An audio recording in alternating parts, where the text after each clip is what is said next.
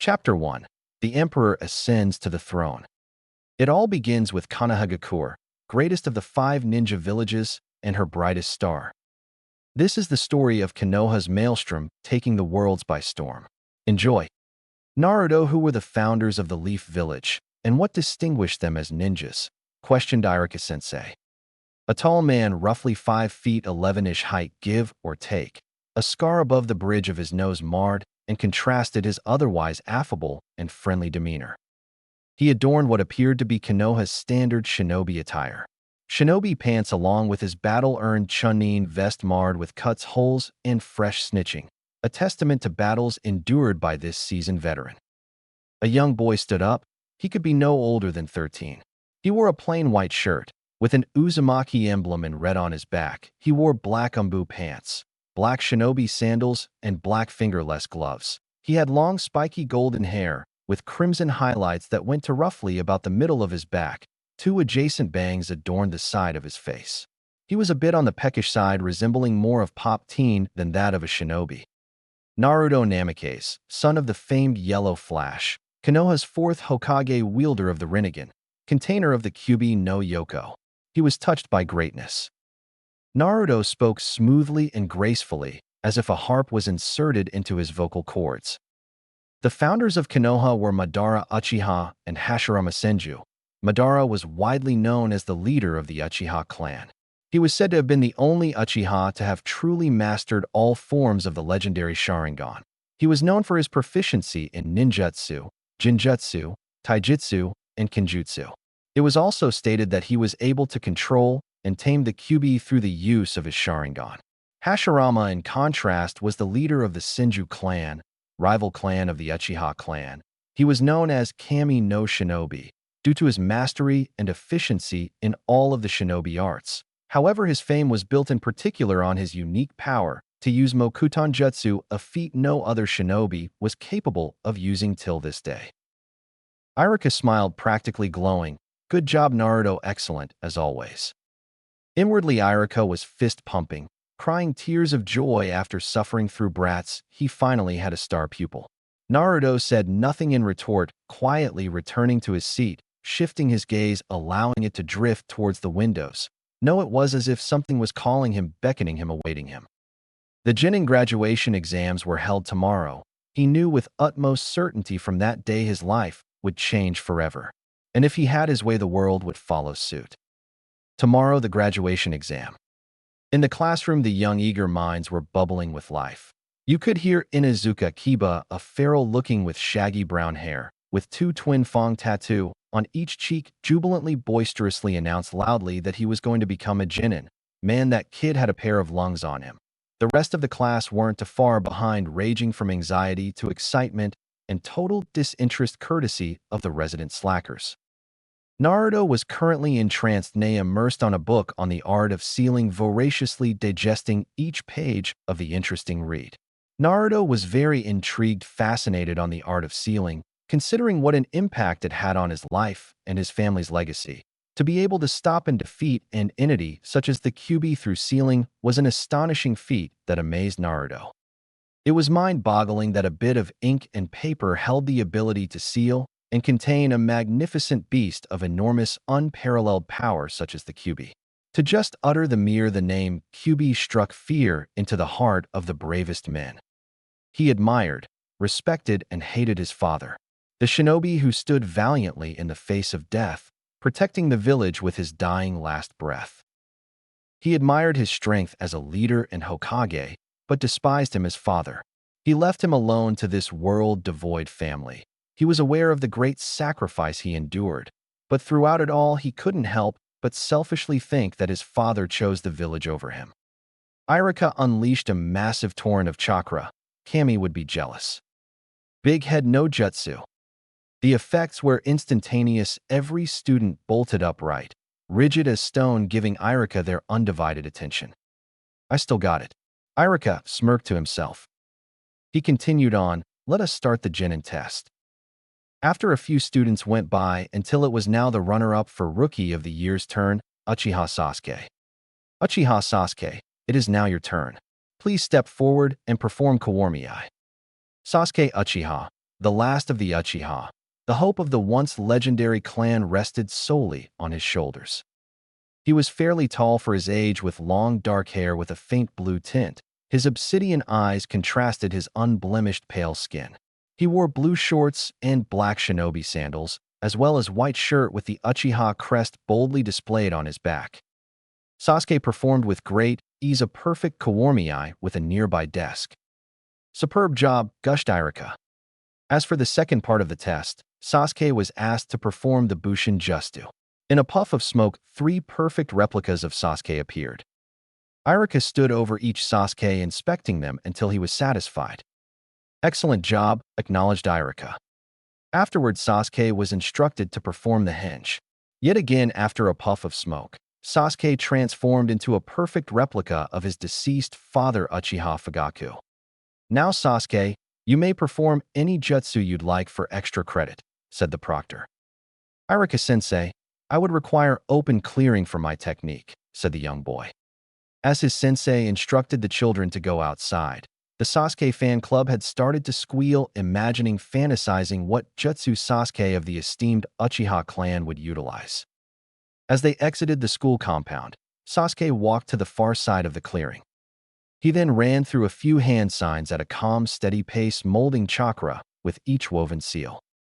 "Fire style, fireball jutsu." With that, a large fireball erupted from the boy's mouth. It looked as if a dragon was belching flames. The massive ball raged until Sasuke dissolved the fire, thus ending the technique. The Sasuke fan club were in a frenzy, ecstatic with joy and amazement at the display of such an impressive technique. Haruno Sakura, no love for Sakura, let it be known, was the loudest of all of them. "Go Sasuke." "Excellent job, Sasuke. Next up, Namikaze Naruto," said Irika, and with that, Naruto performed a perfect henge into the 4th Hokage. Naruto was instructed to perform a Bushin and surprised everyone further by doing the Kage Bunshin, for solid clone copies of Naruto appeared.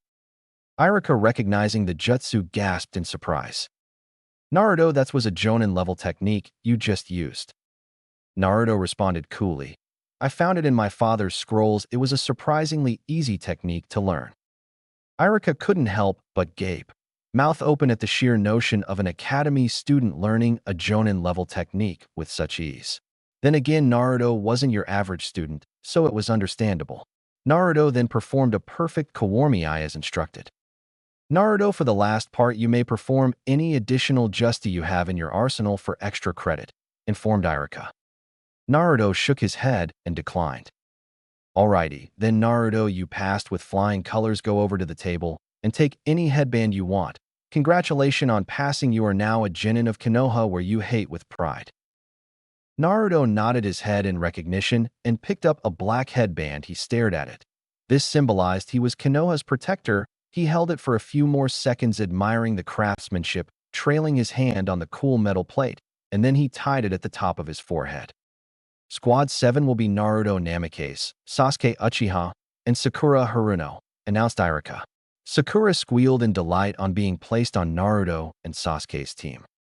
Irika continued to announce the squads. Squad 8 will be Kiba Inuzuka, Hinata Hyuga, and Shino Aburame. Squad 9 will be Shikamaru Nara, Chuji Akimichi, and Ino Yamanaka. Ino erupted in anger, a spunky blonde with a long pointy tail trailing down the length of her spine with a large bang covering her eye. She voiced her displeasure.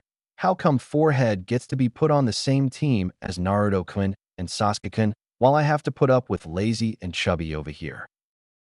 "Shikamaru, I'm too lazy to detail this guy," muttered Troublesome, and struggled to maintain an irate Chuji, fuming. Smoking enraged, oh, he was boiling. Our lovable resident Akimichi was a bigger boy with light brown hair, with 2 prominent swirl-marked tattoo upon each cheek, as well as a bag chips that seemed permanently glued to his hand. "I'm not chubby, my dad said so. I'm just big-boned," yelled Chuji in frustration, anger, but more so embarrassment, his weight being an evident sore spot. Irika sighed, massaging his temple. These kids would be the death of him. He absent-mindedly glanced at his now graying hair and vowed never to have kids. He figured this was going to happen. "Hokage-sama, pick the teams. If you have a problem, you're more than welcome to discuss it with him." Ino immediately quieted down. After a couple of minutes, everyone was dismissed with their according sensei, except for Team 7. As they sat in the class, silence stretched throughout the room. With nothing to do, Naruto pondered as to who would possibly be their sensei. Sasuke's thoughts were unknowingly on a similar level wavelength. After a couple of never-ending hours, Kakashi Hatake, a tall odd man, would be the best description appeared. Hear me out. He had gravity-defying white hair, but looked fairly young. He stood tall at no less than 6 feet, but his face was obscured by a face mask along with Konoha headband tilted to obscure his left eye. He entered the classroom in lazy stroll and slouch. He apprised what would be his new team to meet him on the roof. Team 7 managed their way up the stairs. Once everyone was there, Kakashi started the conversation. He instructed them to introduce themselves, with him only telling them his name in response. Naruto glanced curiously at Kakashi, as if sensing Naruto's gaze. Kakashi tilted his head to Naruto, eyes filled with mirth and amusement. This is the famed copycat ninja, who's said to master 1,000 jutsu because of the Sharingan and father's student, thought Naruto. Little did Naruto know Kakashi was also having similar thoughts, so this is Sensei's son interesting. Sasuke regarded Kakashi with a bored expression and little to any perceived interest. My name is Naruto Namikaze. My dream is to bring about a change in the ninja world, the one my father sought to bring, and to grow up to be a better shinobi and leader than he was. I dislike few, I like few, and my hobbies are training. Sasuke was up next. My name is Sasuke Uchiha. I have many dislikes. I like few things, and my goal in life is to avenge my clan and to kill Itachi. Sakura was the same as canon. Kakashi held a genuine smile under his mask and thought, Naruto, you've grown in an interesting way. Kakashi decided to speak up. All right, guys, tomorrow you take the survival test, and you guys probably shouldn't eat unless you want to throw up. Oh yeah, I almost forgot to tell you, only 33% of the genin will graduate. The rest of you will be forced to return to the academy. He muttered the last part darkly. With that, Team 7 was dismissed. Naruto left without a word. Then Sasuke declined Sakura's date offer and left as well. The next day, Sakura was the first to arrive at the training grounds. Naruto came strolling shortly after to the training ground with such grace it looked as each step he took he glided on air. Good morning, Naruto-kun.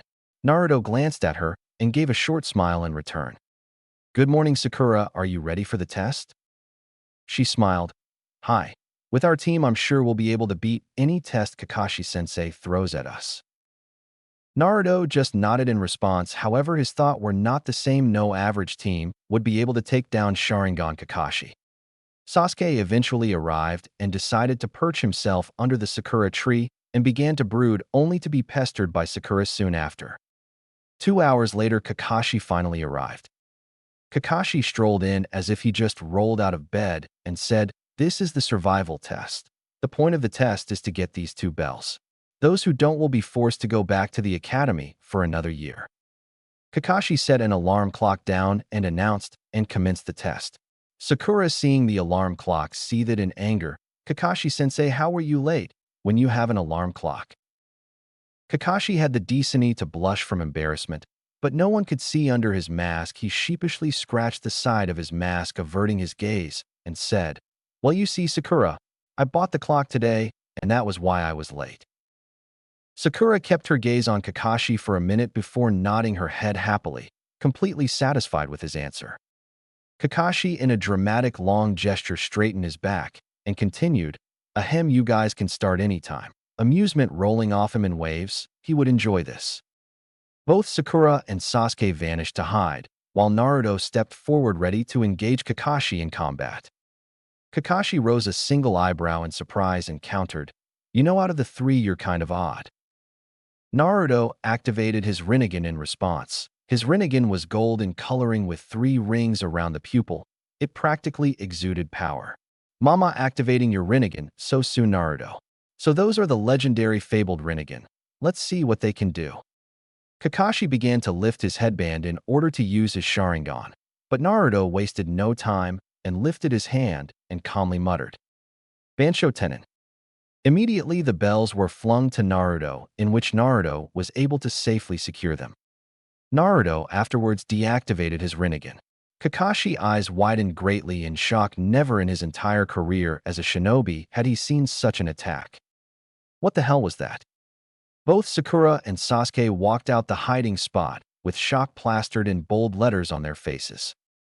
Naruto began to exit the training ground, but was halted when Kakashi appeared out of thin air right in front of him, one hand on his. Naruto, what do you plan on doing with those bells now that you have them? Kakashi asked. Naruto riposted in a bored manner. The bells are useless to me, but since I have acquired them, I am now a full-fledged genin. I, Naruto Namikaze, hereby invoke Article 13b of the Konoha Constitution. Kakashi's eyes widened to the size of saucers. He staggered back in shock as if he was hit with a haymaker. His expression transformed from shock to rage to disbelief. He voiced his outrage with a sneer. Naruto, now is not the time for any jokes.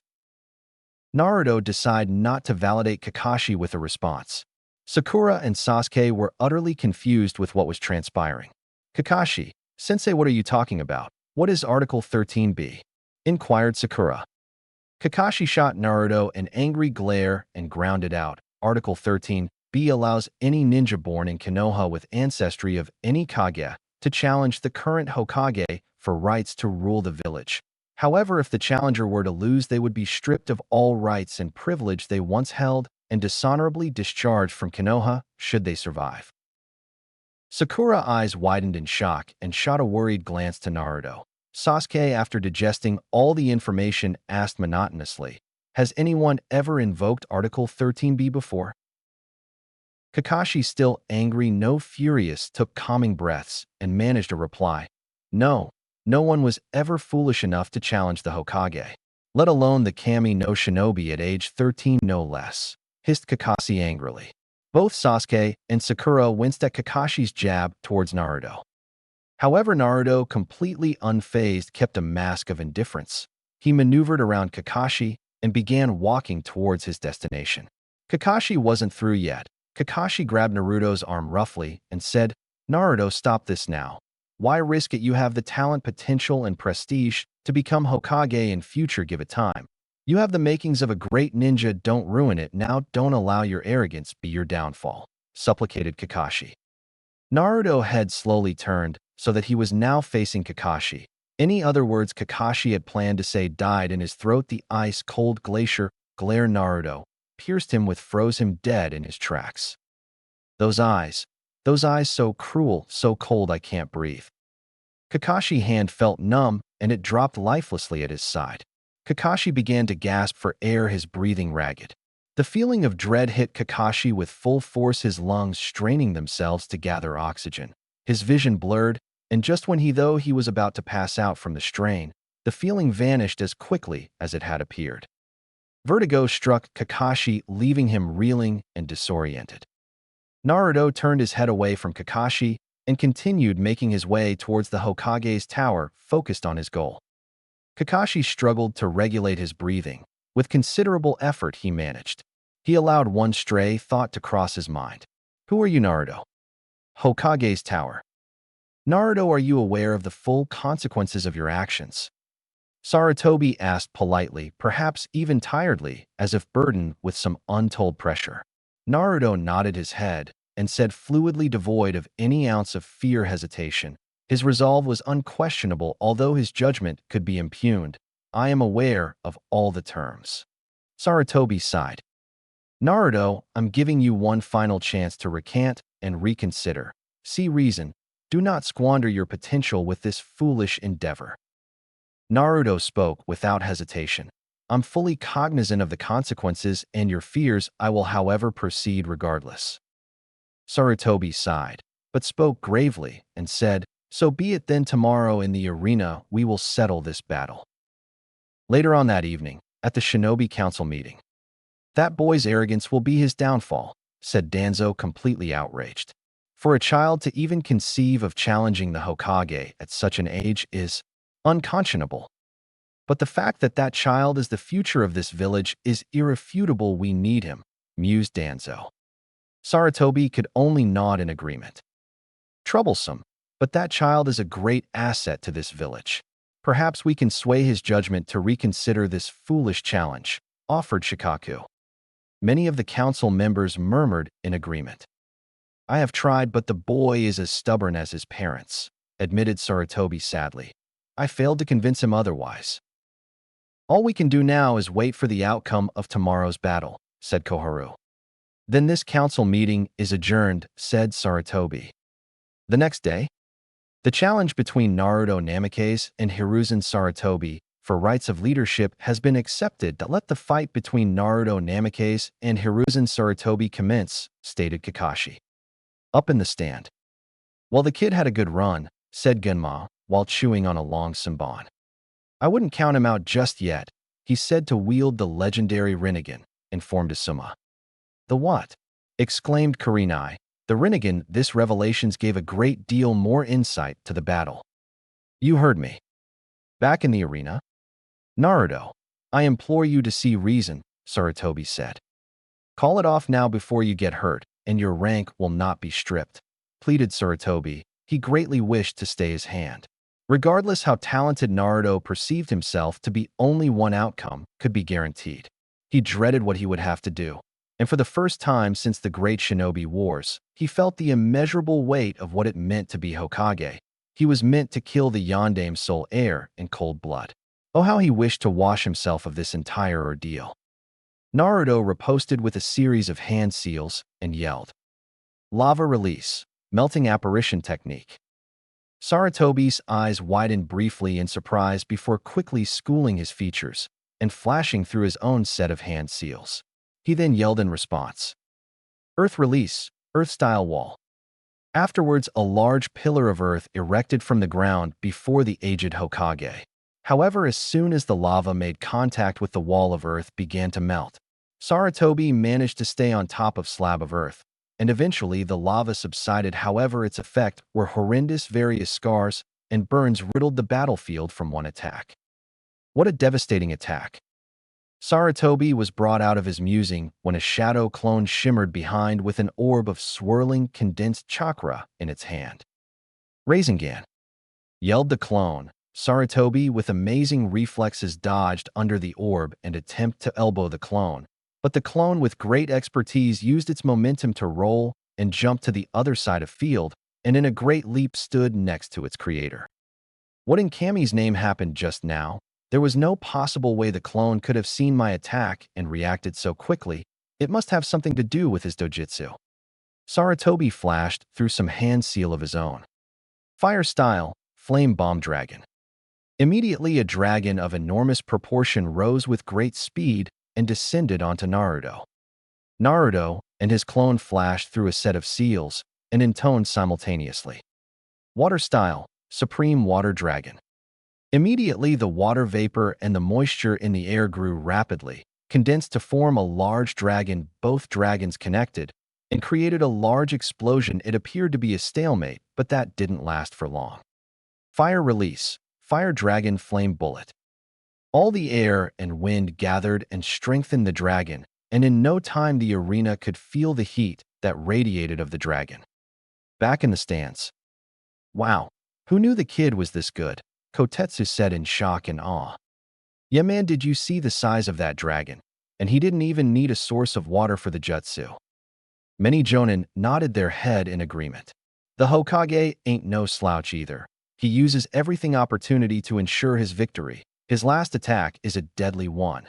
The jutsu itself is an A-rank fire jutsu on its own, but with all this air and wind strengthening the jutsu, it could be bumped to S rank.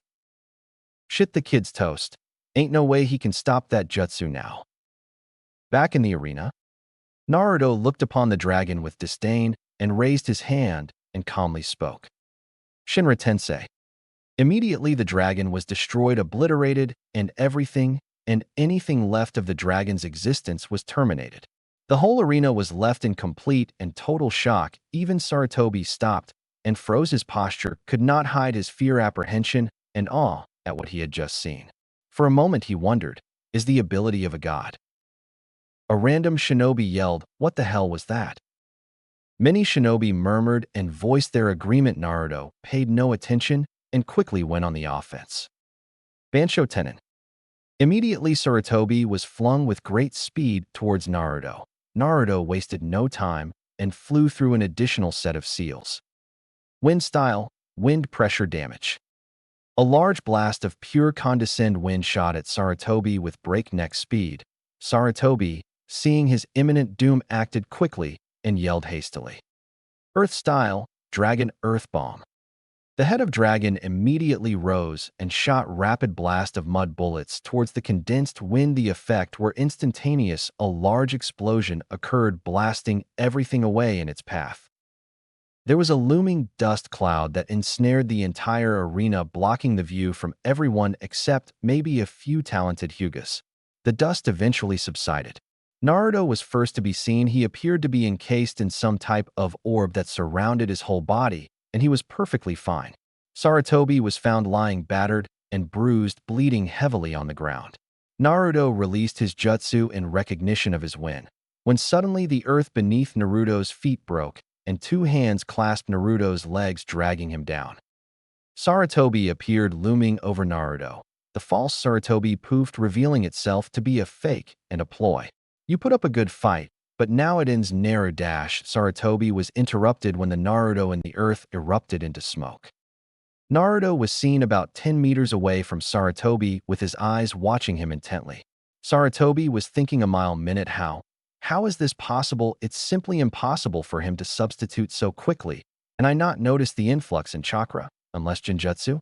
Kai, he yelled. Immediately the illusion was disrupted, revealing a perfectly clean, intact arena, as if the whole battle scene had never took place. But Sarutobi was no fool. He quickly muttered an additional Kai, disrupting the second illusion.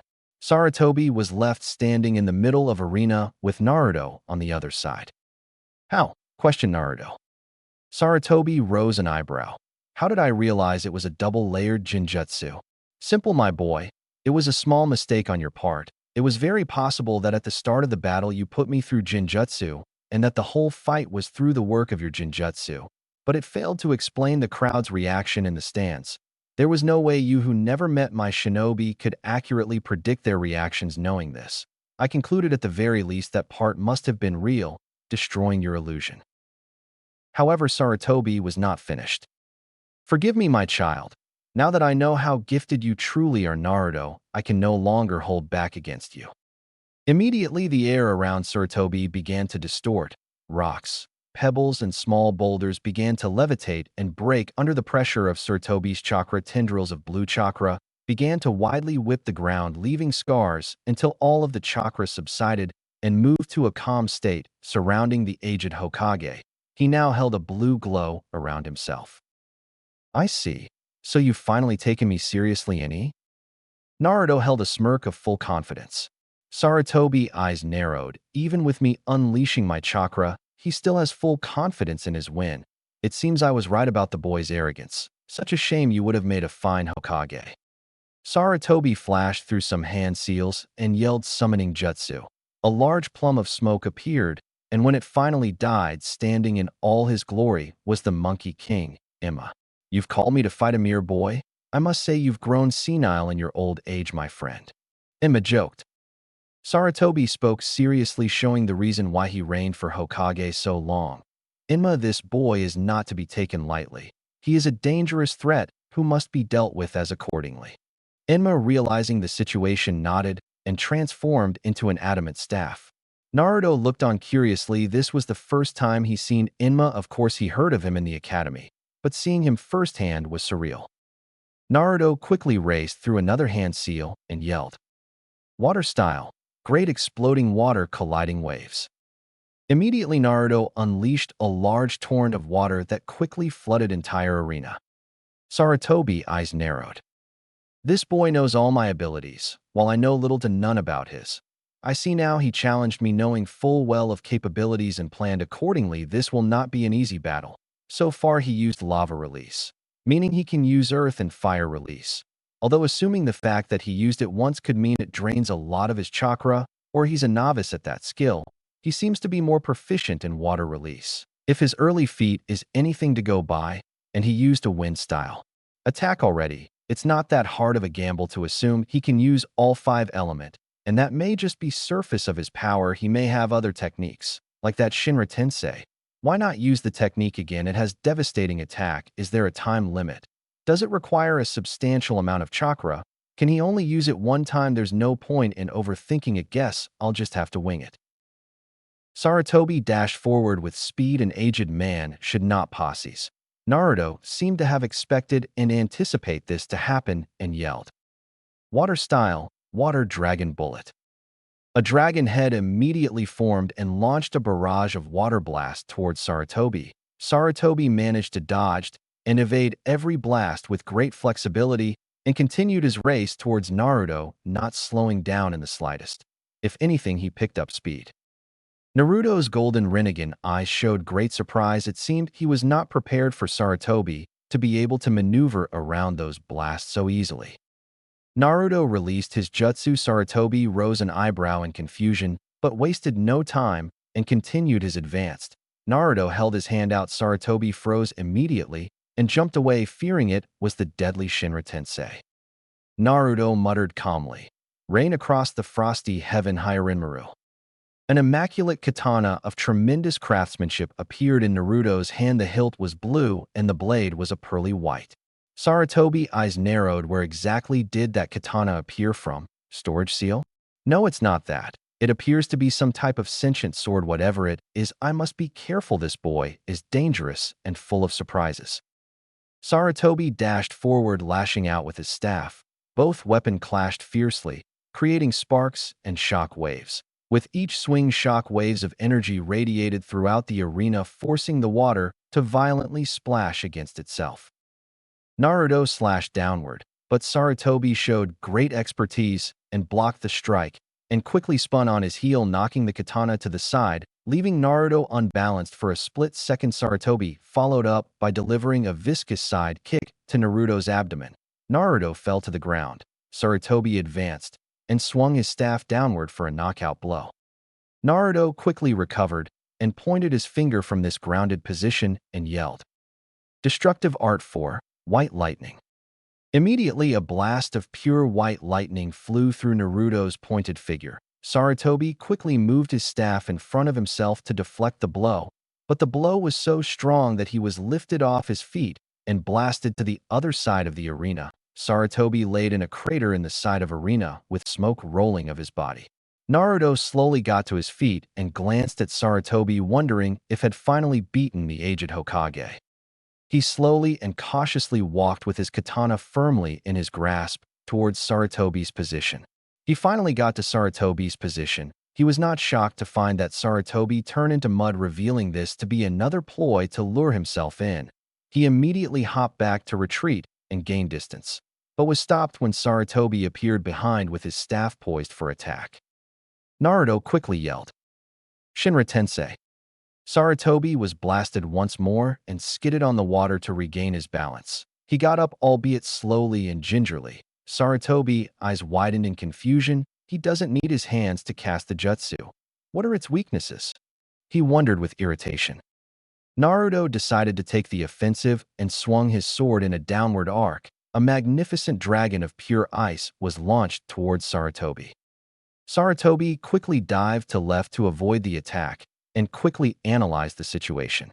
His strong point seems to be ninjutsu and jinjutsu. He is at least mid-jonin in terms of proficiency in kenjutsu, and his taijutsu has yet to be seen. The obvious choice of attack would be close combat, but that damn jutsu repels everything away from him. This is quite the conundrum. Maybe if we are on solid surface, I could attempt to stick to the ground. But he changed a whole arena to a water playing field. I'm greatly at a disadvantage. In the stands. Everyone shinobi in the stand were dead quiet in anticipation. None expected the genin to even last this long, let alone be winning against the Hokage. Who would have thought the kid would be winning against my old man? Guess you can't judge a book by its cover, said Asuma. Many jounin nodded in agreement. Naruto-kun, flames of youth burn brightly to fight our leader so valiantly on equally ground at such a young age is astonishing. His flame burned brighter than ever. Yasha must find my inner youth to catch up to Naruto-kun, cried Guy animatedly. So the kid will win? Asked Kurenai, who was desperately trying to overcome the shock of what she was witnessing. I really don't know. That kid could be one of the greatest strategists we have ever seen. Think about it, the kid came in the underdog. We all knew he was above average, but we never thought this. I'm guessing the kid planned this for a while. In the academy, it's normal for you to learn about the Hokages. So Naruto came here with a full understanding and knowledge of the Hokage's skills and battle style. While we on the other hand knew next to nothing about him, most of the fight was trying to discover his fighting style, and so far it's safe to conclude his ninjutsu is his strongest, followed closely by Jinjutsu, then Kenjutsu. However, it taken a toll on the Hokage to fight this kid because he underestimated him, forcing him to needlessly spend chakra and not fight as seriously as if we was to say fight against a known elite shinobi, added Genma. Many started to get worried for the aged Hokage, believing this to be his last battle. Kakashi decided to put his 2 cents in. I wouldn't count Hokage-sama out just yet. It's true Naruto is greatly gifted, perhaps the most gifted shinobi we have ever encountered, but he's lacking severely in experience. It's true he's winning the battle now because of his vast skills and enormous ability in ninjutsu and chakra reserves. But he can't seem to end the fight in his favor, something our Hokage took notice of. If this goes on for long, Naruto will lose, even though he has more chakra of the two. But he's been launching high-level jutsu since the start off the fight. It must be taking its toll on him. So Hokage-sama is trying to stall? Asked Kurenai. That's my guess. We can only wait and see. Back in the arena, Naruto kept on a face of indifference. Other than his labored breathing, he looked perfectly fine. The Hokage, on the other hand, was tattered with bruises and scraps, but looked strong nonetheless. Naruto dropped to one knee and stabbed his katana in the water. The water began to freeze over until the whole arena was frozen. It seems you've reached your limits, young Naruto. You won't be able to continue for much longer, spoke Sarutobi gravely. Naruto rose to his feet defiantly. How quickly you forget, Sarutobi. I have an unlimited amount chakra inside me at my disposal. You can thank Father for that. Sarutobi's eyes widened. He knew the child was not bluffing. He was the Kyuubi Jinchuriki, but he never in his right mind expected him to have access to the Kyuubi at age 13, let alone know how to control its power. If he were to use the Kyuubi power, he would surely win. Shit, muttered Sarutobi under his breath. Sarutobi's eyes narrowed and he sped across the iced field. Naruto swung his sword, and the field acted towards his will. The ground erupted with ice spears, forcing Sarutobi to jump to high grounds. He's preventing me from engaging him in close combat. This is going to be hard, Sarutobi thought. Enma, I need you in that form. Enma nodded, understood. Sarutobi quickly tossed Enma into the air, and with a large explosion of smoke, Enma quickly transformed once more, but this time he was an ape. But of different portion, he was so massive he made Gamabunta look relatively small in comparison. I never would have expected you to have pushed me this far, Naruto, but it's about time I finished this battle, said Sarutobi on top of Enma's head. Sarutobi went through a series of hand signs. Fire-style secret art, roar of the ape king.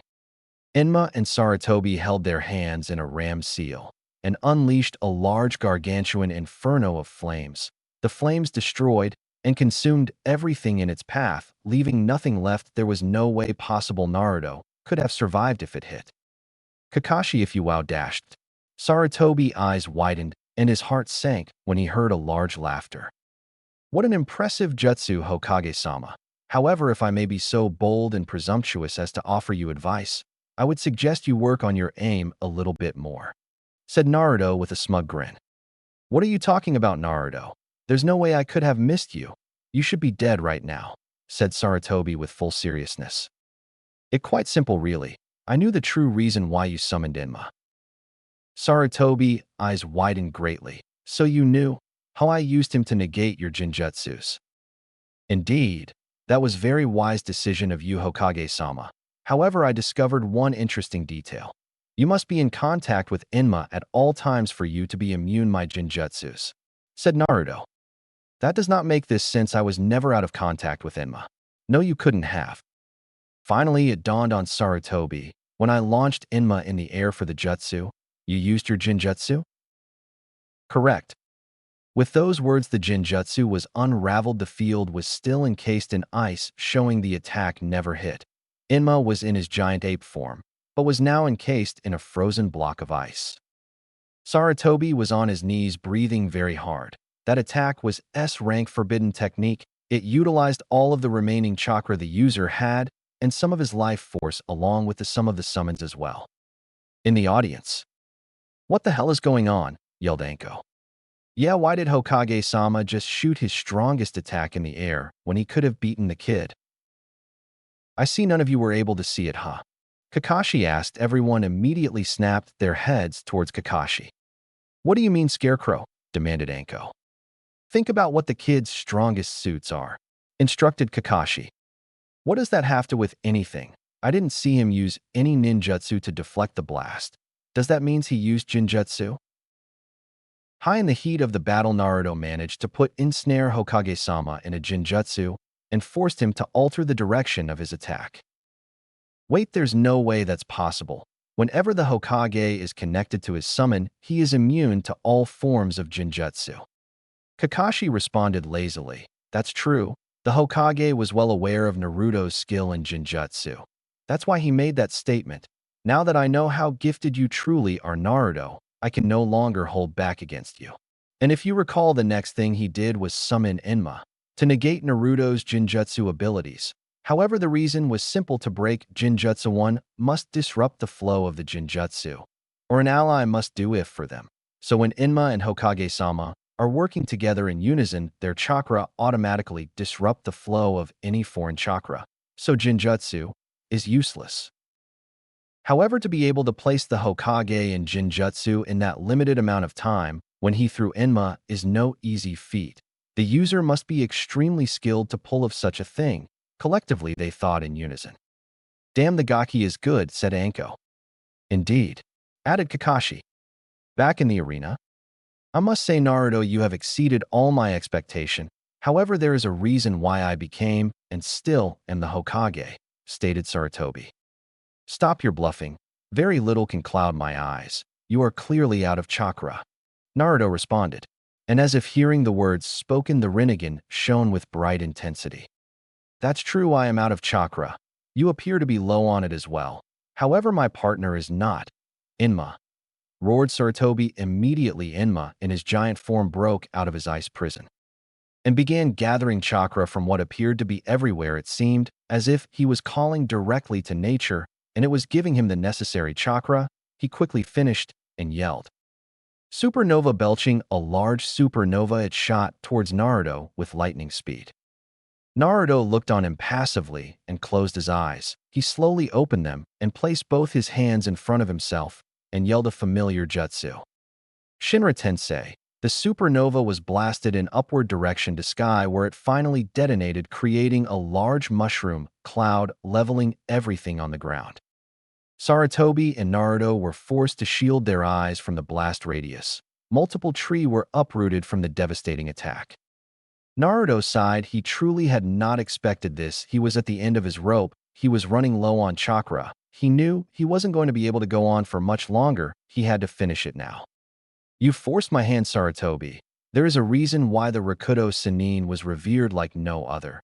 He transcended all boundaries because of his eyes, the very eyes I possess, the eyes that gave birth to the ninja world and ninjutsu itself. All ninjutsu is available to me." Naruto flashed through a long series of hand seals and yelled, pouring a great deal of chakra into his jutsu. Would release, ultimate tree bind, flourishing burial. The effects were instantaneous. Trees began to sprout from the ground, breaking the ice, destroying everything they began to wrap around and constrict Enma in his giant form. Enma roared and thrashed around helplessly. Naruto focused harder and continued to pour more chakra into the jutsu. The jutsu reacted to its creator's will and grew rapidly. It was now fully at the giant's waist, preventing him from moving. Sarutobi, for his part, quickly recovered over his shock from seeing the famed Mokuton release and raced towards Naruto, intent on ending it before Enma was fully submerged. Naruto, seeing Sarutobi approaching, smirked. He began to mutter a quick incantation: "Carriage of Thunder, Bridge of a Spinning Wheel. With light, divide this into six." Six thin, wide beams of light slammed into Sarutobi, halting all his movements. Naruto dropped to ground, gasping for air. Would release of this caliber on such a large target was a tedious task, especially in his dilapidated state. Enma roared once more, seeing Naruto in his weakened state, and struggled harder under his confines. Shit, I don't have enough chakra to finish him with this jutsu. He won't be able to move for the time being. There's no other option. Naruto went through one seal and muttered, "Shadow clone jutsu." Immediately 5 clones poofed into existence. Naruto nodded to them, and each began to perform a different string of hand seal. Naruto quickly went back to the ram seal and continued push more chakra into retaining Enma in one spot. The clones finally finished. Each yelled a different jutsu. Lava style, lava dragon. Ice style, ice dragon. Fire style, fire dragon bullet. Earth style, earth dragon bullet. Wind style, divine wind dragon. Naruto watched as each dragon hit its target. The strength of the attack blasted Naruto himself away and destroyed the shadow clones in the process. The shock waves were so strong that it uprooted and eradicated all of the trees created by Naruto's jutsu. There was a resounding boom that occurred, leaving everyone waiting eagerly and guessing to see the outcome. Naruto was struggling to breathe. He was battered, bruised, cuts, scraps everywhere. His once groomed, elegant hair was matted with sticks and burns. He was drenched in his sweat. His clothes were clumped to his body as a result. He was physically tired and exhausted. He knew the effects of the attack, but he was left with no option. He looked on with satisfaction, seeing Enma no longer there. He was forced to return back to the summon world. His eyes dropped when he saw Sarutobi standing on the other side, no longer with the bindings. He too was greatly injured. The aged man's armor was destroyed, leaving his bare chest showing. He no longer had any shoes. Both were destroyed by the blast. His torso sported severe burns, likely from the previous attacks. His breathing was greatly labored. He was trying desperately to regulate his breathing. It seemed like both parties were on their last legs. Naruto for himself was completely out of chakra, his Rinnegan deactivating right after his final attack. Sarutobi and Naruto both watched the other intently. None of the warriors had enough energy to move a finger, let alone fight. It would come to who had enough energy to stand the longest. The audience waited on bated breath. This battle would shape the course of destiny and history. After what appeared to be a lifetime, there was resounding thud echoed through the building. The body dropped. Shit, Naruto murmured. There on the floor was Sarutobi's unconscious body. You put up a good fight, Hokage-sama. The whole arena was dead silent. Never in their wildest dreams did they expect the kid to win. This was unfathomable. Kakashi immediately dropped to the ground and walked to the unconscious Sarutobi to verify his condition. He soon made his way towards Naruto and stated, "Under Article 13b of the Konoha Constitution, you Naruto Namikes are the new Hokage." Naruto glanced towards Kakashi and said with full seriousness, "No, I will not become the Hokage. I will become the king of Konoha. Konoha is now under my rule. As stated in Article, I may rule the village however I deem fit. Address your new ruler as Supreme Emperor." Chapter 2. Dawn of a New Age. Council Room. The room was in full attendance. All of Konoha's most prestigious clans, with the exception of the Uchiha clan and Senju clan, made their appearance. Naruto was seated in the Hokage chair. However, it was redecorated. Instead of the normal chair per norm, it now resembled what appeared to be a throne made out entirely of pure gold. Naruto's attire changed. As well, he now sported a new cloak that matched his golden hair. Naruto spoke gracefully and fluid, devoid of any doubt or any hesitation. His whole body and aura exuded confidence, borderline arrogance. As my first decree as Supreme Emperor, I am disbanding both the Shinobi and Civilian Council. The reactions were instantaneous. The normally stoic Hayashi voiced his outrage. "How dare you, boy? The second Hokage created this council. It was ensured so that we always held some power in decision, waging that of the good of Konoha." Naruto looked on impassively towards Hayashi's silence. "The true reason for the council was for you to act as advisor. You were only supposed to aid the Hokage with advice. However, over the time you decided that was not enough and chose to expand your power. However, unlike my predecessor, I will not sit idly and become the puppet of the council. If any of you have any problem, feel free to consult my Umbu. They will be most helpful in accommodating you to the afterlife. Hayashi's eyes narrowed, the veins by eyes bulged, signifying that activation of his Byakugan, one of 3 legendary dojutsu, and he spoke in a low, cold, calculated, measured tone as if he was poised, ready to strike if the answer did not meet his expectation. Are you threatening me, boy? Naruto smiled cruelly and said, almost surprised in a condescending demeanor.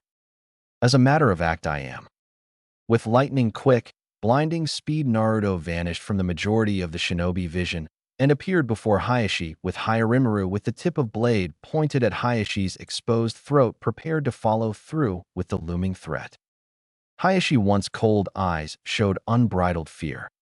Hayashi, allow me to make myself abundantly clear. Your disrespect and insolence will not be tolerated. Let this be a lesson and warning to all those who oppose my rule. Any traitors will be dealt swiftly and accordingly. Are there any questions? The whole council room remained deathly silent, although if you strained your hearing hard enough, you could hear various members swallow thickly. Good. All of you will arrive at the training ground 7. You are now dismissed. With that being said, the council heads quickly fled the throne room. Naruto looked onto the remaining shinobis that were still in attendance. Hiruzen Sarutobi, Danzo Shimura Kahaku, and Hamura were the only ones that remained. Naruto glanced at the 2 elders curiously. I suppose you 2 are to be my advisors. Hi, my lord, spoke Hamura and Koharu in unison. Very good. However, I've found a more suitable pair advisors. You 2 are relieved of your duty. As of now, my new advisors are to be Sarutobi Hiruzen and Danzo Shimura. Hamura and Koharu looked ready to protest. However, a sharp glare from Naruto halted them in their tracks. Hi, my lord, if that is all. Naruto nodded to them, and the 2 elders made their exit. Naruto looked upon his 2 new advisors, the former leader of the village, his predecessor Hiruzen Sarutobi, and Danzo Shimura, the leader of the supposedly disbanded route. As leader of the village, Naruto currently held access to all of the events that transpired in his village, and with the use of his shadow clones, he was quickly up to date. Sarutobi Hiruzen, the 3rd Hokage Kami no Shinobi. You will aid me in all political matters concerning the ninja world, and you, Danzo, will aid me in enforcing my rule. Sarutobi, you are dismissed. You are currently on leave to recuperate from your wounds. Spend your time wisely. Hi, my lord, thank you. With those words, Sarutobi left, as well, leaving Danzo and Naruto alone. That was quite the performance. Konoha requires a strong ruler like you. A shame your father died so early. He was a remarkable leader. You remind of him, said Danzo, dripping with saccharin. Naruto activated his Rinnegan. The intensity of his eyes would have made any lesser man crumple, but Danzo remained standing defiantly. Danzo, I'm in no mood for games. I've called you here to see where your loyalty lies. With this, Naruto eyes increased pressure, analyzing every detail about Danzo, his breathing, his blinking rate, his heart beat to the movement of his hand. Danzo spoke sharply and firmly. My loyalties have always and will always lie with Konoha. That is most reassuring. Take solace in the fact that I believe you. Danzo, I am aware that you play a valuable and pivotal role governing this village. I'm not blinded to the truth of the shinobi world. However, I'm going to make this very clear. If you cross me in any manner of speaking, I will kill you. Understood. With this said, Naruto rose from his elevated seat, poised like a god ready to deliver righteous divine judgment. Danzo, instead of being angry, fearful, or put off by the threat, he smiled a genuine smile and said, Hi, I understand, my lord. That smile did not go unnoticed by Naruto. Do you acknowledge me as your leader, Danzo? I will not lie, prior to meeting you, I believe the idea that a mere boy dictating this village was ludicrous, ridiculous, perhaps even insanity, regardless of your surprising feat in defeating Sarutobi. However, as I see you firsthand, I can't help myself but to slowly believe in your leadership. You are the type of leader Konoha needs, charismatic and loved by the people, but deadly and ruthless shinobi when need be. Naruto nodded his head slowly. Words were just that, words. This pleases me, Danzo. I must say that this is coming from you. This is most surprising. You are guileful, deceitful, shrewd, pragmatic, perhaps duplicitous, and you are seen as a detestable person. However, if there is one irrefutable truth concerning you I am to believe, above all else your loyalty to Konoha is never wavering. All that you do is for the benefit of Konoha. However, Danzo, I am cognizant in your role concerning the Uchiha clan massacre as well as your disbanded root organization. Danzo made no visible reaction to the insinuation but spoke in a monotone, measured voice and said, I see. Do you plan to disband Root, or do you plan to kill me altogether? Naruto waved his hand dismissively and spoke calmly reassuring. I apprised you once before, Danzo. I am aware to the truth of the shinobi world, and all your deeds were done for the benefit of Konoha. Disbanding Root would be a foolish decision. However, I will not allow you to acquire any more Root agents. It would project Konoha negatively in a horrible light if we were seen to use orphans to do our bidding. Danzo nodded his head in understanding. If that is all, my lord. Danzo, you are not dismissed yet. There are few things I wish to discuss with you. By all means, my lord, what is it? Spoke Danzo in sort of politically neutral tone. I told you I knew the truth of Uchiha massacre. I find myself baffled to sudden disappearance in all the deceased Uchihas who had activated the Sharingan. And with my Rinnegan, I can see the various type of chakra flowing through your right arm and eye. Naruto eyed Danzo carefully, waiting to gauge his reaction. However, Danzo masked his emotion expertly and responded. Do you believe I had a hand in the disappearance of the Yuke Dash? Danzo was interrupted when Naruto suddenly swung his katana with alarming speed. Because of the fact he was unprepared for such an assault, he was not ready to move, and Naruto successfully lopped his right arm off. Danzo grunted in pain and displeasure. The force of the blow knocked him to the ground. He clutched his right shoulder in an attempt to subdue the bleeding. Naruto calmly walked towards the arm. He swung his katana once more to break the contraption that surrounded the arm. After further inspection, he was not surprised to see Danzo's right arm implanted with many Sharingans. Naruto sighed tiredly and flashed through a series of hand seals and muttered calmly. Fire style, fireball jutsu. A small ball of flames erupted from his mouth and incinerated the arm, only to leave ash and a scorch mark on the floor. Danzo, from his down position, began to unwrap the bandages on his right eye. He was forced to halt his movements when he was reacquainted with an all-too-familiar katana positioned across his neck.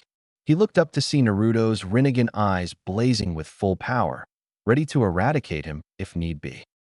It would seem, you hand an arm in the disappearance of the Uchiha clan, and not only a hand, quipped Naruto. So you plan to kill me, huh? I will not beg.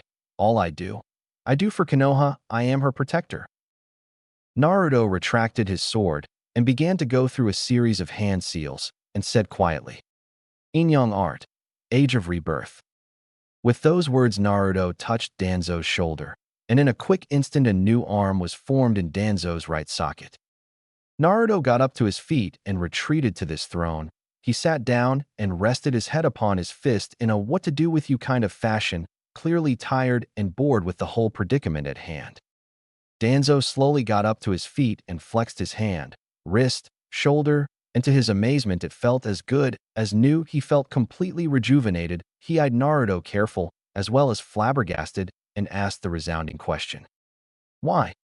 Naruto rose an eyebrow, clearly a bit amused as well as annoyed. I told you before, Danzo, when I made you my advisor you will aid me in enforcing my rule. However, I will not be made a fool of by anyone. This is your one and final warning, heed it. If you ever attempt to deceive or hide any matter to me, regardless of how minute it may be, it will result in your immediate demise. But seeing as there was no real harm done, I've decided to gift you with a Kekkei Genkai. That right arm is not a normal arm. It is gifted with the water affinity, and if I am correct in my understanding you have a wind affinity. With enough time I'm sure you will be able to use Hoyoten release. Danzo, for his part, was simply astonished and amazed. Never before in his life had he seen such a thing. Is this the Rinnegan's ability? Hi. It is one of the ability that's gifted to me because of the Rinnegan.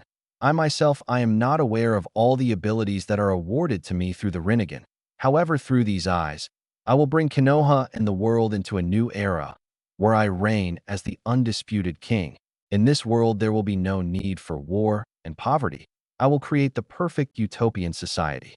I am no fool, Danzo. A world like this cannot be achieved by one man alone. That is why I am asking you, Danzo, will you aid me in my attempt for a new world order? Danzo, from his position, was captivated by Naruto. He seemed to radiate such power and confidence. He was practically glowing with an otherworldly light. He spoke with great discipline and dropped to both knees prostrated, with his head bowed submissively, and said respectfully, "Hi, my lord. I will aid you for the rest of my life. I will ensure that your dream sees fruition as the roots of the village. I will be the foundation that secures your victory, my lord." Naruto slowly arose from his throne and descended the 3 short steps until he stood before Danzo. Danzo, however, kept his gaze locked on the floor, refusing to make eye contact, until Naruto gently placed one hand on each side of Danzo's face and lifted his head to reach his gaze and said softly, almost intimately and affectionately, "Your resolve is to be admired, Danzo. Through your help, Konoha will reach heights which before seemed unattainable. Arise, Danzo. You are the roots that supports the trees of Konoha, but through my power, I will bring the once dark roots into a new light, where it can bask in the sun's rays. From this day forward, Danzo, I expect you to show complete loyalty towards your supreme emperor above all else. You're no longer Konoha's child, but my most trusted advisor. See to it you never force me to regret my trust in you." Danzo struggled to form a word, his face clearly displaying immense gratitude. He could only help but nod dumbly. The next day at Training Ground 7, Naruto was walking towards Training Ground, where he was accompanied by both Sarutobi and Danzo. They finally reached their destination. The whole training ground was filled with shinobi of all ages and heights. Every currently active shinobi was at attendance, and all clan members were also there.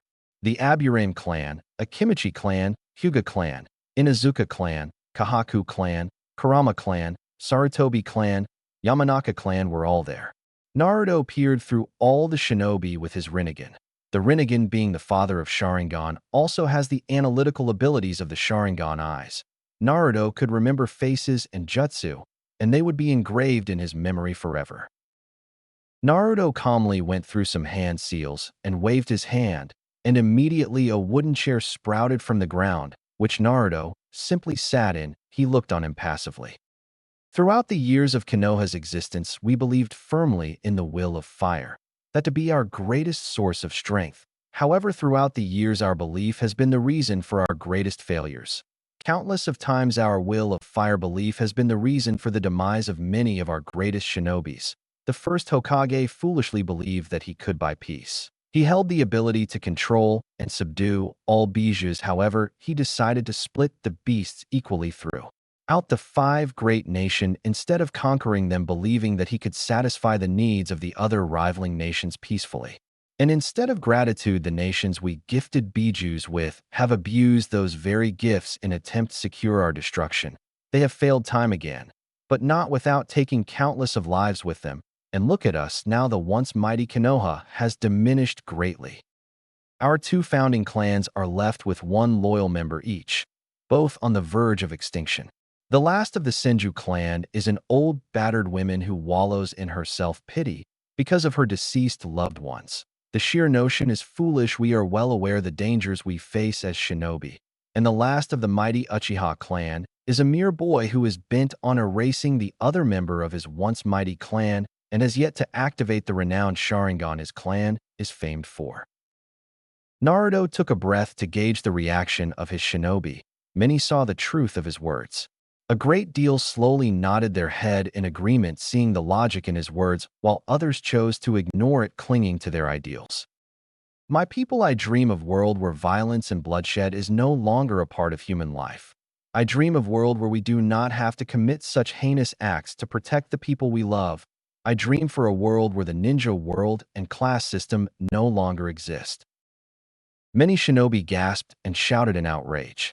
Naruto calmly turned his head towards Danzo and nodded, and with the snap of Danzo's finger, multiple shinobi ranging in the 100 appeared behind Naruto. All were root members. Everyone went into a stunned silence. Even Sarutobi looked surprised. My people, through my power, I plan to unite the five great nations under one mighty empire. And when I succeed, the ninja world shall fail to exist. There will be no reason to build troops and fight pointless battles. We will finally be able to live in peace, and there will be no needless and pointless deaths. And how do you plan on bringing the five nations together? Hayashi asked hotly. Naruto smiled towards Hayashi and said, Simple, I'm going to conquer all of them. With my power, I will reshape this world to benefit me, and those who oppose me will die. Hayashi's eyes narrowed. He could no longer hide his anger or disgust. He spoke quickly and passionately. What you propose is world domination. Naruto spoke quickly. And what of it? What is wrong with the idea of uniting the world under one person? Your eyes are deluded and myopic. You cannot see the bigger the picture. But my eyes are different. I envision a world where I won't have to subjugate children, kids to train at such young age just so they have a chance of living in this accursed world. I envision a world where we can come to understand one another as brethren. I envision a world where the so-called peace we speak of truly exists. My people, what I say to you is no easy task. However, through your help and our united power, this world will be ours for the taking. Hayashi once more voiced his concern. I can no longer listen to your senseless drivel. I formally challenge you. Although I'm not of direct blood of any pre-existing Kage, I am of noble blood. That should be enough to appease the council. Naruto sighed animatedly. My, how quickly you forget the council has been disbanded. I control everything existing in this village, schools, shops. Every district in Konoha is now under my direct command. Even your compound is under my rule. You have no power to oppose me. This is my village, and I'm allowing you to live in it. The very air you breathe right now is a token of my generosity. However, I will indulge you in your little battle. I will not use my Rinnegan or any Kekkei Genkai posses against you to give you a fighting chance. So, it's true your arrogance knows no boundaries. You assume because you beat our Hokage you believe you have enough power to defeat me without your Kekkei Genkai. You are a fool. Naruto spoke elegantly and said, You are the fool to assume you know the limit and depth of my power. Who's to say I showed a fraction of my skills? A ninja's greatest asset is deception, no? Who's to say I didn't hide off a fraction of my abilities? As the Kyuubi's Jichikariki, I do have access to its power. Why did I not use it? Wouldn't it have made my victory easier? It could only mean that I was assured of my victory and forego using it. All ninjutsu is available to me. It will do you well to remember your place, and it's far beneath me. Enough, I've grown tired of your senseless babble. With those words, Hayashi charged with his hand poised for the kill. His Byakugan was flaring wildly, correspondent with his anger. Naruto did not move from his seated position, and he calmly activated his Rinnegan, and suddenly Hayashi felt a great wave of pressure hit him. He dropped to all fours and was in the kneeling position. Hayashi spoke through gritted teeth and said angrily, You said you wouldn't use your bloodline abilities. Naruto smiled cruelly and said with an amused, sinister smile, I lied. What fool would honestly believe anything his opponent tells him? Didn't I tell you a ninja's greatest tool was deceit? And now look at you groveling in the dirt. It suits you well. I do recall telling you, your place was beneath me. It feels refreshing to have obedient subordinates who know their place. Ho, it seemed you were quite good at bowing to your superior after all. All you needed was a little discipline, don't you think? No smart retort? What's the matter there, Hayashi-kun? Are you having trouble breathing? Anko's eyes narrowed. She had a feeling she'd seen this man before. The resemblance were uncanny. Although they looked nothing alike, they both held such similarities. Both were ruthless and hated any forms of disobedience more than anything, and they were quick to act if the need should arise, excessively so. Both were highly gifted shinobi, and above all else they knew what it meant to be a shinobi and would use any underhand trick they needed to ensure they win. She hated Naruto. He reminded her too much of Orochimaru. Her eyes were glaring at him with righteous fury, something Naruto took notice of. He gave Anko a charming smile and asked with concern, Is there something the matter, Anko-san? Anko's eyes narrowed once more. That smile, it's fake. I can see through you. He masks all his emotion greatly. It's hard to tell what he is thinking. It was the same with Orochimaru. I used to always think he cared for me, but I know all that was a lie. I will not be put through this pain again. I'll have to kill him now before he can achieve his twisted ambitions. Anko wasted no time and went through a series of hand seals and yelled, "Hidden shadow snake hands." Naruto smiled maliciously. The snakes wrapped around Naruto and constricted all of his movements. Naruto, however, began to shed his skin until he resembled a man Anko knew all too well, Orochimaru. With quick speed, Orochimaru's tongue lashed out and wrapped around Anko's neck, restricting her breathing. She spoke between pants of breath and asked, "What are you doing here?" Is that any way to talk to your long-lost Sensei Anko-chan?" "Cut the crap, Orochimaru, what are you here for?" "Simple, my dear. I'm here to kill you." With that, Orochimaru held out the legendary Kasangi and beheaded Anko. Anko let out a piercing scream. "What's the matter, Anko?" asked a wary Kurenai. Anko quickly glanced around the field and realized everyone was staring at her. She glanced at Naruto, and he gave her a knowing smirk. "I see all of that was his illusion. Orochimaru was never here," thought Anko. Naruto strolled calmly to Anko until he was standing over her. He knelt down and placed his hand on her cheek and asked in a concerned voice, "Are you all right, Anko?" Anko pulled her face away from Naruto's hand and spoke angrily, "I'm fine." Naruto gave her a heartwarming smile. "I am glad." Anko's mind was going a mile a minute. What the hell is with this kid? He puts me in a jinjutsu, then asks me if I'm okay. Is all this an act? I just don't know. Everyone was interrupted by a sudden man's late appearance. "Oh hey, Naruto. I'm sorry, a black cat had crossed my street, so I had to take the long way around and then dash." Naruto lifted his pointer finger towards Kakashi and spoke coldly. Destructive Art 4, White Lightning. A bolt of lightning shot forward at Kakashi with lightning speed. "Get it, cuz it lightning him, such a nerd." He back to the story. Kakashi just barely managed to avoid the bolt of lightning. However, his precious book was not as luckily. Naruto spoke once more in a stern voice, although quite surprised. "I missed. Kakashi, your lack of discipline will not be tolerated. See to it that you're on time next time, or there very well may not be a next time, and more importantly, never again speak my name so lightly." He whispered the last part dangerously. That bolt of lightning, he was really aiming to kill. What a ruthless man. Kakashi thought sadly as well as worriedly. "Understood, my lord." With those words, Kakashi walked into the mass of shinobi crowd. Naruto looked on impassively to the crowd and rose from his seated position. Everyone watched cautiously. Naruto spoke calmly and kept his stoic face. "Now that everyone is in attendance, I will discuss the new arrangement. As of today, the current ninja system is disbanded." "How can you do this, my lord?" asked Kurenai. "What will we do if foreign neens invade us?" "Please reconsider," pleaded a random shinobi. "Silence. I am fully reconstructing our military force as of right now. Humo is likely militarily stronger than us. However, if we were to go to war, the likely outcome is both nations would be destroyed. They wouldn't dare challenge us. So for the time being, we are safe. We will be using this time to build our military power. I am changing the whole curricular of our shinobi force. As of now, Umbu is disbanded. Root will be handling all outside mission until I deem it no longer necessary. All jonin who have not mastered 2 elemental affinity, with the exceptions of Shikaka Nara, Might Guy, and Inoichi Yamanaka, the rest of you have been demoted to Chunin. As of now, I am implanting the captain system. The captain will be the very elite of the village. They will be my generals. There will be 12 captain in total for 12 different divisions. Each captain will have a division under his rule to govern. Each captain must be at least high A rank shinobi. They will have a vice captain who must be at least high B rank, and a third commander who is at least jonin in term of strength and proficiency.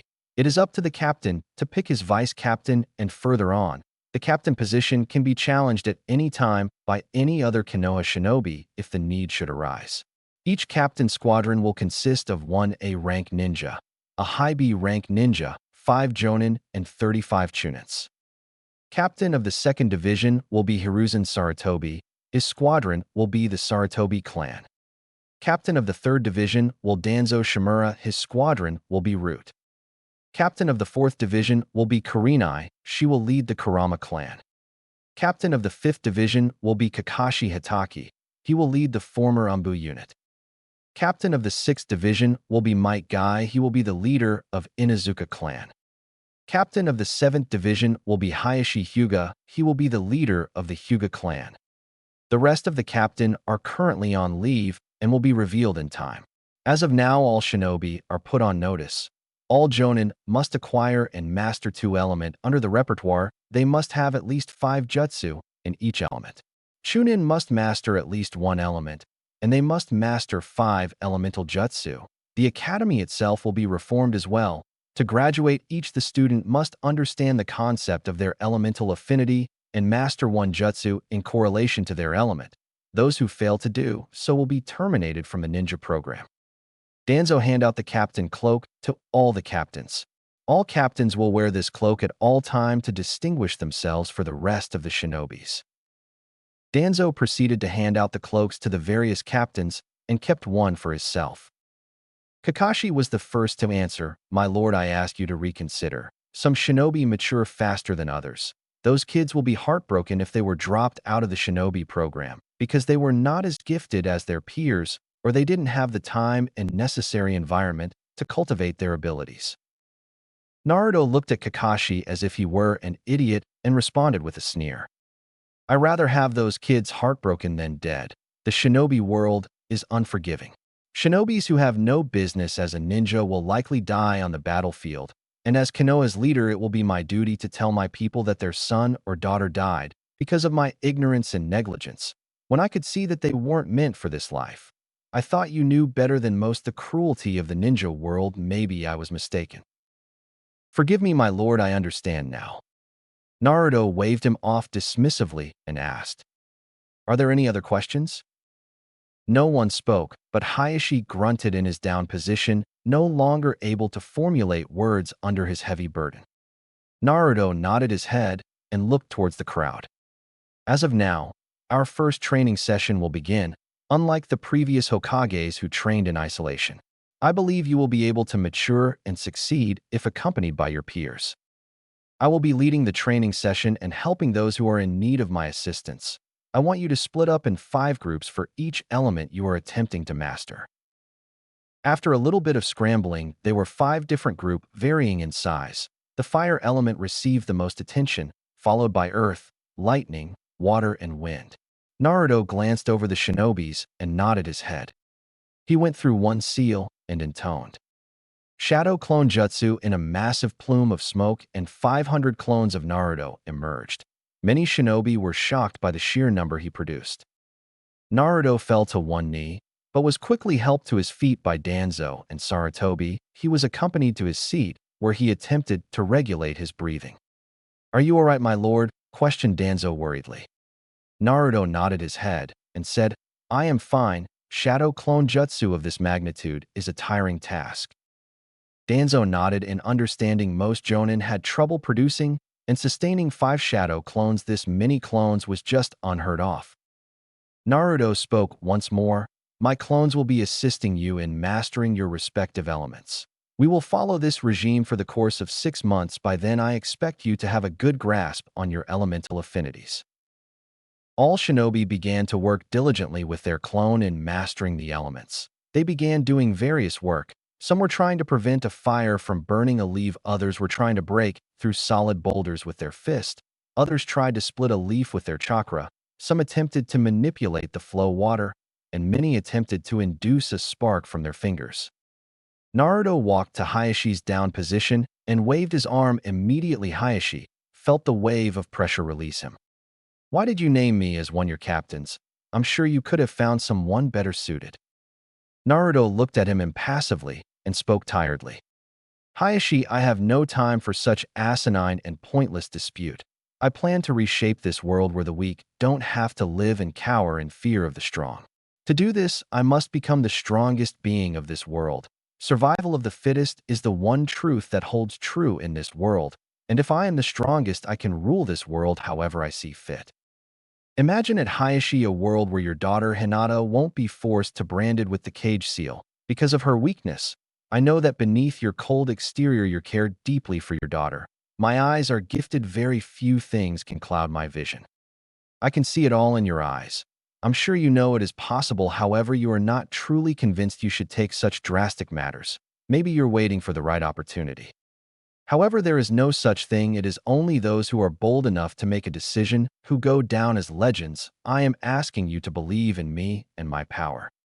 Hayashi remained silent, contemplating everything he just heard.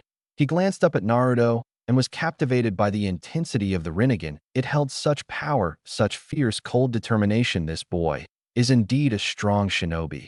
Through his leadership and power, it may just be possible, began to think Hayashi. Hayashi bowed his head in a submissive act and spoke clearly. Hi, my lord, I will follow your word, and your word alone. I am your loyal subordinate. Good catch. Naruto tossed a rather large blue scroll towards Hayashi. Hayashi grunted from catching the heavy scroll. His eyes widened greatly. This is the lost secrets of the Uzumaki water ninjutsu. Why would you give such sacred clan ninjutsu to me? Hayashi, I told you once before, this is my village. You are my family. As your leader, I take it upon myself to help you as my people. Take those jutsu, master, and teach those jutsu to those you deem fit. Those jutsu are very dangerous and rather difficult to master. However, I'm sure you will be able to accomplish it. I have faith in you, Hayashi. Hayashi's eyes widened, and he smiled. Thank you, my lord. I will not fail you. Naruto nodded. I'm sure you won't. Go on, master your water affinity. You will play a pivotal part in upcoming plans, Hayashi. I need you top B at your strongest. Train hard. Hayashi nodded and walked to his comrades and assumed his training. Kakashi, POV. How can you abandon us, Kakashi? Demanded Sasuke. I need power in order to defeat him. He hissed, clearly furious with the entire predicament. I'm sorry, Sasuke, under new orders. I myself am forced to undergo a training schedule. Sakura, but sensei, isn't there something you can do? I mean, can't we talk to the Hokage or the council? Kakashi responded, I'm sorry, but you won't get much help there. The council has been disbanded, and as of the Hokage position, he no longer is in power. Sasuke's eyes narrowed. Where's Naruto? All this started to happen as soon as he left. Did he actually manage to defeat the Hokage? Kakashi sighed. I guess I can tell you since I'm under no direct orders not to tell you. Naruto did in fact manage to defeat Sarutobi-sama, and is now the leader of this village. He chose not to become the Hokage, and is now the emperor instead. The news hit Sasuke hard. The world around him came to a crashing halt. How? I've trained day after day till my hands bled and protested me to stop, but still I continued, with the sole goal of killing you, Itachi. How is it possible you have surpassed me, Naruto? You who has everything, you who worked for nothing, wanted for nothing. How did I notice? What have I been doing all this time then? Tears threatened to fall from Sasuke's eye. It's just not fair. I'm the one that needs that power. Sasuke inwardly raged. Sakura voiced her opinion. How is that possible? I know Naruto was good and all, but he's the same age as us. How could he defeat Hokage-sama? Sasuke did not say anything, but he listened closely for an answer. Kakashi admitted knowingly that it's just the world we live. Ninjas can be as young as Naruto and as strong as Hokage-sama. However, I must say Naruto is a rarity. Only few come each millennium with his gift and talents. Sasuke spoke through gritted teeth. What gifts are you talking about? Is it the Rinnegan? I heard you say something about it during the bell exam. Kakashi, that's a part of it. Naruto has the power of the Sage of Six Paths, founder of ninjutsu. It's said that his eyes are what gave birth to ninjutsu, the very eyes Naruto possesses. Naruto's dojutsu has the potential to master all jutsu, including Kekkei Genkai. As of now, I have seen him use multiple Kekkei Genkais, including Mokuton. Sasuke's eyes widened greatly in anger, the news hitting harder, shattering his ego. This is not a Sasuke bashing FIC, he's my second fave, but I'm Team Madara. Why? Why I'm the one who needs this power, not Naruto. He was given everything in life, Yondaime-sama techniques, along with the Uzumaki clan scrolls, and now the Rinnegan. Sasuke furiously thought. Wow, I never knew Naruto was so strong. He never showed any of his Kekkei Genkais in the academy, said Sakura. Naruto has a good understanding of the ninja world, Sakura. Deception is a ninja greatest weapon, replied Kakashi. One more thing along with me leaving you both. Sakura, you will be forced to go back to the academy. The Emperor has made a new decree. All Genins who have not mastered at least one elemental jutsu must return to the academy. Sakura eyes widened. How come only I have to go back? Wouldn't Sasuke-kun have to come as well?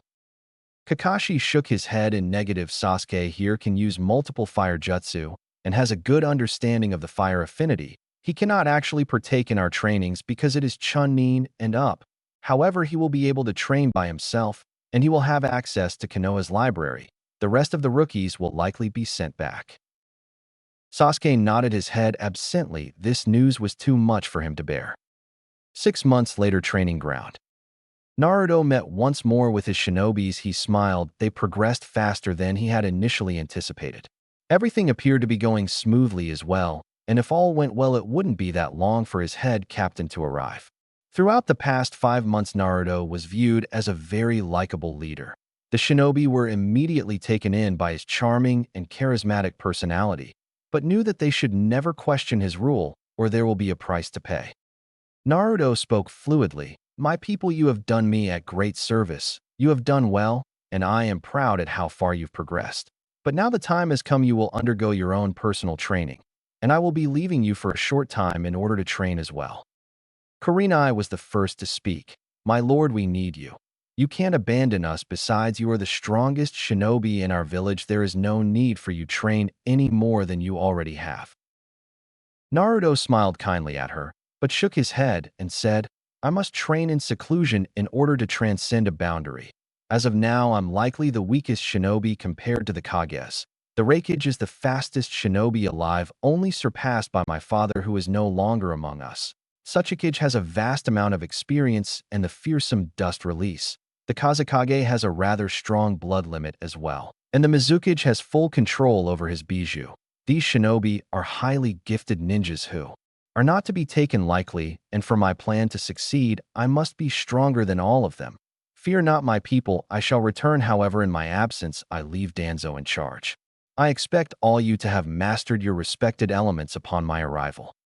The shinobi spoke in unison, Hi, my lord, with one hand on their chest. Naruto began walking to his compound. After about a 15-minute stroll, Naruto made it to the Namikaze mansion. He placed his hand on the door knob and pushed a bit of his chakra into the door, and door began to open on its own accord. Naruto walked into the mansion. It was very luxurious. Furniture everywhere. It looked more like the house of a noble than that of a shinobi.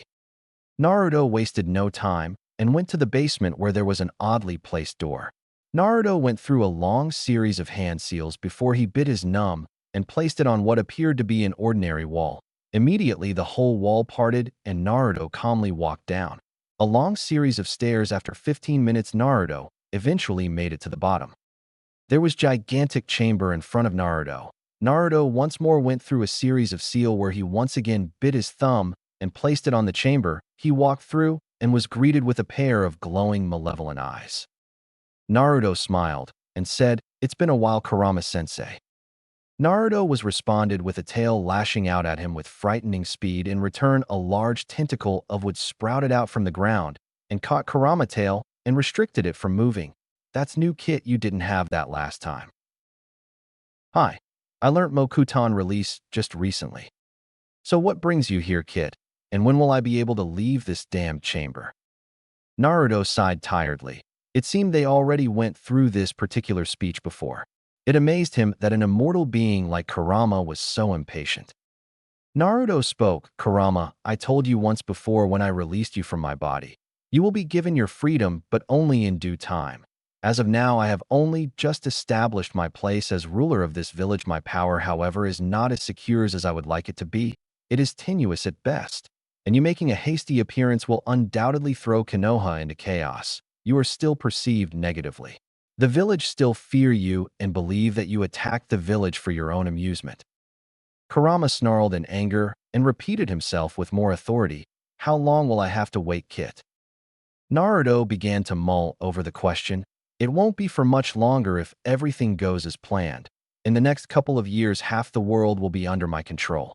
By then it won't matter how the civilian perceive you, and it wouldn't be that hard of stretch for the shinobi to believe that you are my companion. and through bonding I helped you to see the error of your ways." Kurama was listening intently on each word Naruto spoke, and after a long period of silence he nodded his head in understanding. "Fine, so what brought you here anyway? You're not one for needless chats." "Indeed, you are correct. I intend to walk the path of supreme conquest, and it is power that will reveal the way for me. It is of great importance for me to acquire more power." "I see. I take it you know what your greatest weakness are as of now." Naruto nodded his head and spoke with distaste. "Hand-to-hand combat is my greatest weakness at the moment." Kurama nodded his head. "I know of a way for you to acquire greater power and increase your speed and physical endurance." Naruto remained silent, allowing Kurama to continue. "As of now, what do you know about your Zanpakuto?" Naruto looked down and thought. "His name is Hyarinmaru. As of now, I can use ice ninjutsu without any hand seals." Kurama roared in laughter. "You have barely grazed the tip of the iceberg, so to speak. Your Zanpakuto wields unimaginable power. Right now you have mastered the Shirkai state of your Zanpakuto, however, that its first stage. For you to transcend your current limit, you must achieve Bankai. Once you have achieved Bankai, you will have access to Hyarinmaru's full power." Naruto was silent throughout Kurama's whole speech. His face made no visible reaction to what he heard. "And how exactly do I train with Hyarinmaru?" Kurama gave a knowing smile and said, "That is where I will come in. I know of a technique that will help with just that. Be warned, many have died through this procedure. However, if you were to succeed, your power will surely increase exponentially." Naruto looked on with not an ounce of fear and said with smirk, "Let the procedure begin." Kurama went through a long-winded series of seal and nine tails encircled Naruto, creating an orb of white light that formed a gigantic orb around Naruto. After an hour, Kurama finally stopped in the ram seals and said, "Space-time ninjutsu technique, frozen time." Naruto looked at his surrounding for the first time in his life. He was truly baffled and confused. The whole vicinity was white. The entire place was empty. Naruto quickly noticed that the air here was much denser, and it seemed as if the gravity here was a lot stronger as well. Naruto smiled. "I see the stronger gravity of this world will increase my speed and muscle strength. However, how will this aid me in wielding Hyarinmaru?" Naruto was given his answer when Hyarinmaru appeared in his human form. He was a tall, young man with long, wild, teal-green hair, an icy blue X across the center of his face, and gray eyes. He wore a loose, samurai-like garments that consisted of a dark green and purple chest plate underneath, a light purple kimono with a chain around his waist, and a dull gold adornment on his chest. His arms and legs are covered in ice, and he has a prehensile tail with an icy tip. He held a katana in his hand. He looked at Naruto impassively. Both Zanpakuto and wielder said no words. This was the first time Naruto had ever seen Hyarinmaru in human form. "Hyarinmaru, I'm sure you know the reason as to why I am here. You wish to wield my power and to unlock and master Bankai." Naruto nodded his head. "As your Zanpakuto, I will follow and aid you to the best of my abilities. However, I must warn you the training will be rigorous, and I cannot promise you that you will survive this training." Naruto looked on impassively, understood. Hyarinmaru nodded his head and flexed his arm as if testing the katana in his hand. Naruto looked on cautiously and activated his Rinnegan. To his immense surprise, it didn't work. Hyarinmaru held a ghost of a smile and said, "You cannot use any type of chakra while you are here, so your Rinnegan and all your ninjutsu and jinjutsu are useless to you as of now." Naruto's eyes narrowed to slits, but calmly, he pulled out his Zanpakuto, and to his immense surprise it was gone. "You having a weapon would be too easy, Naruto. You must find the true me." When Hyarinmaru finished those words, multiple ice swords sprouted from the ground. Naruto narrowed his eyes in response. He quickly pulled one sword from the ground and charged with great speed at Hyarinmaru. He held the katana in his right hand and attempted a right-hand sword thrust at Hyarinmaru's head. Hyarinmaru reacted with great expertise and slashed with his own katana, quickly destroying the katana in Naruto's hand.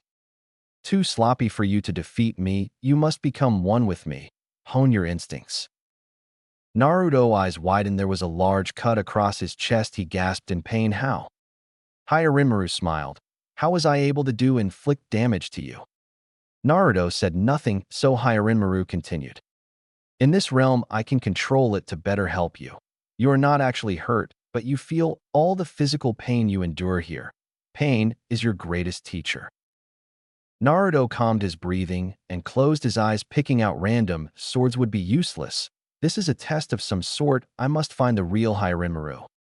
Naruto's eyes snapped open, and with a quick burst of speed, Naruto grabbed a unique-looking katana. It had a strange chain attached to the end, but was an immaculate piece of work.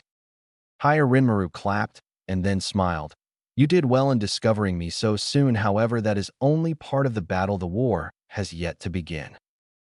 And with that, Hyarinmaru charged with lightning speed. With a quick overhead strike, Naruto dodged and aimed with a quick slice toward Hyarinmaru's torso. Hyarinmaru parried quickly and struck with a downward slash aimed at Naruto's torso. Naruto grunted when the sword made contact. He did multiple backflips to gain distance. Even knowing these wounds are not real does not lessen the pain I feel, thought Naruto. This will be an interesting 3 years, said Naruto. Indeed it will be. And with those words, both parties attacked each other with quick speed. 3 years later. Naruto's appearance greatly changed. He stood at a respectable 6 feet 1 inch. He had a slim build, the swimmer type. His face was rather feminine and acute, giving him the pretty boy look. His hair grew greatly as well. Due to the snowy terrain environment, his once tan skin slowly faded to a lighter, white tone, more like his father. He now held multiple bangs that completely covered his forehead, and a part of his eyes. His golden locks traveled all the way down to his back, and they lost the crimson highlights they once held. The adjacent bands that adorned the side of Naruto's face now rested firmly on his shoulders. Naruto's once cerulean eyes turned a dark shade of navy blue. Naruto's attire remained the same. He wore his golden captain's cloak. However, underneath it, he wore a black kimono. He was now in a heated battle with Hyarinmaru. He was currently in his Bankai mode with a pair of ice wings, and tail made purely out of ice was located on his body, and Hyarinmaru was in his full dragon form. Destructive Art 4, White Lightning. Muttered Naruto. A large blast of lightning raced out of Naruto's finger at Hyarinmaru. Hyarinmaru showed great agility and was able to dive down under the blast. Naruto wasted no time and muttered another attack. Destructive Art 31, Shot of Red Fire. Naruto shot multiple blasts of red heated fire at Hyarinmaru. Hyarinmaru roared in response and sent a large beam of ice towards Naruto, creating a large steam obscuring both parties' vision. Naruto wasted no time and quickly executed another attack. Destructive number 88, Flying Dragon striking heaven-shaking thunder cannon. Naruto shot a gigantic electric blast of spiritual energy, hitting Hyarinmaru dead on, blasting him out of the sky, forcing him to take a dive. However, Hyarinmaru managed to shake it off at the last moment and regulated his flying. Is that all, Naruto? I must say you've gotten quite good at Hado. To be able to use such high destructive spells without an incantation is impressive. However, I'm surprised you haven't used any of my abilities. Naruto merely rose an eyebrow in response. Do you take me for a fool, Hyarinmaru? What good would an ice attack do against an ice dragon? If anything, it would likely make you stronger. Good. I'm glad that my master appears to be intelligent. Naruto remained silent to Hyarinmaru. Trying to think of a way to beat me? Questioned Hyarinmaru. Naruto showed no reaction and calmly put his hand up. Bakudo number 63. Locking Bondage Stripe. A gold chain peered and shot forward at Hyarinmaru with great speed. Hyarinmaru launched an ice beam in response. However, the chain managed to snake around it, wrapping around Hyarinmaru, preventing him from moving any part of his body, including his wings, forcing him to crash into the ground. Naruto continued his offense and clasped his hand together as if he were praying and muttered. Bakudo number 75. Iron Pillars. Multiple pillars were summoned and were hovering over Hyarinmaru's down position. Naruto slammed his hands in a downwards position, and the pillars reacted to his will, quickly embedding themselves into Hyarinmaru, prevent him from moving. Hyarinmaru roared in pain and began to thrash on the ground. he began to fire beams of ice at various directions. Naruto's eyes displayed no emotions. It seems you rather tied up at the moment. I would say I've won this battle. Rinnegan stopped his thrashing and glanced at Naruto in amusement. Do you honestly believe you have beaten me because I can no longer move? Naruto's eyes narrowed. Rinnegan sounds too confident. Rinnegan spoke. Naruto, I'm sure you know my power. Water of any type is my weapon.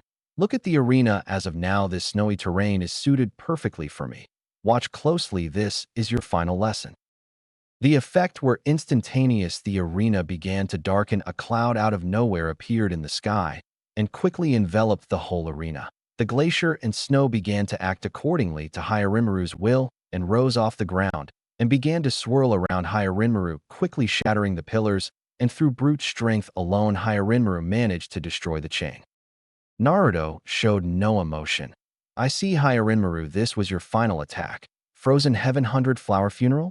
It is your strongest attack after all. Rinnegan said no words, but his power continued to rise, and the temperature continued to decrease. Snow began to fall from the sky, and the pelts of snow began to form into flowers out of pure ice on any surface they touched. Naruto paid no mind to technique, even though part of his body was being covered in ice. What will you do, Naruto? There is a vast difference in our power, spoke Rinnegan. Naruto nodded his head in agreement. You are correct, Rinnegan. I have long ago surpassed you. Way of Destruction number 90, Black Coffin. A large box of black energy surrounded Rinnegan. Soon after, multiple black spears pierced the box. After a few seconds, the whole box itself disappeared, leaving Rinnegan there. Rinnegan's form was battered and covered with multiple cuts. His wounds were horrendous, and blood was openly flowing from his wounds. His attack long ago faded from the destructive power of the Hado. Rinnegan collapsed on the ground and reverted back to his human form. Such a destructive technique, and I only managed to use half of its true power, pondered Naruto in amazement. Naruto deactivated his Bankai in response. I can no longer feel the cold of your ice. Your attacks are useless against me, Rinnegan. Rinnegan slowly got up from his down position and glanced tiredly at Naruto. I have nothing left to teach you. You have surpassed my expectations. However, I have one piece of knowledge I will impart with you. Do not let your power consume you. Do not lose your way, Naruto. Naruto said no words in response to Rinnegan, and with those words Rinnegan disappeared and a door appeared in his place. Naruto calmly surveyed his surroundings. He glanced at the katana in his hand and smiled. I'm ready. Naruto exited the door and was greeted by a heavily panting Kurama. Naruto merely rose an eyebrow. This jutsu requires a lot of chakra to use. I trust your training trip went well. Naruto spoke coolly that sent a cold shiver down Kurama's spine. It went better than expected. Kurama nodded his head. Good kid, do you think you're ready? Naruto looked at Rinnegan and smiled. I believe so. Kurama-sensei, it won't be long now for you to make an appearance. I expect you to be ready. Kurama nodded with a toothy grin. Naruto walked out the chamber, and the chamber closed on its own accord. Naruto quickly made his ascent up the stairs. He finally made it to his compound after a long trip up the stairs. He then proceeded to take a shower. After he ate, he made his way to the tower. At the tower, Naruto opened the door and was greeted with almost all of the captains that were in attendance. Danzo was oddly enough sitting in the chair assigned for the captains and not his throne. He smiled. It seems Danzo could be trusted after all. Danzo spoke angrily. Who are you, boy? You have the gall to attend the Supreme Emperor throne room and the room of his honorable captains without an appointment. You will die for such treachery. Naruto looked at Danzo amusedly and spoke coolly. Danzo, I had expected a relieved welcome, not an interrogation. It is I, Naruto Namikaze. Danzo looked at Naruto sharply, and his eyes widened greatly along with all the captains at attendance. You have returned, my lord. Forgive me, I had not known it was you. What has happened to you, my lord, to cause such a drastic change? Naruto waved his hand and walked to his throne. He sat there and rested his head upon his palm. There is a technique that I use to train while a year has passed in this world through the world in the other dimension. I train time is slower, and I was able to train for an extended period of 3 years. The result were, as you can see, I am by all means 16. The reaction varied from the captains. How can such a technique exist? Asked Kakashi in astonishment. Yash, your flames of youth burn brighter than ever, Emperor Sama. Is it possible for others to train in this dimension as well? Naruto glanced at Guy and said, it is possible for you to train in the dimension. However, there are some requirements the user must meet. He must hold roughly about 3 times the amount of chakra of an average Kage. I could perform the jutsu, so you could use it. However, that dimension is rather dangerous. The likelihood of you dying is rather high. Ninjutsu of all kind is rendered useless in that world. The dimension will only stay open as long as you yourself have the necessary chakra to keep the portal open. Now on to more important matters. Danzo, how has the village been during my absence? The village has prospered quite well. However, because of your absence, the Hyuga clan has started a rebellion. The elders of the clan are trying to grasp any power they can get their hands upon. Hayashi has had his hands tied, and I could not help because it is a clan affair, and as captain I cannot partake in another captain division or territory. Also, the clan heirs have managed to pass, and all have become genins. Naruto nodded his head. Is there any other matter of importance I should be aware of? Kurenai. Yes, as captain of 4th Division, I regret to inform you a member of my division is unstable and out of my control. Naruto looked partly intrigued. What appears to be the problem? Kurenai answered begrudgingly. The Kurama clan are highly gifted with Jinjutsu. However, there are a few cases when a member is extremely gifted among the clan, where their Jinjutsu can inflict physical pain. The problem is she cannot control her powers and is harming everyone and anyone she comes into contact with. Naruto's eyes narrowed. He never heard of such a feat before for a Jinjutsu to inflict physical pain. I see. I shall accompany you after I solve the Hyuga crisis. Understood, replied Kurenai. Danzo, you are with me. Danzo nodded his head, and both parties disappeared with a quick shushin to the Hyuga compound. Naruto quickly took notice of the environment.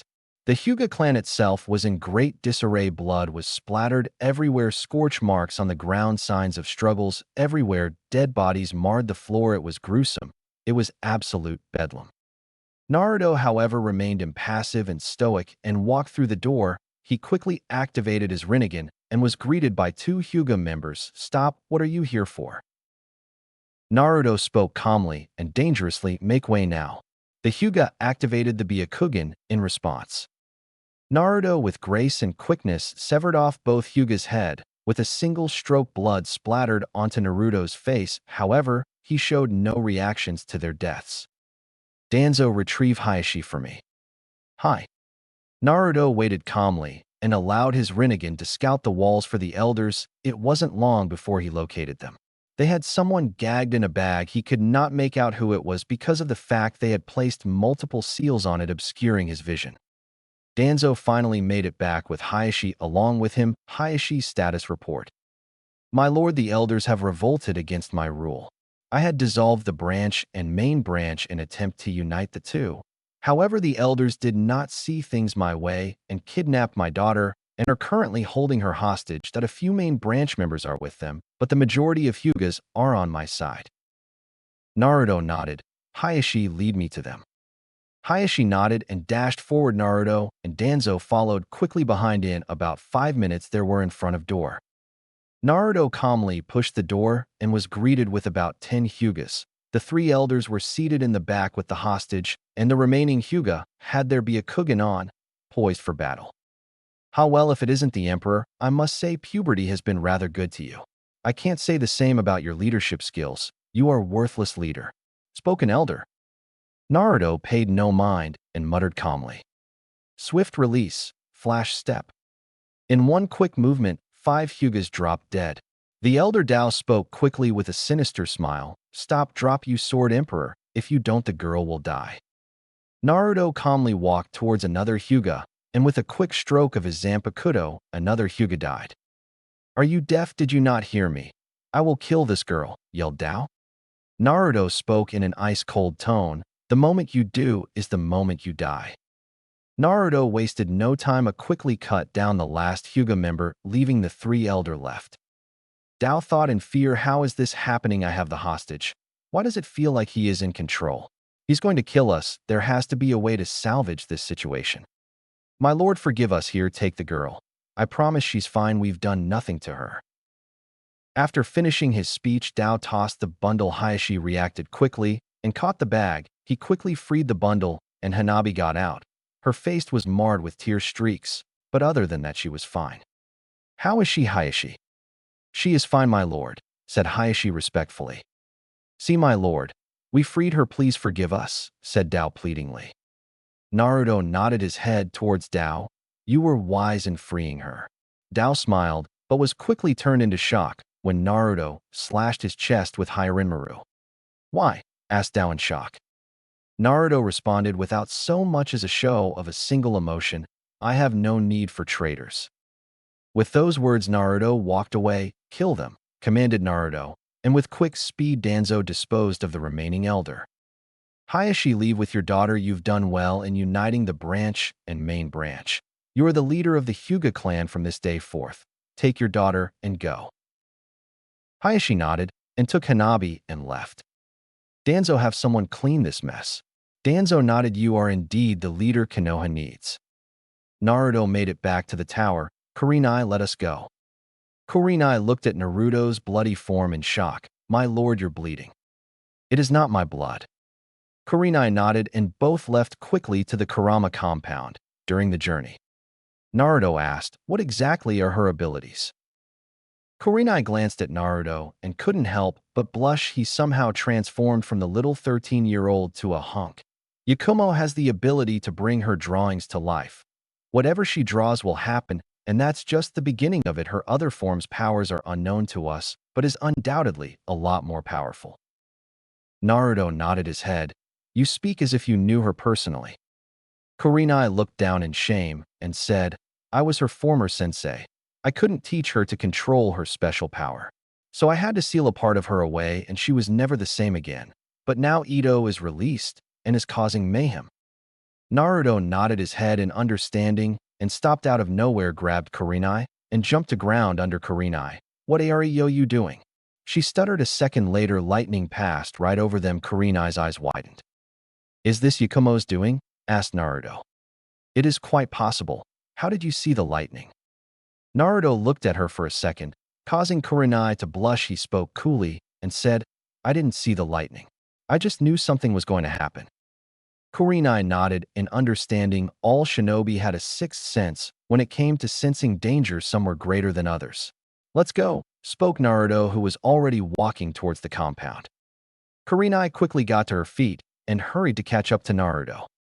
After a short walk, they finally made it to the district. To Naruto's surprise, there was a mass of shinobi standing before him, ready to kill him if need be. Naruto, eyes narrowed. This is the work of her Jinjutsu? Kurenai nodded. Hi. Naruto closed his eyes briefly and opened them. His Rinnegan was on full display. He began walking to the mass of shinobi with Kurenai by his side. Naruto placed his hand before them and muttered calmly, Shinra Tesnii. The effect were instantaneous. A large explosion was created, and all the shinobi were blasted away, and after a few seconds, they all phased out of existence. Naruto continued walking towards the tower. That's Shinra Tensei. What a devastating technique, thought Kurenai. Naruto made it to door and attempted to break it, but was blasted away. Naruto landed gracefully on his feet. Kurenai, there is a barrier set up around the compound. It is a high-level ceiling jutsu. Can you break it? Kurenai nodded and went into a rapid succession of seals and quickly dispelled the barrier. Both parties entered the compound. It was empty, no rooms, no doors, no furniture. It was blank, until a series of stairs appeared in front of the two. She dares mock me with her Jinjutsu. All is futile to my Rinnegan. Naruto held his hand up once more. Blocking technique, absorption seal. This is used primarily for ninjutsu, but it should work on Jinjutsu as well. She is using chakra to make this dimension. Hazard Naruto. The jutsu began to work and created a barrier around Naruto, which began to absorb all the chakra around Naruto. After a few minutes, the whole dimension began to break, leaving an ordinary compound. Naruto quickly scanned the area with his Rinnegan and spoke quickly. The top floor, there is a woman. Kurenai. That must be Yakumo. Both shinobi dashed up the floors and quickly made it to the room. Yakumo turned to Naruto and asked in a demonic voice, "Who are you?" Naruto retorted, "Silence, vermin. Release Yakumo or perish." Ito began to laugh. "You are a fool. I am Yakumo. Yakumo and I are of one entity. If I die, she does as well. Now die." With a quick stroke of paint, a large red line appeared upon Naruto's right arm, and in a second blood began to pour out of Naruto's arm. Naruto, however, showed the visible reaction to his wound on his arm. Kurenai said, "Stop this, Yakumo." Ito replied innocently, "Stop this, you say? Stop what? This is just the beginning, sensei. I will destroy you and this villi irk." Naruto appeared out of nowhere and was currently crushing Yakumo's windpipe. Kurenai's eyes widened. She looked at the Naruto that was next to her, all for it to dissolve in a flock of crows. Naruto was currently suffocating the air out of Yakumo. Yakumo began to claw at Naruto's hand in an attempt to remove his hand, however. Naruto's grip remained firm. Ito smiled cruelly. "Are you willing to kill a defenseless girl?" Naruto said no words and calmly lifted up his hand. An orb of swirling dense chakra was quickly created. Yakumo's eyes widened to the size of saucers. "You can't be serious. You would honestly kill a defenseless girl?"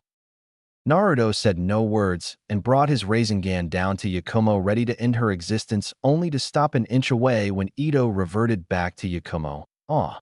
yelled Yakumo in fear. Naruto calmly released her and jumped away from her to gain distance. Kurenai quickly hurried to Yakumo and began to mutter soothing words to her former student. Out of nowhere, Naruto dropped to the ground and clutched his right hand. Kurenai's eyes darted to Naruto. "Are you all right?" Naruto said nothing, and violent chakra began to swirl around him.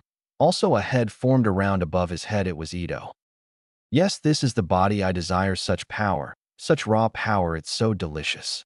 Yakumo was weak, but with this body, the whole world is mine for the taking. Kurenai's eyes widened. "Ito." Ito smiled cruelly. "In the flesh. This foolish human chose not to kill Yakumo along with me. That was the opportunity one needed to switch hosts. When his guard was weakened, I acted. You will die today along with Yakumo." Kurenai. Ito began to release an unfathomable amount of chakra. Kurenai looked on in shock. "How can one person have such dense and potent amount of chakra? I can't breathe. I have to save Yakumo, though." Kurenai struggled to breathe from the horrendous amount of chakra Ito was exuding from Naruto's body, until it all suddenly stopped. Naruto spoke through gritted teeth. "Release me, you parasite." Ito spoke over Naruto. "Oh, I must say you have a rather strong will to fight me like this. But it's futile. My power is stronger than yours." Naruto's eyes closed, and Ito once more gained full control. Ito smiled cruelly. "See, even your emperor was no match for my power, Kurenai, and now it's your turn to die." "Silence, fool." Shock was equally evident in Kurenai and Ito when the words came out of Naruto's mouth. "You dare assume to have caught me off guard? You and Yakumo are one and the same. If I were to kill you, she would die as well. All I needed was for you to release her and show your true form. I merely played the decoy. Now you shall be punished for your insolence." Ito roared in agony and rage. "What are you saying? You planned that I would leech onto you?" Naruto said nothing and only raised his power level. Ito was immediately expelled out of Naruto's body. Naruto calmly rose to his feet. His Rinnegan activated on its own accord. He glanced calmly at Ito and roared, "Perish from this world, Amaterasu."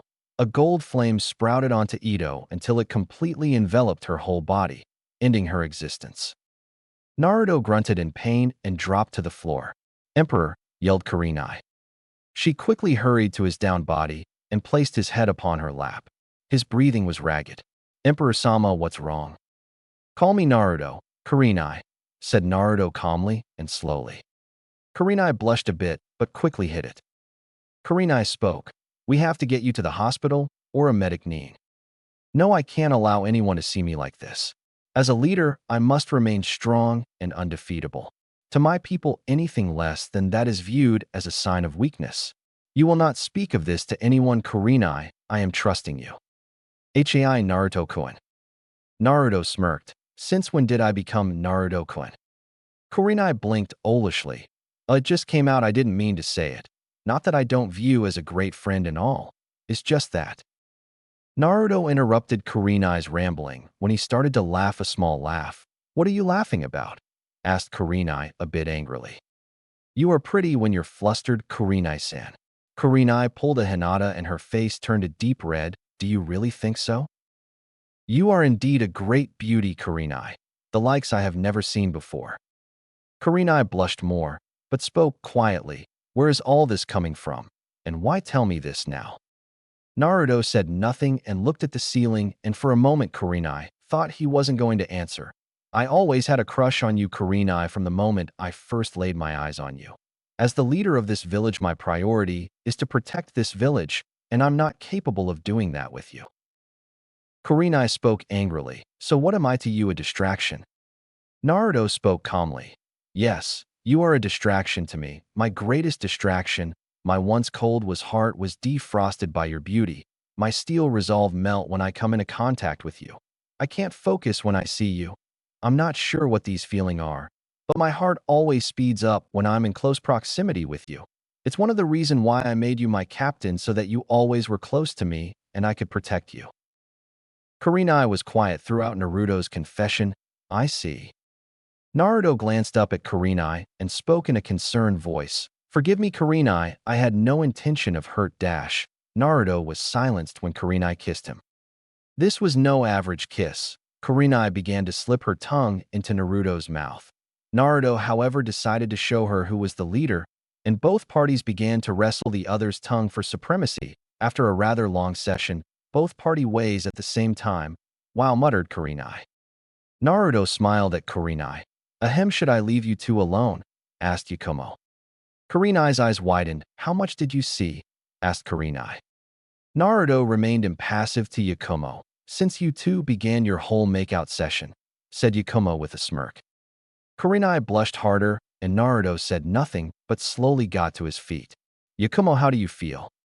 Yakumo began to check herself, and huge smile adorned her face. I'm fine, I can't feel Ito anywhere. It's feel like she was never here. I feel great, better than ever. Naruto's eyes narrowed in anger. That creature was able to possess my body and would have succeeded if I was a lesser man. It's good she has been disposed of. Naruto, I have to tell you something, said Kurenai. Naruto remained stoic, but was rather worried. Those words did not bode well with him. What is it, Kurenai? It's just that I like you too, but I have been seeing Anko on and off lately. Naruto raised an eyebrow. Is that all? Kurenai's eyes widened. Well, yeah, I'm going out with Anko. Naruto spoke. As the emperor and last member of my clan, I am likable to take multiple wives. If you and Anko are in a relation, it does make it quite easier to pick out my brides. Kurenai nodded, but asked worriedly, Anko doesn't seem to like you very much. Naruto nodded his head recognition. Indeed, however, that can all be changed given time. How about we go meet her after I take a shower? Kurenai nodded with a smile. Yeah, you are in desperate need of a bath. Naruto grunted in pain. What's wrong? Asked Kurenai in concern. Yakumo was the one to answer. When Ito inhabits someone's body, she attempts to absorb all their power and leave it for herself. She first destroys a person's mind and mental barriers, leaving them a shell of their former selves. But when Ito left me and went to Naruto-sama's body, she took all of the viruses and toxins she put in me and transferred it to Naruto. His body is going to recover due to the fact Ito is now destroyed, but it needs time to recover. Kurenai looked at Naruto, and he seemed to be fine. But under closer inspection, she could see that his eyes were glazed over. He had a large gash on his right arm, showing he did in fact get hurt. Naruto's legs began to buckle, and Kurenai quickly helped out by placing one of Naruto's arm over her shoulder. Thanks. No problem. Both left with a quick shushin. Konoha Tower a week later. Naruto was accompanied by all his captains and Anko, who was currently seated on his lap. Anko enjoyed Naruto transformation, and even though Orochimaru and Naruto held a lot of similarities, that's what Anko enjoyed most. She never admitted it to anyone, but she was secretly in love with her sensei, making his betrayal that much more devastating. Rudo-kun, these meetings are so boring. Naruto said nothing but allowed his eyes to drift over his captains. Things were movingly rather smoothly after the whole Hyuga incident. The Hyuga came together rather nicely. Under Hayashi's rule, it was about time for Naruto to make his move. However, one pivotal piece was necessary. They are needed. Besides me, you and Kurenai can have fun after the meeting. He whispered huskily into Anko's ear. Oh really? I might just take you up on that. Bang bang, suddenly Iruka opened door and bowed. My lord, we're under attack. Naruto, eyes narrowed. Even Anko was more alert. Who are attacking us? We're not sure. It's two men. Both are wearing cloaks with clouds on them. However, one of the man is Itachi Uchiha. Division Squad Asuma, vice captain of Captain Sarutobi, has already made contact along with Captain Kakashi Hitaki. Naruto nodded his head. You did well in reporting this to me. Anko, Kurenai, let's go. The rest of you remain here. The trio vanished with a quick shushin. My Itachi, it's a pleasure to see you in person, spoke Naruto. Why, Itachi, you know this man? Asked Kisame. Itachi eyes narrowed. Not at all. Naruto smiled. Itachi, as leader of this village, I must thank you for everything you have done for this village. We are forever in your debt. Itachi eyes showed no emotion. What are you talking about? Itachi, I know the truth of Uchiha clan's massacre, and as my loyal shinobi, I expect you to follow all my orders. Exterminate Kisame, responded Naruto. Kisame looked at Naruto as if he was insane. It slowly turned to realization when Itachi swung a katana at his head, which he narrowly dodged. What's the meaning of this, Itachi? Why follow this man's order? Itachi remained silent and shifted his stance, readying to attack once more. Kisame's eyes narrowed. He knew he was strong, but he was no fool. These many shinobis along with Itachi would mean his immediate demise. With a quick shushin, he made his escape. What's going on here? Asked Anko. All will be revealed at the tower. With quick haste, all the shinobi made it to the tower, including Itachi. As I said before, Itachi is a loyal shinobi of Leaf Village, said Naruto. How can that be? He killed his own clan. He is a traitor to the village, said Kakashi uncharacteristically with anger. Naruto and Itachi remained impassive, but the majority of the captains nodded their head in agreement with Kakashi. He was ordered to kill the Uchiha clan, announced Sarutobi. The captains were devastated, complete, total, and utter shock. Yes, Itachi was ordered to kill his clan. The Uchiha clan were planning a coup. Can you imagine what loyalty it took for him to kill his very own family? His mother, the women who gave birth to him. His very family he killed in order to remain loyal to his village. He chose to live his life as a traitor, and still he remained a loyal Konoha shinobi even to this day. The captains were speechless. This was unthinkable. Killing your own family was an order? Could they do the same if asked? This is the world we live in, where sacrifices like this are needed to ensure the greater good, spoke Naruto. However, Itachi, I have other plans for you. You will be my second hand. You will become my first captain. Does anyone in this room deny Itachi to be loyal and most deserving of this position? No one spoke. They couldn't, still reeling from shock. To massacre your entire clan on an order. This was insanity. Good. As of now, captain of the 1st Division will be Itachi Uchiha. I rewrote this chapter. If there are any glaring mistakes, let me know. Alright, finally I'm done. The next chapter will be dedicated to Naruto's strategic planning and conquering. Sorry it took so long for an update, but this was a rather long chapter and was needed to further the story. Oh, as far as the captains goes, there is a lot of open spaces because I'm still deciding, and it's up to you guys to help me decide the rest of them. And they don't have to be from Konoha to be a captain. Send me feedback and reviews are appreciated. Again, thanks. Chapter 3, Battle of Kirigakure. Konoha Tower Balcony. My people, I have gathered you here today to celebrate the return of Itachi Uchiha, spoke Naruto. He was interrupted with a chorus of boos, and he's a traitor, kill him. It was a gruesome sight. Naruto nodded his head in understanding. He had anticipated this, but this was necessary. My people, I am here to enlighten you to the truth of the Uchiha massacre. The crowd grew silent and began whispering to one another as to what the emperor could possibly be talking about. My people, the Uchiha clan planned to betray us. Yes, they planned to launch a coup d'état. The only reason this had not transpired was because of one faithful, loyal Konoha ninja, Itachi Uchiha. The whole crowd gasped in astonishment. Many of the ninjas were just shell-shocked. He butchered his clan for the sake of the village? Even still, many wondered what type of person was capable of killing their family in cold blood regardless of their transgressions. Yes, my people, Itachi Uchiha is a commendable shinobi. The sacrifices he made for this village alone should be honored. However, he is not done yet. As of today, I would like to introduce you to my first captain. Itachi walked into the balcony and held a small smile adorning his handsome visage. Most people in the crowd gave hesitant, polite applause, still unsure how they felt on the matter, except for one person. Is this the truth, brother? Were you ordered to kill the clan? Why didn't you tell me? I will find out, thought Sasuke. Naruto calmly glanced at his shinobi and civilian alike and smiled. There would undoubtedly be a few bumps along the road, although for the most part, at the very least, they seemed willing to give Itachi a chance, which all he could ask for. Itachi, I would like to discuss a few matters with you in the throne room. Quickly gather the other captains, it is of great importance. Itachi nodded, and with a quick shunshin, he vanished. My people, that is all. Naruto waved. And with that, the crowd slowly, begrudgingly dispersed. Naruto began making his way towards the room where he sat. He placed his head upon his palm. He looked on impassively. The work of an emperor is tiresome, but such is my burden, sighed Naruto. With a quick gust of wind, all of the captains were seated in their rightful chairs. Good. I'm glad everyone was on time. Naruto's eyes lingered on Kakashi for a brief moment, silently conveying a hidden message.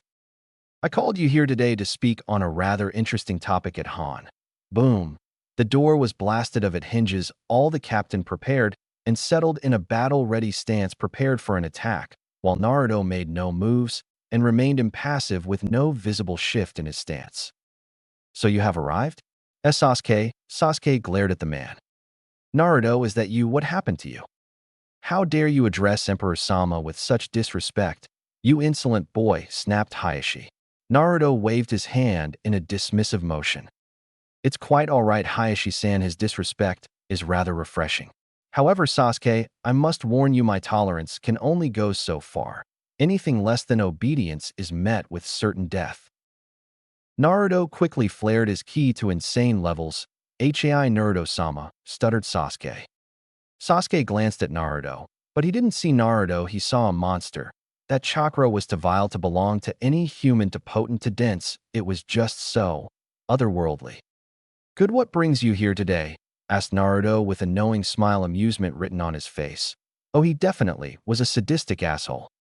Sasuke gritted his teeth in annoyance with false politeness. I'm here to speak with my brother, my lord. Oh, Itachi, it seems you and your brother have some unresolved business to attend to. You may take your leave to assort this matter. I'm putting this predicament in your capable hands. Itachi nodded, understanding the underlining meaning. Both Uchihas exited with a quick bow. Naruto sighed and said, now on to more important matters. I have found the current whereabouts of Tsunade Senju. However, the Umbu I have sent to ascertain her have come back with intensive injuries. Although all of them are alive, I will not condone these actions. I will capture her myself, if need be. My lord, that is not the wisest idea. Tsunade is well known for her temper. If you attempt to force her, it will only result in utter chaos, advised Sarutobi. Naruto glanced at him and replied, her power hardly compares to mine's. I have no time for spoiled brats. You allowed her to roam free in honor of her lineage. I, however, do not share the same sentiments. Naruto flashed through a set of hand seal, and a door immediately replaced the door that was broken. Knock, knock, knock. Naruto raised an eyebrow. He was not expecting any visitors. Come in, ordered Naruto. Irika came in, bowed, and said, my lord, these ninja requested an audience with you. Naruto glanced at him and nodded his head. Send them in. Irika calmly ushered a trio in. The first person to walk in was a short man. He had light blue hair, and dark eyes. He also had pointed shark-like teeth. He wore a square, black-rimmed glasses connected to ear protectors, a blue pinstriped shirt, and camouflage pattern pants. Also, he wore his forehead protector on the front of his holster, which he uses to carry a peculiar-looking sword. The sword itself was wrapped in bandages, leaving only the double hilt visible. He also had shuriken holsters strapped onto each of his legs. The next person that walked in was rather unique-looking as well. He was a middle-aged man with blue hair which is styled in a moused-up manner. His left eye was blue and his right eye was covered by an eye patch. He wore a talisman in each ear with the kanji for a humble form of Tahir written on them twice on each side. He also wore the standard striped, gray suit, with a green haori that had white trimmings that stop halfway down, over them. The last person was a beauty. She was a slender woman, probably in her early 20s. She had green eyes and ankle-length auburn hair styled into a herringbone pattern at the back, a top knot tied with a dark blue band, and with 4 bangs at the front. 2 bangs are short, with one covering her right eye, and 2 are long, crossing each other on her sizable bust, just below her chin. She wore a long-sleeved, dark blue dress that fell just below the knees. It seems to be closed at the front with a zip, and is kept open on the front right side from the waist down. The dress only covers up to the upper part of her arms and the underside of her breasts. Underneath, she wore a mesh armor that covered more of her upper body than her dress, but stopped short of covering her shoulders and still left a sizable cleavage. She also wore shorts in the same color as her dress, and, underneath those, mesh leggings reaching down over her knees. Around her waist, she wore a belt with a pouch attached to the back on the left, along with high-heeled sandals and shin guards reaching up over her knees, dark blue polish on her fingers and toes, and had on dark blue lipstick. Naruto glanced at the trio with a stoic stare, not showing a single discernible ounce of emotion. "What brings the 3 of you to my humble domain?" Ao spoke, quickly seizing control. "We were under the impression that Hiruzen Sarutobi was the Hokage of this village. We request to speak with him." He even pointed to the seated Sarutobi to demonstrate who he meant. Naruto chuckled in amusement. Ao's eyes narrowed. "It seems you were ill-informed. Sarutobi has not been Hokage for quite some time now. I am the new leader of this village, and I must say you are already on my bad side. It's a place you won't live long enough to regret." Mei's eyes widened. "My lord, forgive me. My bodyguard," he spoke out of turn. "Please allow us to explain our situation." Naruto nodded his head. "See to it that your bodyguard learns better self-control, or it could lead to his early demise," he advised. "Hi, my lord," responded Mei. "You may continue." Mei nodded appreciative and said, "My lord, Kiri is in a state of uproar. The people are revolting against the Mizukage. Because of his recent decree, the execution of bloodline users, we have acquired a substantial amount of people to support our cause to battle against the Mizukage. However, we do not have the manpower or abilities as of now to defeat him and the legendary 7 ninja swordsmen of the mist alone. We humbly request your aid, support, and help." Naruto looked on with amusement. "I will help you, however there will be a price." Mei showed no emotion. "What is the cost?" "Konoha will gain full control over the water country, and in return Konoha will free your people and execute the Mizukage." Mei's eyes widened. "How could you propose such a deal? How could we leave one tyrant only to go to another?" Naruto replied sternly. "You misunderstand me, my dear. This is not some attempt to persuade you. I am merely giving you the facts and telling you what is going to happen. You can accept our help. The water village will likely come out unscathed compared to Konoha declaring full war on it right now while you're in a state civil war." Mei's eyes widened. He really means it. It doesn't matter if the Mizukage dies if the My village does not see a brighter future. "My lord, I will agree to your condition only if you accept my conditions." Naruto shifted his stance and gazed at Mei with an intense stare, daring her to propose an outrageous term. "Speak plainly," he ordered. "If you were to conquer Kiri, you must treat all the natives there with same respect and equality that is shown in Konoha. Everyone must equal, and there must be no discrimination among us." Naruto nodded his head in understanding. "That is quite admirable of you. I give you my word to abide by your rules. As of today, the Kiri rebel faction will unite with Konoha." Mei and Naruto quickly shook hands. Naruto calmly glanced at Ao, who was currently giving Naruto an ominous glare. Is there something the matter, San?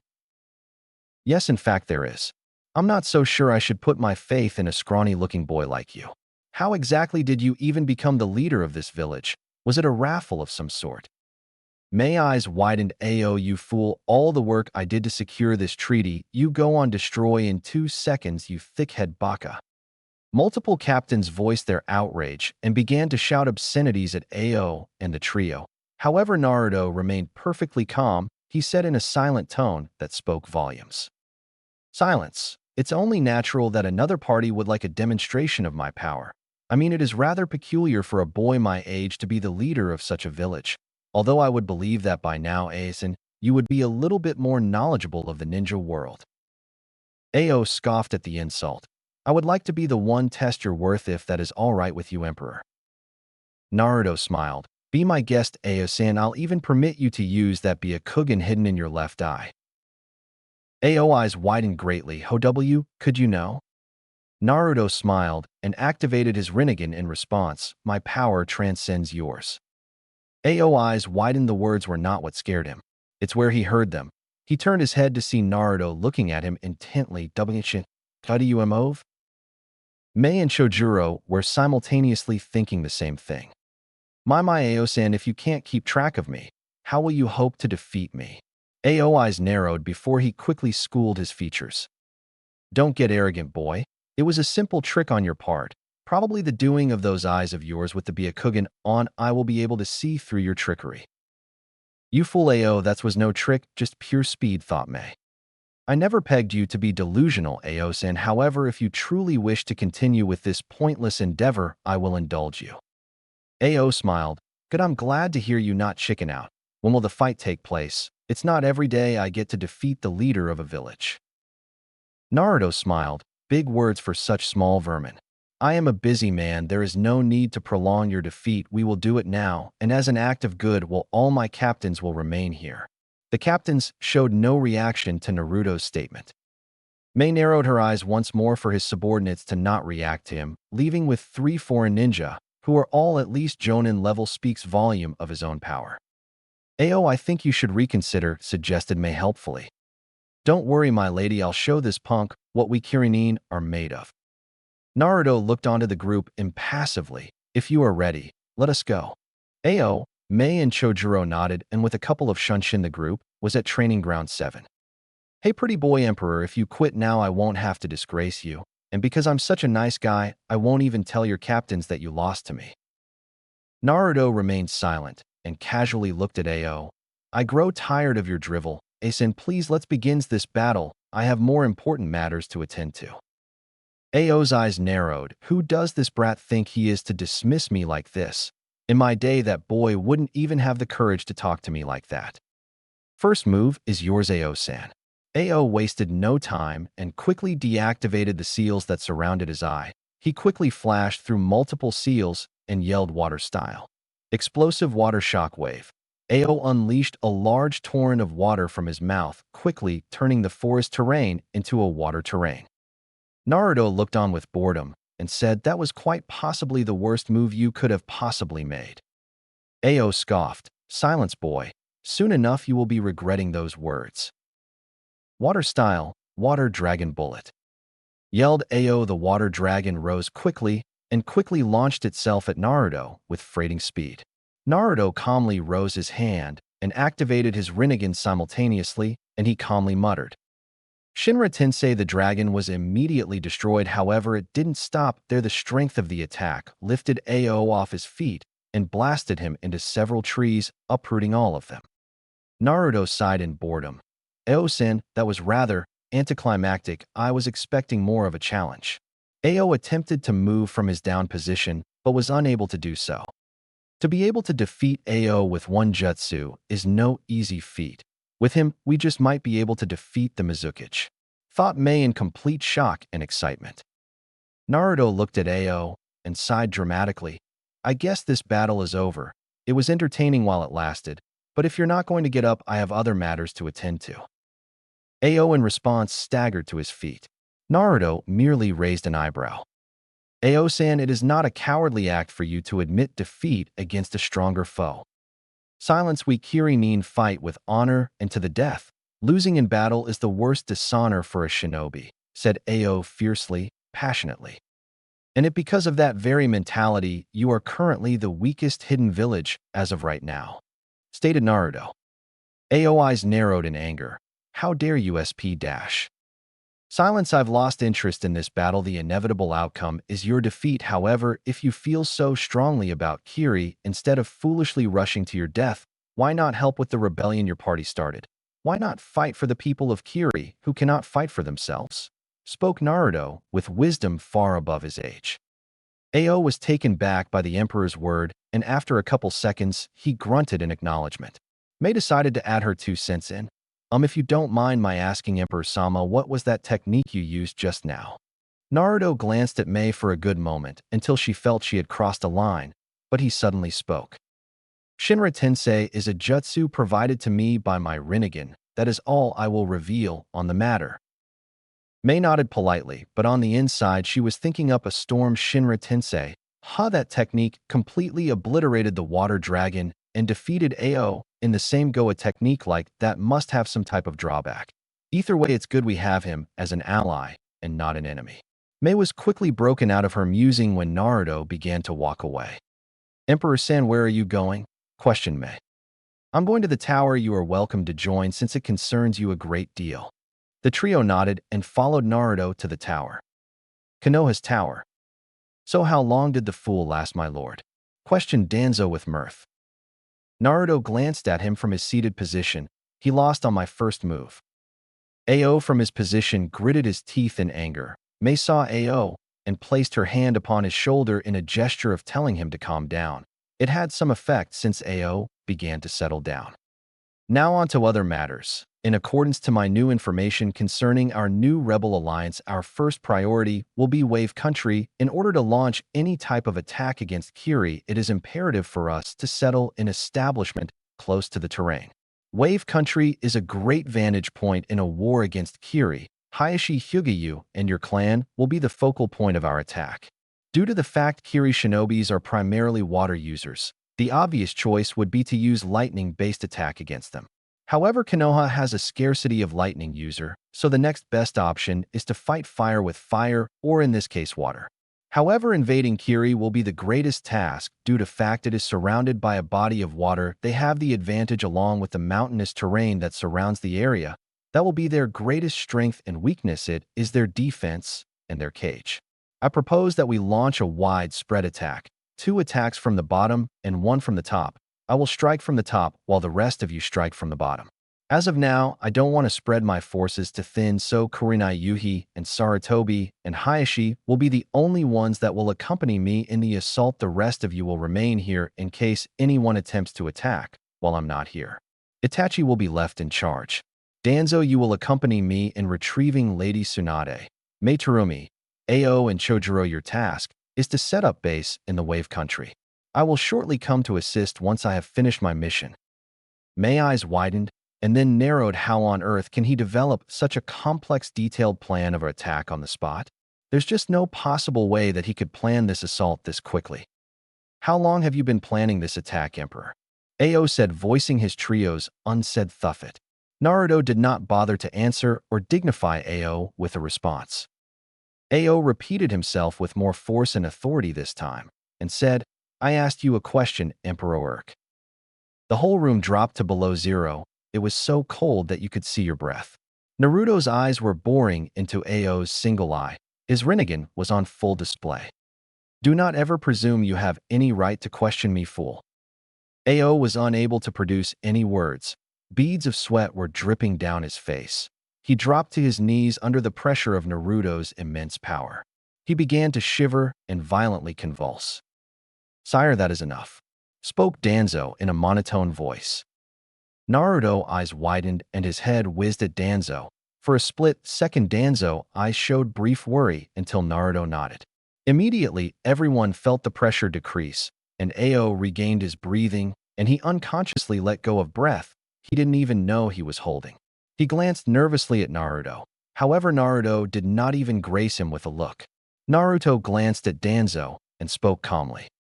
Danzo, it's time for us to begin our journey. My contacts say there has been sighting of Tsunade in Tanzaku. We must make great haste in acquiring her. She will be a valuable asset in this upcoming war. Knock knock. Naruto eyes narrowed. I grow tired of these continuous disturbance, Irika. Naruto hissed irritably. Forgive me, my lord. However, the daimyo has requested an audience. Naruto eyes widened a bit before he schooled his features and smiled. Well, by all means, send him in. In a grand display, a man dressed in expensive clothes ranging in his late 30s with about 5 other representatives strolled in. I hope you find this village to your liking, daimyo. Naruto smoothly voiced. The daimyo responded in a jovial but serious manner. I had expected you to address your leader with more respect than that, young man. Naruto remained impassive to the daimyo's words. The captains and the Kiri representative all watched in silence. Naruto smiled and said, Forgive me, daimyo, however, I don't see you as my leader. You're nothing but a figurehead. Daimyo lost all his mirth and a scowl immediately formed, which didn't look right on his normal happy features. You do not accept me as ruler of this country, young man? Those words could be described as treason. I've come today because I am ceasing your reign over this village, and the notion that you are the emperor is simply foolish. How could you be the emperor of this village when I am the ruler over this country? Naruto looked genuinely surprised for a second. Daimyo, you are indeed correct. You are the ruler of this country, and there can never be two rulers. The daimyo nodded his head in satisfaction, glad to see the boy understood reason. Destructive Art 4. White lightning. A bolt of lightning struck the daimyo in his head, permanently ending his existence. I'm glad you saw things my way, daimyo. There can only be one ruler. A ruler without the power nor means to rule is no ruler at all. Everyone was left stunned, dazed, in silence. The representative attempted to move, but Naruto calmly snapped his finger, and root agents quickly appeared and had their weapon poised ready for the kill. My, this has been a rather interesting meeting, Representative San. Under Article 14 of the Land of Fire, if the daimyo were to die, it's as up to his representative to appoint the new daimyo. Am I correct in my understanding? The daimyo representative all looked appalled and fearful. However, one of them mustered enough courage to speak. Even if that is true and you forced us to choose you as the new daimyo under that same article, the Hokage cannot become the daimyo. Naruto laughed but conceded, You're very correct in your thinking. The Hokage could never become the daimyo in order to ensure peace and avoid infighting. However, I never proclaimed myself as the Hokage. If I am wrong, feel free to correct me, but I believe I stated I was the emperor of this village, not the Hokage. Naruto finished with a smirk. The captains were left in utter shock. Did he really plan all this from that day? Thought Sarutobi and Kakashi and a few other captains. Danzo, you may proceed. Danzo nodded and walked before the head representative. The representative attempted to back up, but Danzo's arm lashed out, constricting all his movement by grabbing his neck with a firm grip. Danzo unwrapped his bandages on his eye, and his Sharingan was revealed. The rest of the captain gasped in shock. Naruto remained in his seat and continued to look on impassively. The Sharingan in Danzo's eye began to morph until it turned into a 4-star shape, revealing the hailed Manjikyu Sharingan. Danzo calmly muttered in a monotone voice, Kotoamet Tsukumi. The representative ceased all his movements. He seemed to be in somewhat of a trance-like state. Danzo calmly spoke. You will follow Naruto Namikaze and obey him as your new daimyo. You will remain loyal and never question his rule. You will appoint Naruto Namikaze as the new daimyo. Everybody in the room could not believe what they were seeing, and to the fear of the representatives, the head representative repeated everything Danzo said verbatim and then walked up to Naruto and bowed in a submissive act and said, My only goal in life is to follow you, Naruto Namikaze. Naruto nodded. He calmly opened his drawer and pulled out a document. Sign it. This document will appoint me as the new daimyo. The representative nodded, and without any hesitation, he quickly signed his name. The other representative looked on in shock and horror. They could not believe what they were witnessing. Naruto smiled menacingly. Root, dispose of the rest of the other representative. I have no further use for them. Blood marred the floors and bodies hit the floor, Everyone in the room was in total silence, not believing what they had just witnessed. A perfectly executed coup without any effort was exacted just before their eyes. Naruto's eyes showed no emotions to death that had transpired before him. It was as if he was devoid of any emotion. He spoke stoically. "Representative San, what is your name?" The representative spoke fluidly, as if he were perfectly fine. "My name is Amaya Beniko."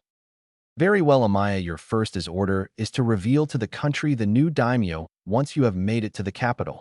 Amaya nodded and left without a word. Naruto sighed. "Danzo, there has been a slight change in plans. As of today, I'm tasking you with the responsibility of the Land of Fire's security. We are currently in the reconstructing phase. It's your job to set up a new formation of defense. Anyone who is not a Konoha citizen should find it impossible to get in the Land of Fire by any means. Feel free to incorporate the newly acquired samurai I now have under my direct command to aid it. I will go capture Tsunade on my own. I expect all of you to accomplish your task upon my return. Everything that has transpired today is a triple S ranked secret. Anyone who reveals this matter will be dealt swiftly and accordingly." Danzo nodded his head in understanding and voiced his concerns. "What would you have me do with the bodies?" Naruto paused for a second, briefly glancing distastefully at the deceased daimyo and the representatives on the floor, and spoke firmly. "Cover up this matter and plant evidence of their betrayal." Danzo spoke once more. "There is another matter at hand, where we will now get the funds to run the country now that the daimyo has died?" asked Danzo. "Worry not, I will personally take care of that matter," finished Naruto. "Naruto-kun, how could you kill the daimyo?" questioned Kurenai in total shock. Naruto glanced at Kurenai and the rest of the captains. Most of them were shaken up by what they've seen. Sarutobi remained calm. Danzo was indifferent. The rest varied from shock and disbelief to finally acceptance. His death was needed. For me to create the world we desire, sinful acts must be committed. I must wage war on the other nation.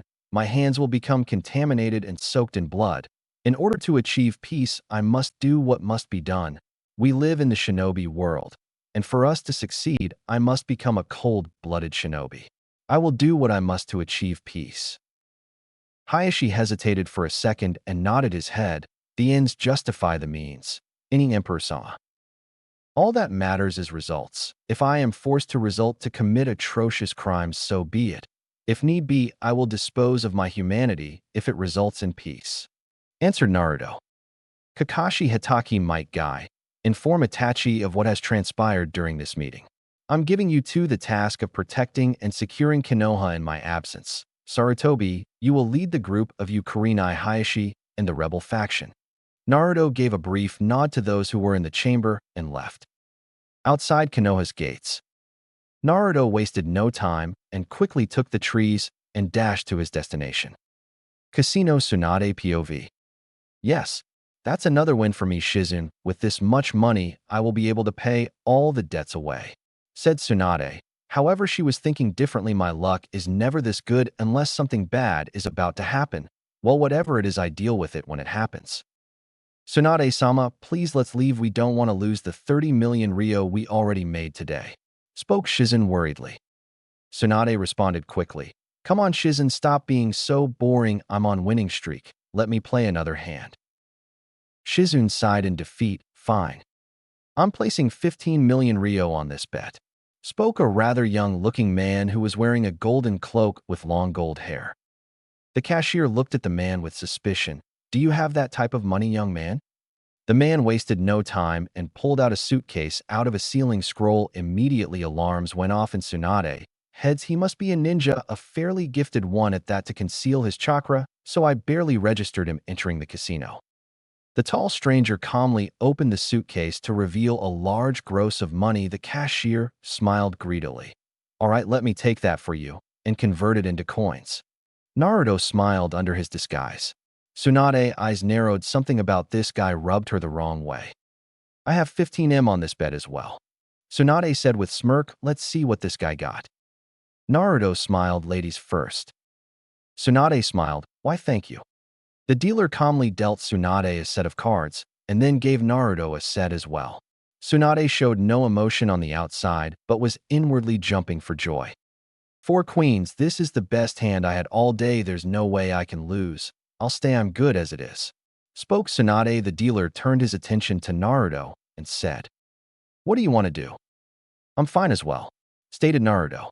The dealer nodded and Tsunade smiled and slammed her cards on the table for queens read M and weep. She smiled victoriously and placed her hand on the sum of money, but it didn't last long. "My dear, that is quite a formidable hand. However, the queen stands no chance against the king for kings," stated Naruto. Tsunade was in absolute shock. She was completely livid. "I just lost 15M. I gotta get it back. Rematch." Naruto smiled. "So be it." 15 minutes later, Tsunade's eyes were the size of saucer. "There's no way this kid could beat me this easily. Something is just not right here." Tsunade took another glance at Naruto, and her eyes narrowed. He was using a Jinjutsu to cover his feature, a weak Jinjutsu at that. Tsunade muttered a quick kai, and her eyes widened. "That's the Rinnegan." Tsunade thought, "Now I get it. This kid been using his eyes to remember and predict the cards. He will get that cheater." Tsunade erupted from her seat and grabbed Naruto roughly from his cloak, lifting him up from his seat. "I know how you have been winning." "Oh, and how is that?" asked Naruto. "You've been using your dojutsu to cheat." Naruto showed no reaction to statement, but asked curiously, "So, how is that cheating? Is it cheating for a genius to use his superior mind to memorize the cards of a deck? How is it cheating to use the eyesight I was born with to win?" Tsunade blinked owlishly. The kid had a good point, clever bastard. "Besides, it is not my fault you didn't catch on to my Jinjutsu quick enough to not lose all your money. Maybe you should release me. You know, in your old age you could easily strain or even pull a muscle." Tsunade released a dangerous amount of ki that made all the males shiver and pray for the poor boy's soul. He was a walking dead man. "I dare you say that one more time, just one more time." Naruto cocked his head to the side and said, "Did I hit a nerve?" "Bachin," enunciating each letter of the word deviously. Tsunade twitched in anger. "Let's take this outside, kid." Naruto smiled. "Lead the way, Bachan." Both shinobi left. Shizen spoke worriedly. "Tsunade-sama, please stop. He's just a kid. Can't we just let it go? Besides, if you cause any more damage, we will be in a larger debt than we already are in, if that is at all possible. You should listen to your friend Bachan. I mean, if you are who I think you are, you must be rolling in debt, and me beating you won't change that. On second thought, it might just help you out. Allow me to propose a bet. If you beat me, I'll give you all the money I won as of today." Tsunade's eyes widened, and then she got a large grin on her face. This kid may sound confident, but he has no idea who is going against. "Man, my luck sure is good today. And what happens if you win?" "You'll become my loyal subordinate." Tsunade's eyes twitched in anger. "You pervert. I'll beat the perversion out of you before it gets too far." Naruto looked on and said with smug grin, "Don't flatter yourself, Bachan. You're like, what, 50? Besides, I already have 2 girlfriends. You're not needed." This did not appease Tsunade's anger in any way. In fact, it made her angrier. You whore. I know your type. You use everyone girl you meet and never commit to one." Naruto sighed. "You've got the wrong idea, Bachan. I'm the last of my clan. I'm required to marry multiple brides to ensure that my clan does not meet extinction." Tsunade scoffed in disbelief. "Oh, and pray tell, what clan do you belong to, boy?" "The Uzumaki clan."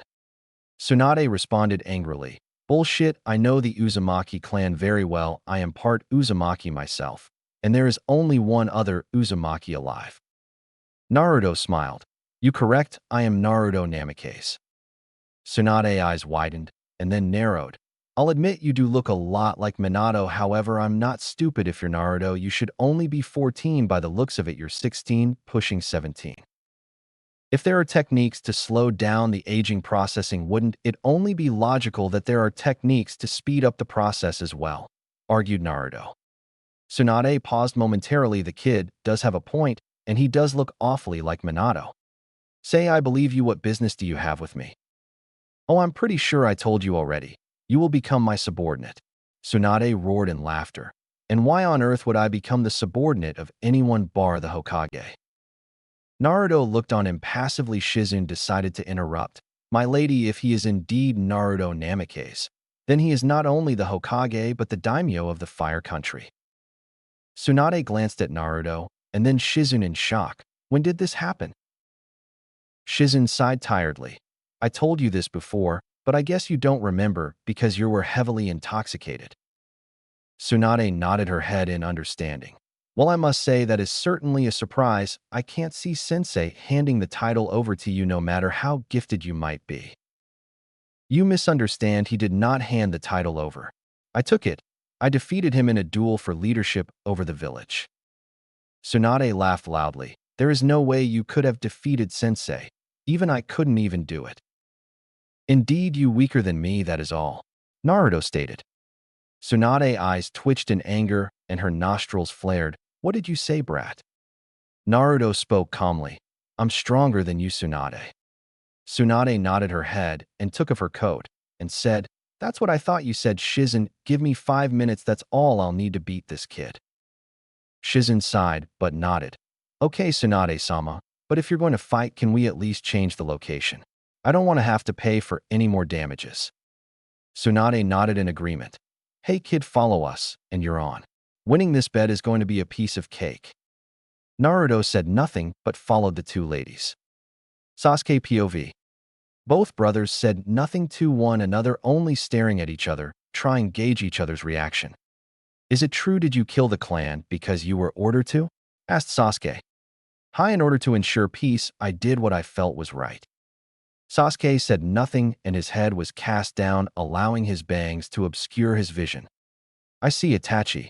I always thought you were a traitor to the village and that you killed your clan for no reason. I was wrong, you were a traitor, but not to the village, but to the clan. You killed mom and dad and the entire clan for the sake of this village. You are no brother of mine. You told me to live and grow stronger to kill you. I swear to you, Itachi, I will be the one to end your life. I will kill you, and in doing so, I will avenge the clan. With those words, Sasuke walked away. Sasuke, wait. Sasuke turned and faced Itachi. His eyes were full of hatred. Why, if I don't, will you kill me too? Itachi looked taken back, and if you looked close enough, you could see he was hurt. I see, Sasuke. I can see you will never be able to forgive me. Where will you go if you leave? Naruto will likely kill you. Sasuke's eyes narrowed, but he didn't refute Itachi. He's not wrong. Naruto was able to defeat the Hokage, and by the looks of it, he's grown even stronger. He's by far my greatest threat at the moment. I'm leaving this village. I will gain power on my own, and when I come back, I will destroy you and this village. Sasuke walked away after about 5 meters. He turned his head to look at Itachi one last time, and with that glance, he disappeared with the wind, never to be seen again. Itachi looked on sadly. Forgive me, Sasuke, however, I will not allow you to destroy this village. I will bear your hatred alone. Remote location in the woods. Hey, brat, you ready? Asked Tsunade.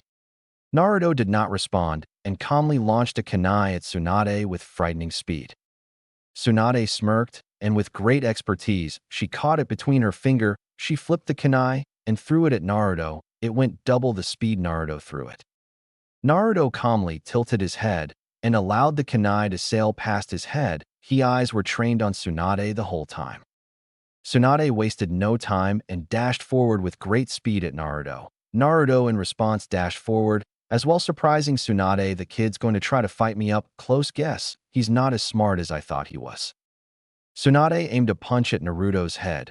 Naruto's arm lashed out and grabbed Tsunade by the wrist, halting her movement. Tsunade's eyes widened in shock. You are indeed strong, Tsunade. However, your attack is greatly flawed. The technique focuses chakra into the hands of the user. Using precise chakra control, you releases it with pinpoint timing, creating a devastating effect.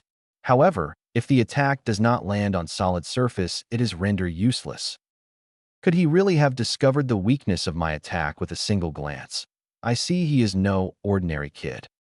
Tsunade, in response, flexed her hand and broke free of Naruto's grasp. She aimed another punch at Naruto, and Naruto effectively dodged each of them. However, he was not prepared for when Tsunade grabbed the back of his cloak and slammed him into the ground. Tsunade smiled in satisfaction. However, it did not last long when the Naruto in front of her disappeared in a flock of crows.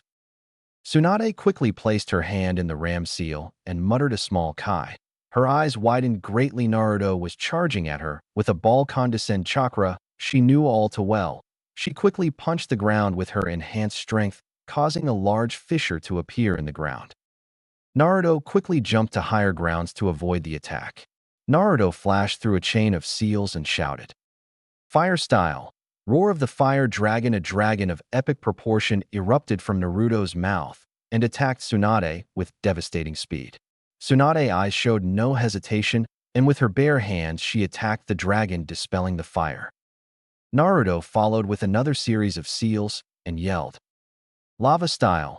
Lava apparition. A large wave of lava sprouted from Naruto's mouth and was launched at Tsunade. Tsunade quickly went through a series of hand seal herself and yelled, "Water style!" Water gun bullet. She sent a large torrent of water at rapid speeds towards the lava. Upon contact, the lava and the water created an abundance of steam, and after a brief moment the lava subsided and cooled to form new earth. Tsunade wasted no time and broke through the earth, aiming to attack Naruto. Her eyes widened greatly when she saw Naruto and the ram seal already finished with his jutsu. Wind style. Great break. Through a large gust of wind blasted Tsunade. Naruto's eyes showed brief surprise when Tsunade erupted in a plume of smoke. Shadow clone. Naruto questioned, surprised. Naruto allowed his eyes to survey the area. She conceals her chakra. Well, even with my Rinnegan, I am unable to detect her presence. I guess that only leaves one option. I'll have to flush her out. Wood release. Advent of a world of flowering trees. Trees began to grow on all surfaces in an instant. In a matter of seconds, a dense forest of flowering trees bloomed. Pollen was then released into the atmosphere from the flower. Naruto watched patiently for any signs of Tsunade in her hiding spot. Tsunade was in shock. "That's Mokutan. How does he have it? Shit, I know this jutsu. That pollen is going to render me unconscious if I don't destroy them soon enough."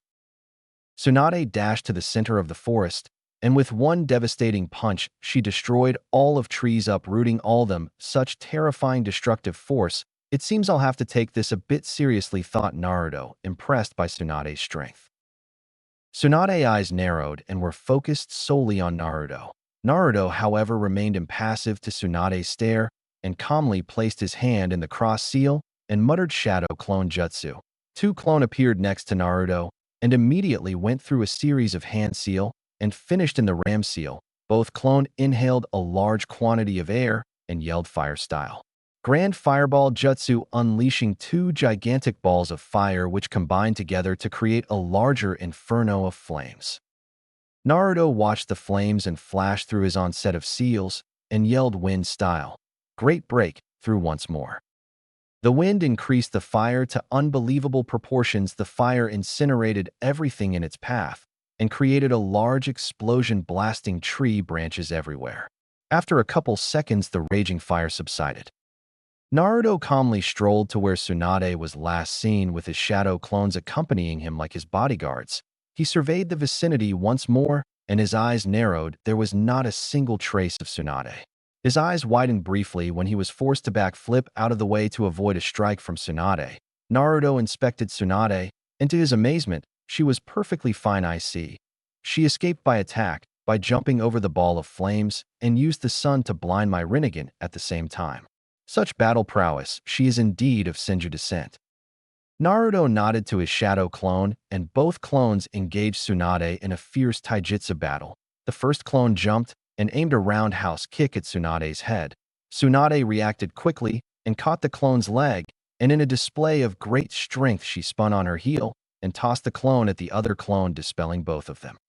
Tsunade cracked her knuckles. "I must say you not half bad, Brett. I almost have a mind to think you beat the old monkey." Naruto remained unresponsive and pointed his finger at Tsunade. Destructive Art 4. White lightning. A bolt of lightning blasted out of Naruto's finger towards Tsunade. Tsunade reacted quickly and attempted to move the side, but Naruto yelled in response, "Bansho Tenin," and aimed his hand at Tsunade's legs, forcing her to tilt her body, leaving her off balance, allowing the beam of lightning to penetrate her in her collarbone. Tsunade dropped to the floor and clutched her shoulder in pain. She looked at her blood. "Shit, what was that just now? It felt like I lost control of my body," thought Tsunade. Her hand momentarily glowed green, and in a matter of seconds, when she was fully healed. She calmly rose to her feet and glared daggers at Naruto. I was going to take it easy on you because you're Kushina's kid, but because of that last stunt you're probably going to die. Naruto merely rose an eyebrow, his eyes widened a fraction when Tsunade raced through a string of seals and bit her thumb and slammed it on the ground, yelling summoning jutsu. In massive plume of smoke, Tsunade appeared standing on top, Katsu the Slug Queen in all her glory. Naruto looked on in boredom. I must say that was rather disappointing. What use is a slug in battle? Tsunade's eyes twitched at the insult. Katsu, show this brat what you're made of. Hi Sunesama, responded Katsu. Katsu aimed at Naruto and spat a large amount of green liquid at Naruto. Naruto muttered a quick curse and dashed to the left to avoid the glob of acid. I ain't so tough now, brat. Naruto glanced up distastefully at Tsunade and spoke solemnly. Forgive me, Tsunade, but I can't afford to waste any more time on this battle. Oh, you speak as if you can win even though the odds are stacked against you, said Tsunade smugly. Naruto closed his eyes for a brief moment, leading Tsunade to arch her brows in confusion. Naruto slowly opened his eyes to reveal the legendary Rinnegan. Once more, however, something was different about them. They radiated with more power, and now they were glowing. Tsunade gasped in shock. Naruto raised his hand and muttered in a monotone drawl, Shinra Tensei. The effect were instantaneous. Katsu was blasted 100 meters away, eradicating all the trees in the process, forcing her to dispel. Shizen looked on in total shock and disbelief. Naruto sighed and calmly strode to Tsunade. In a matter of minutes, Naruto was standing over Tsunade, who was currently submerged under a pile of multiple trees with blood covering her face. Naruto smirked, "You're good, Tsunade." And with those words, Naruto spun quickly and planted his fist seemingly into nothing but air. Slowly the world began to contort, and Tsunade was on the other end of Naruto's fist. The Tsunade under the pile of trees dissolved away. Tsunade grunted in pain. Naruto smiled maliciously. It must be humbling for you to be so utterly outclassed by my skill. Tsunade scoffed and spoke in a rugged breath. Don't get cocky, boy, this battle is far from over. Naruto looked on in amusement. And what exactly do you plan on doing in your disheveled state? Tsunade smirked and erupted in another plume of smoke. Naruto looked on impassively and glanced up at the sky. How long will we continue to play this foolish game of hide and seek? Tsunade? Tsunade from her hiding spot was currently healing her bruised stomach. The brat is indeed talented, however, every shinobi has a weakness. Naruto continued strolling around the forest terrain in search of Tsunade. His eye darted to the right, and he narrowly avoided Tsunade's fist. Naruto looked at Tsunade curiously. Something's off. Why would she assault me with another frontal attack? Tsunade launched a quick session of jabs at Naruto, and Naruto responded with great flexibility and evaded each and every blow until Tsunade grabbed Naruto's wrist. Naruto's eyes widened momentarily before he quickly schooled his feature. I finally caught you, brat. Naruto's eyes glazed over when he was shocked with a large volume of electricity. Naruto spoke dangerously. What have you done, women? Tsunade smirked. Even though she was tattered with bruised, she managed to put on a weak smile and said, I rearranged the circuits in your body. Tsunade smiled in victory and attempted to deliver the finishing blow. However, Naruto spoke once more, Shinra Tensei. Tsunade was lifted off her feet and blasted about 15 meters away. Tsunade landed rather gracefully on her feet. I see you are able to use the jutsu without your hands. However, it is significantly weaker when you do so. Naruto said no words to confirm or deny her claim and continued to look unfazed. Tsunade dashed forward at Naruto with her hands cocked back once more. Naruto looked on impassively. Tsunade's eyes narrowed. How can he still be so calm? Tsunade was about 5 feet away when Naruto finally made his move and calmly spoke his signature jutsu, Shadow Clone Jutsu, and immediately a clone of Naruto appeared. Tsunade's eyes widened to the size of saucers. A shadow clone without any hand seals? The clone wasted no time and delivered a perfect sidekick to Tsunade's abdomen, sending her sailing away. She fell to the ground with a low thud. Tsunade grunted from her down position and rose to her feet. Once more, I get it now. Although he managed to hold his own against me in taijutsu, but his real strength lies in his ninjutsu and jinjutsu. and right now his only means of defense is that shadow clone. Tsunade cracked her knuckles and slammed her fist with great force into the ground, creating a devastating earthquake. Naruto's clone quickly scooped Naruto and dodged the assault. Naruto looked at Tsunade and said confidently, "You have reached your limit, Tsunade. You no longer have any chakra to use. If you continue anymore, it will only be harmful to you." Tsunade looked at Naruto, who was currently standing in a tree alongside his clone. "I won't give up so easily. I'll show how I earned the moniker as the legendary Sannin." Naruto glanced amusedly at Tsunade and then laughed. "What's so funny, brat? You're a fool, Tsunade. You earned the title Sannin because Hanzo took pity on you. In a 3-on-1 handicap battle, you were forced to submit, and he allowed you to live. You earned your title Sannin because you survived against him and he pitied you. That is not an accomplishment to be proud of. It seems I allowed this battle drag out long enough." Tsunade glanced at Naruto tiredly, but with a quick succession of seals, Tsunade muttered one last jutsu. In seal. Release. The diamond on Tsunade's head dissolved, revealing markings of some sort. Tsunade flashed through another seal and yelled strength of 100 technique. The strange markings on her forehead began to spread throughout her body. Naruto watched with curiosity, allowing her to finish. "Are you done, Tsunade?" Tsunade said no words and settled into her fighting stance and fixed Naruto with an intense stare full of complete conviction and determination. "The battle starts now." Naruto shook his head in a negative motion. "On the contrary, Tsunade, this battle is over. Rain across the frosty heaven. Hirinru." An immaculate Zanpakuto formed in Naruto's hand. Naruto calmly dropped from his position in the tree and calmly strode towards Tsunade and spoke. "Swift release. Flash step." Tsunade's eyes only saw blood. A large splash of blood erupted in front of her face. She looked down only to see a katana protruding from her belly. She glanced behind and saw Naruto looking at her. "I see all this time." He was holding back. "I avoided all your organs. This is merely a flesh wound." Naruto gracefully retracted his sword and swiped his blade to remove the blood that once coated it. "Is that any way to treat a lady, Naruto?" Naruto showed no reaction to the new presence. "Grandpa, what are you doing here?" questioned Naruto. Jiraiya appeared 10 feet away from Naruto, and he had a frown upon his face. He spoke in a serious tone. "I was on my way to Konoha when I saw a large explosion in this area. I decided to go investigate." "Naruto, what are you doing attacking Tsunade?" Naruto deactivated his Rinnegan and turned his head towards Jiraiya, allowing his cold blue eyes to pierce Jiraiya's soul.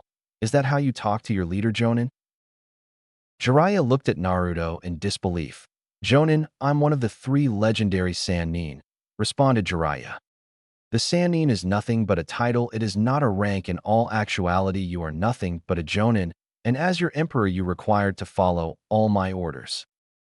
Jiraiya sighed in defeat. "So my intel was right. You managed to defeat Sensei in a duel, and you're the new Hokage, as well as daimyo of the Land of Fire." Naruto simply nodded. "Grandpa, I'm putting a temporary stop on your spy network. You are needed in the village for my upcoming plans." Jiraiya nodded his head. "And what plans are we talking about?" "In a month, Konoha will invade Kiri." Tsunade and Jiraiya's eyes widened in shock. "You can't be serious. If we attack Kiri, it will unequivocally lead to a 4th Great Shinobi War. Why are you doing this?"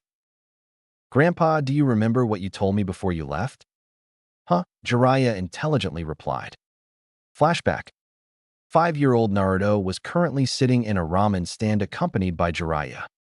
"Oh, is that Namikaze-sama? My, you've grown so big. You're a spitting image of our beloved 4th Hokage. We all expect great thing outs of you, young man. Study hard." Naruto nodded calmly and spoke in stoic voice. "Hi." Jiraiya looked down at Naruto. Sadly, the boy was having too much pressure pressed on him. This type of pressure led many shinobi to crack. Jiraiya smiled and ruffled up Naruto's head. "Now don't go all moody on me, Naruto." Naruto glanced up at Jiraiya and smiled. "Okay, Grandpa." "Hey kid, stop calling me Grandpa. I'm not that old. I don't look a day over 35. Jiraiya spoke with mock anger. Naruto sighed sadly. "Okay, Jiraiya-san." Jiraiya looked taken back and waved his hand frantically. "I was just kidding, Naruto. You can call me Grandpa anytime you want." Naruto smiled a brilliant smile. Okay, Grandpa.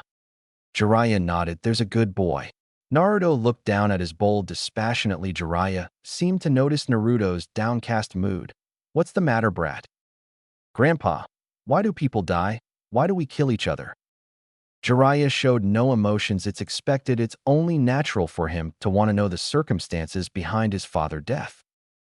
Death is an inevitable part of life, Naruto. If life didn't have a limit, people wouldn't be inclined to live life. Now, the reason people kill each other is a harder one to explain. People kill each other for different reasons. People sometimes want to protect their precious people, and sometimes it results in killing other people. Does this make sense to you, Naruto? Naruto thought about it for a second. Hi, Grandpa. Will there be a time when we won't have to kill each other and be able to get along? Jiraiya smiled a genuine smile. I hope so.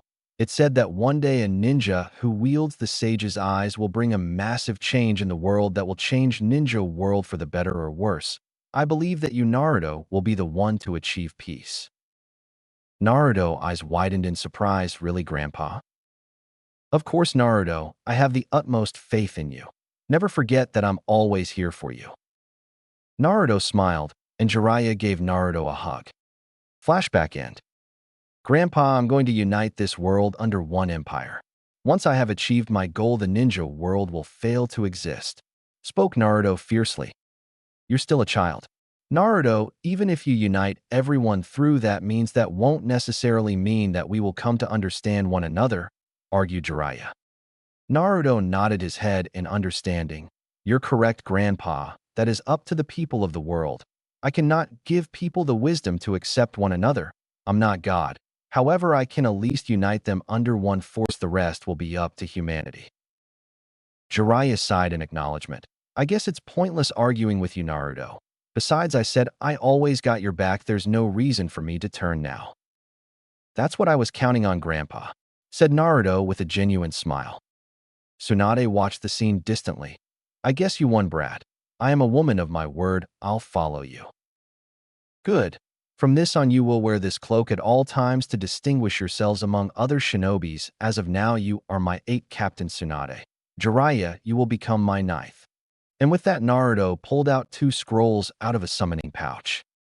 Hey kid, what was that jutsu you used against me back there? I never seen anything like that, said Tsunade curiously and grumpily. Shinra Tensei and Bansho Tenin are jutsu provided to me by my Rinnegan. It allows me to control gravity and allows me to bend it to my will, answered Naruto casually.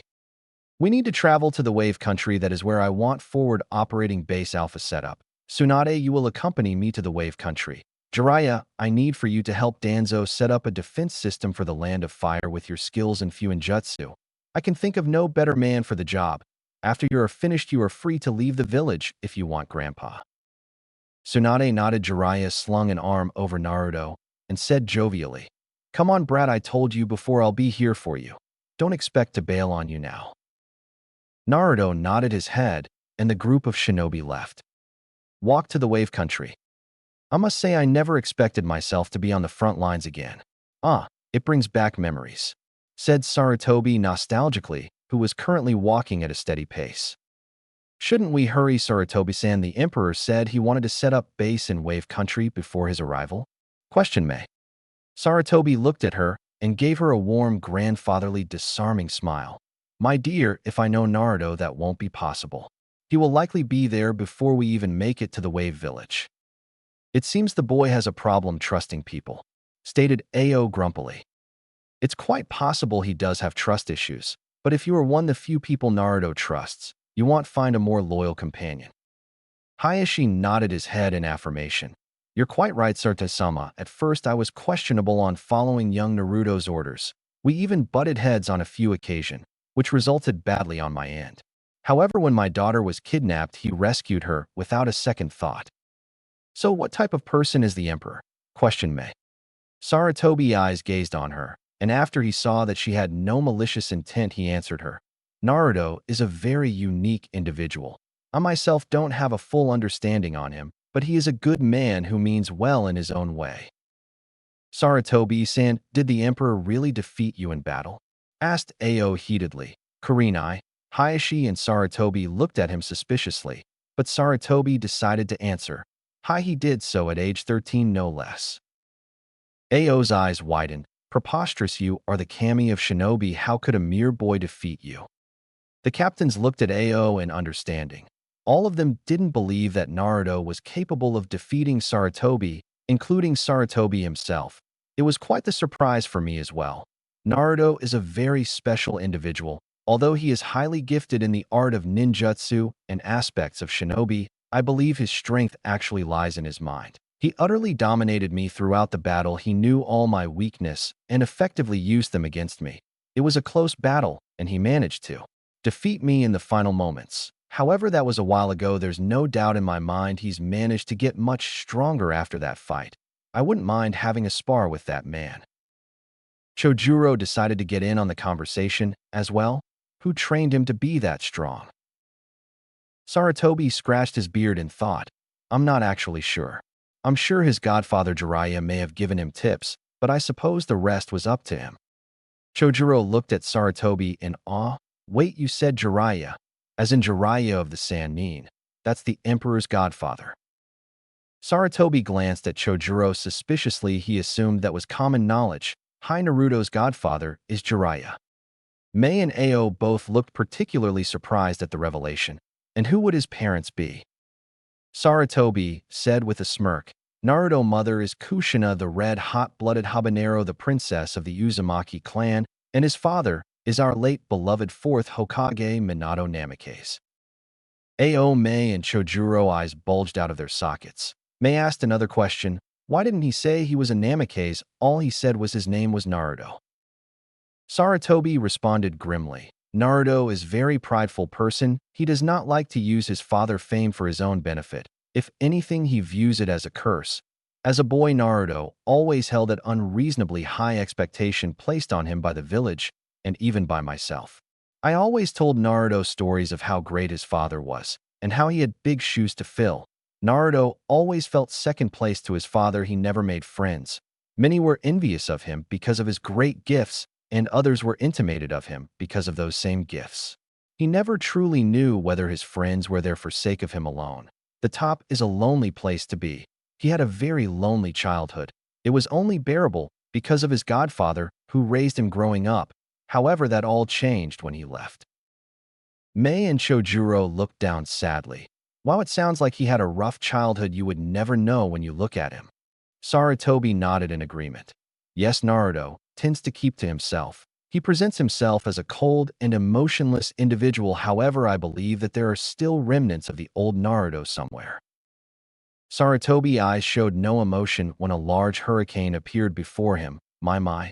Emperor-sama, you're always one for theatrics. The hurricane eventually died down, revealing Tsunade, Naruto, and Shizune. It's been a while, sensei, said Tsunade. Far too long, my dear. Tsunade enveloped Saratobi in a father-daughter hug. Naruto watched the scene from afar, and then his eyes gazed at the stars. I'm surprised you came back, Tsunade, stated Saratobi. The brat didn't make it easy for me to say no, sensei, replied Tsunade. Multiple members gasped when Tsunade called the emperor brat. However, Naruto didn't seem to notice or care for that matter. Maybe you should tell the full story, Bachan, quipped Naruto. Tsunade's eyes twitched in anger, and she shook her fist angrily. I told you to stop calling me that brat, yelled Tsunade. I'm not obligated to listen to you, Tsunade. You, on the other hand, aren't so lucky, stated Naruto with an insufferable smirk. We will break now and rest. We will move once more in the morning, ordered Naruto. The group began to pull out multiple storage scrolls and began to sleep in their bags. Did you forget your bag, Naruto-kun? I don't mind sharing with you, answered Kurenai. Naruto looked at her appreciatively. That is not needed, Kurenai. Naruto went through a few seals, drawing everyone's attention. Would release. 4-pillar house technique. In a matter of seconds, a house sprouted from the ground. Well, that's convenient, stated Tsunade smartly. Everyone nodded their head in agreement. There are 4 rooms. Tsunade, Shizune, Mei will be in room 1. Ao, Chojuro, Hayashi will be in room 2. Saratobi, you will be in room 3. And me and Kurenai will be in room 4. That is all. Everyone get some sleep. We move in the morning. Everyone went to their assigned rooms without any arguments. The next day, morning. The group packed quickly and began walking to their destination, only to stop when they noticed a puddle in front of them. Naruto, hand slashed out with Hirinmaru held in grasp poised for the kill. Two ninjas bursted out of the water. "Who are you?" the Meizu and Goza brothers asked in unison. Naruto looked at them and said, "Funny, I was about to ask you the same thing." "You tried to kill us and you don't even know who we are?" asked Meizu. Naruto retracted his sword and spoke dangerously, "Make way now, or die." Both ninjas were about to retort until they saw Naruto's eyes. All their words died in their throat, and the both of them nodded, allowing Naruto passage along with his companions. "Hideout." "What do you mean? You let them go?" roared Zabuza. "Boss, there was nothing we could do. He was going to kill us. Besides, he had Sarutobi Hiruzen, Kami no Shinobi, with him, and clan head Hayashi Hyuga and Jinjutsu mistress Kurenai. Along Mei Terumi and Ao, there were a couple of others we both don't know. Also, the way they walked behind him, it was evident he was the strongest one out of them." "Did you say Mei Terumi?" "Hi boss, she was with him," answered Meizu. "I guess that means she did it. She secured an alliance with Konoha. I guess it's about time for a family reunion." Wave Country. The group was currently standing in front of the Wave people, the citizen of the Wave Country, all gathered upon Naruto and company's arrival. "Who is the leader of this village?" questioned Naruto in an authoritative voice. "Daigato scum," yelled Tazuna, who was rushing with what appeared to be some makeshift weapon. Naruto reacted with swift, fluid movements. His hand lashed out, grabbing the weapon, and in the process, he used the weapon as leverage and catapulted Tazuna to the ground. Tazuna looked up to see his own weapon pointed at his gullet. He looked on nervously, but attempted to put on a brave face in front of his people. Naruto I showed no mercy at Tazuna, and he spoke dangerously. "Those who attack me are usually met with certain death. However, you intrigue me, old man. Why is it you attack me?" Tazuna looked at Naruto suspiciously. "Are you not one of Gato's men?" Naruto shook his head dismissively. "I'm here on different matters. I'm here to set up base here for my upcoming plans, that is all." Tazuna's eyes widened and nodded. "I'll let you set up whatever you want here if you help protect our village against Gato and kill him. By the way, you just defeated me. It would be no problem for you." Naruto showed no emotions and spoke calmly. "You have no power to suggest such a deal. What prevents me from simply using force?" Tazuna I showed worry. "Please help us. Gato is a horrible man. Please stop his rule.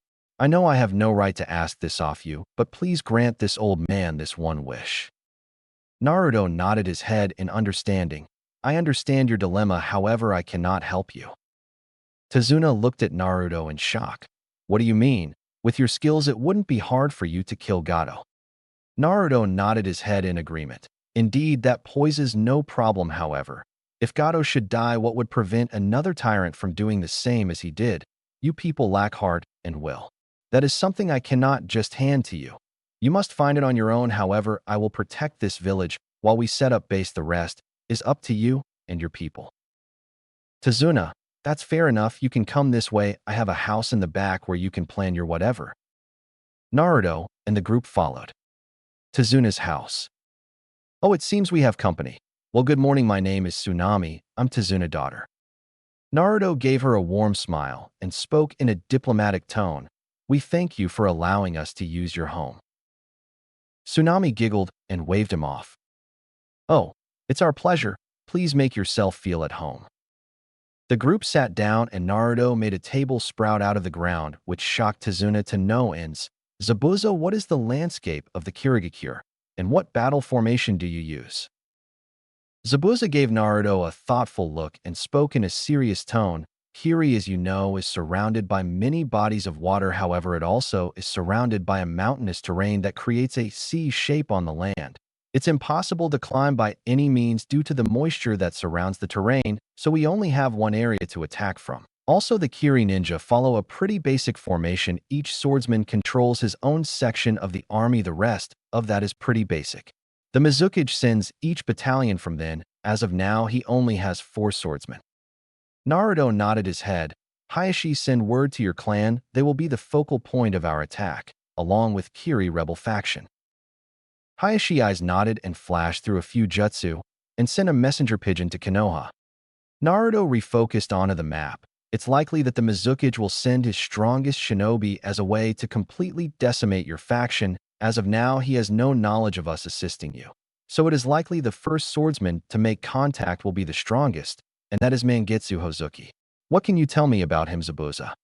Zabuza gave Naruto his complete attention, spoke in a grim voice. Mangetsu Hozuki is a highly gifted shinobi. He was able to master and use each blade of the seven swordsmen. His prowess in water ninjutsu rivals and perhaps even surpasses that of your second Hokage. And on top of that, he uses his clan's ninjutsu that makes him invulnerable to all physical attacks. It is also stated that Jinjutsu is also useless against him. Naruto nodded his head at the information. Sarutobi, I will task you in defeating this man. Hayashi, you and your clan's priority will be in negating the effect of their water ninjutsu. You will be the long-range support with your Byakugan. You will be able to see the battlefield even from your distance and effectively counter against them. The rebel faction will be in charge of close combat. Due to the fact they understand the terrain better, they will be less likely to succumb to guerrilla warfare tactics. Ao Chujuro and Mei will be in charge of that unit. Tsunade, you will be the medic of the entire squadron. Kurenai, I task you with protecting Tsunade. Tsunade is the only medic the entire alliance has. If she were to die, it will result in our loss in this war. Sarutobi gazed at Naruto in amazement. That was a brilliant plan and an ingenious way to use the Hyuga Byakugan. I must say, Naruto, you continue to surprise. And what will I be doing? Asked Zabuza. You have one of the more important tasks, Zabuza. You will not be assigned to any one squadron. Your task will be to aid each and all of them. You will be the leader on the floor and assist those on the battlefield. You know the terrain better than any of us, being a former member of Seven Swordsmen. Zabuza nodded in understanding. And what will you be doing? Naruto continued to look at the map with great interest. The Mizukage will not make an appearance until he feels that he may lose the battle. I will arrive then. I will be the ace in the hole. Mei looked at Zabuza and Naruto in awe. It seemed both men got over their previous encounter. Flashback. Naruto and the crew continued their journey to Wave Country. With a quick succession of Shunshin, Zabuza, Meizu, and Gozu and Haku appeared. Naruto looked at the group distastefully. I see you did not heed my warning. Naruto attempted to pull his katana only to be stopped when Zabuza waved his hand in front of himself in a disarming manner. We're not here to fight, kid. I'm only here to see Mei. Naruto glanced at Mei and said, You know this man? Mei answered normally, Hi, he is my brother. He is another member of our army. Naruto glanced back at Zabuza and said in an amused tone, I cannot say I see the family resemblance. Zabuza gave a sinister grin. We have different mothers, we're half-siblings. Naruto nodded in understanding. I take it you're here to help the cause. Zabuza nodded his head. Hi, I plan to kill the Mizukage. You guys will be in charge of taking out the army. Don't get in my way, and things will work out good for the both of us, stated Zabuza with a bloodthirsty, razor-sharp grin. Naruto showed no emotions and said calmly, How do you plan on defeating the Mizukage, Zabuza, demon of the bloody mist?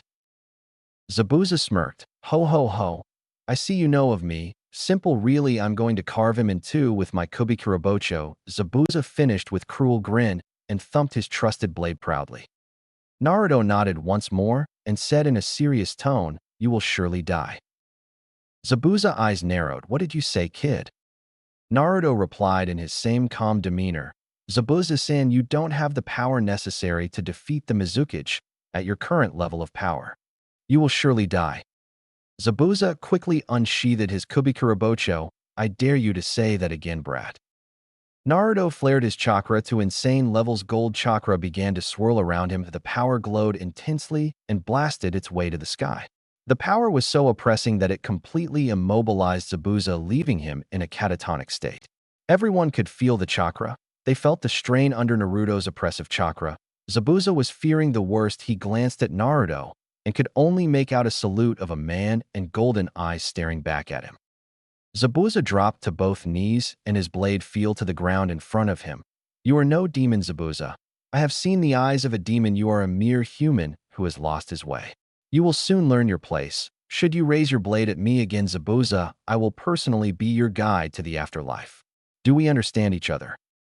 Zabuza was unable to form any words and merely nodded. Naruto released his chakra and walked past Zabuza and continued to his destination. Zabuza collapsed to the ground, sweat marring every ounce of his body. Haku quickly ran to Zabuza's side and asked in worry, "Are you all right, Zabuza-sama?" Zabuza nodded his head, albeit tiredly. That kid is scary.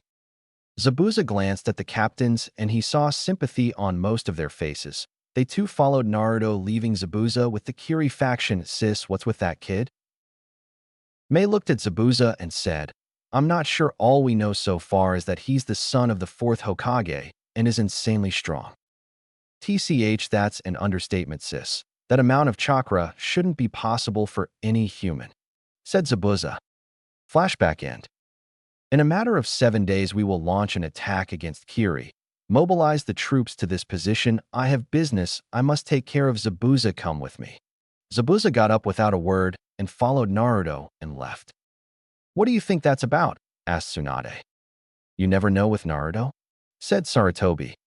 "What did you want with me?" asked Zabuza. "I want the location of Gado's base. We will set up our base there. There is no need to bring these people into our war." Zabuza nodded. "His base is not that far from here. I will lead the way." Naruto nodded his head and followed Zabuza to the destination. Gado's base. Boom! Zabuza blasted the door open with his Kubikirabocho. Naruto stood at Zabuza's side and watched on calmly when multiple thugs crowded the mansion surrounding the duo. They were wielding various weapons ranging from katana to oddly shaped scythe and kunai. Naruto asked in calm, cool, indifferent voice, "Where is Gado?"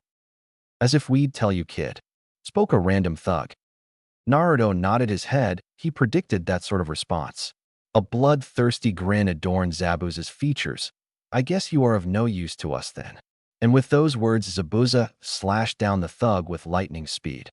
"Hey, Emperor, let's see who can kill the most." "That's already one for me." Zabuza shortly began to make quick work of the thugs, hacking and decimating each thug ruthlessly, without a shred of compunction. Zabuza paused momentarily to see Naruto, standing in the same position with his eyes closed. What's he doing? "Whatever, Emperor, that's already 57 for me at this rate. You'll never catch up." "Is that so?" questioned Naruto. Naruto slowly opened his eyes to reveal the mythical Rinnegan. He spoke fluidly. "Shinra Tensei, all the remaining thugs were killed, leaving Zabuza gaping like a fish out of water." "I believe I've won, Zabuza," stated Naruto. Zabuza blinked owlishly. "Yeah, I guess you did." "What's with all the ruckus? What are you doing, Zabuza? "Killing my men? You still work for me, you baka," yelled Gado. Zabuza shook his head. "Sorry, Gado, I'm under new management." "Is it the kid next to you? He doesn't look so tough. But whatever, I'll pay you whatever you want, kid. Just work for me and clean this mess." Naruto looked at Gado with a smile. "Of course, Gado." "Bansho Tenin." Gado was lifted of his feet and pulled into Naruto's palm. Gado's eyes widened in fear. His feet weren't touching the ground. He made a fatal mistake in looking into Naruto's unforgiving cold eyes. Naruto's eyes began to swirl. "You will hand over all your money, investments, stock, shipping, management, company, resources, land, and everything you own to me." Gado nodded.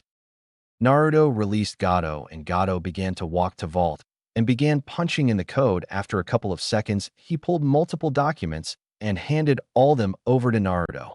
"As of now, you own Gado Corp. and all proprieties." Naruto smiled. "Very good, Gado, for your cooperation. I'll give you a quick, painless death." Naruto decapitated Gado with a katana that was lying on the floor. "You are not worthy to die by my blade," spoke Naruto.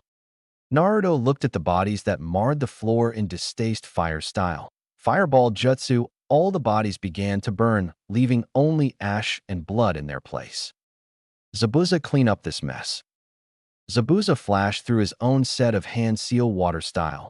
Violent water shock wave. A large torrent of water erupted from Zabuza's mouth, quickly washing the floors that were once coated in blood. Naruto looked on impassively and went through one seal. Shadow Clone Jutsu. 5 clones shimmered to existence. "Disarm any and all traps that may be in this mansion," ordered Naruto.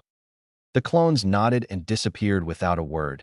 Zabuza, go inform the group of our new living arrangement and bring Gato's body to Wave Country. Tell them it's token of my appreciation for their hospitality. Zabuza nodded and left with the body. 1 week later, may you and the rebel faction move north straight into the main gates of Kirigakure. Order Naruto. Hi, responded May.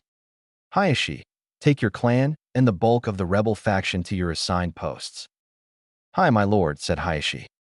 As for you, Sarutobi, and the rest of you, you know your orders. Understood, my lord, replied Sarutobi and other members of the coalition forces.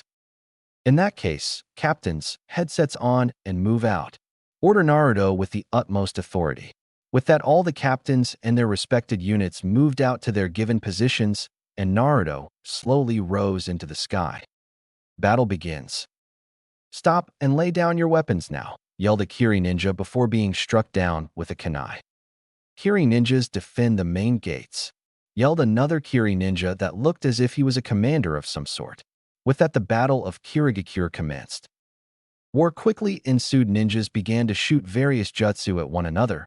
Blood was quickly spewed on the ground. Shinobi began dying left and right.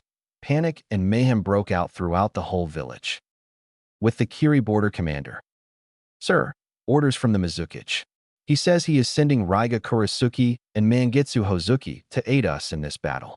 He also says that we are not to allow any rebel faction members to survive this battle, stated a Kiri messenger to the Kiri commander. Understood. Tell each unit to stand their ground and push the rebels back. Hi, replied the Kiri messenger before shining away. With May and the rebel faction. Naruto, the Kiri ninjas are making an attempt to overrun our position, spoke May through her headset. Good, proceed to phase 2. Tell your forces to retreat. Make sure the Kirinin take the bait, replied Naruto through the headset. Hi, said May before turning her attention to her troops. All units retreat to Point Alpha. Move now, I will cover your retreat. Lava style. Lava globs, yelled May, sending a multiple globs of lava, which successfully hit multiple Kiri shinobi. Fuck you, Kekiai Genkai wielding freak, yelled the Kiri nin in agony.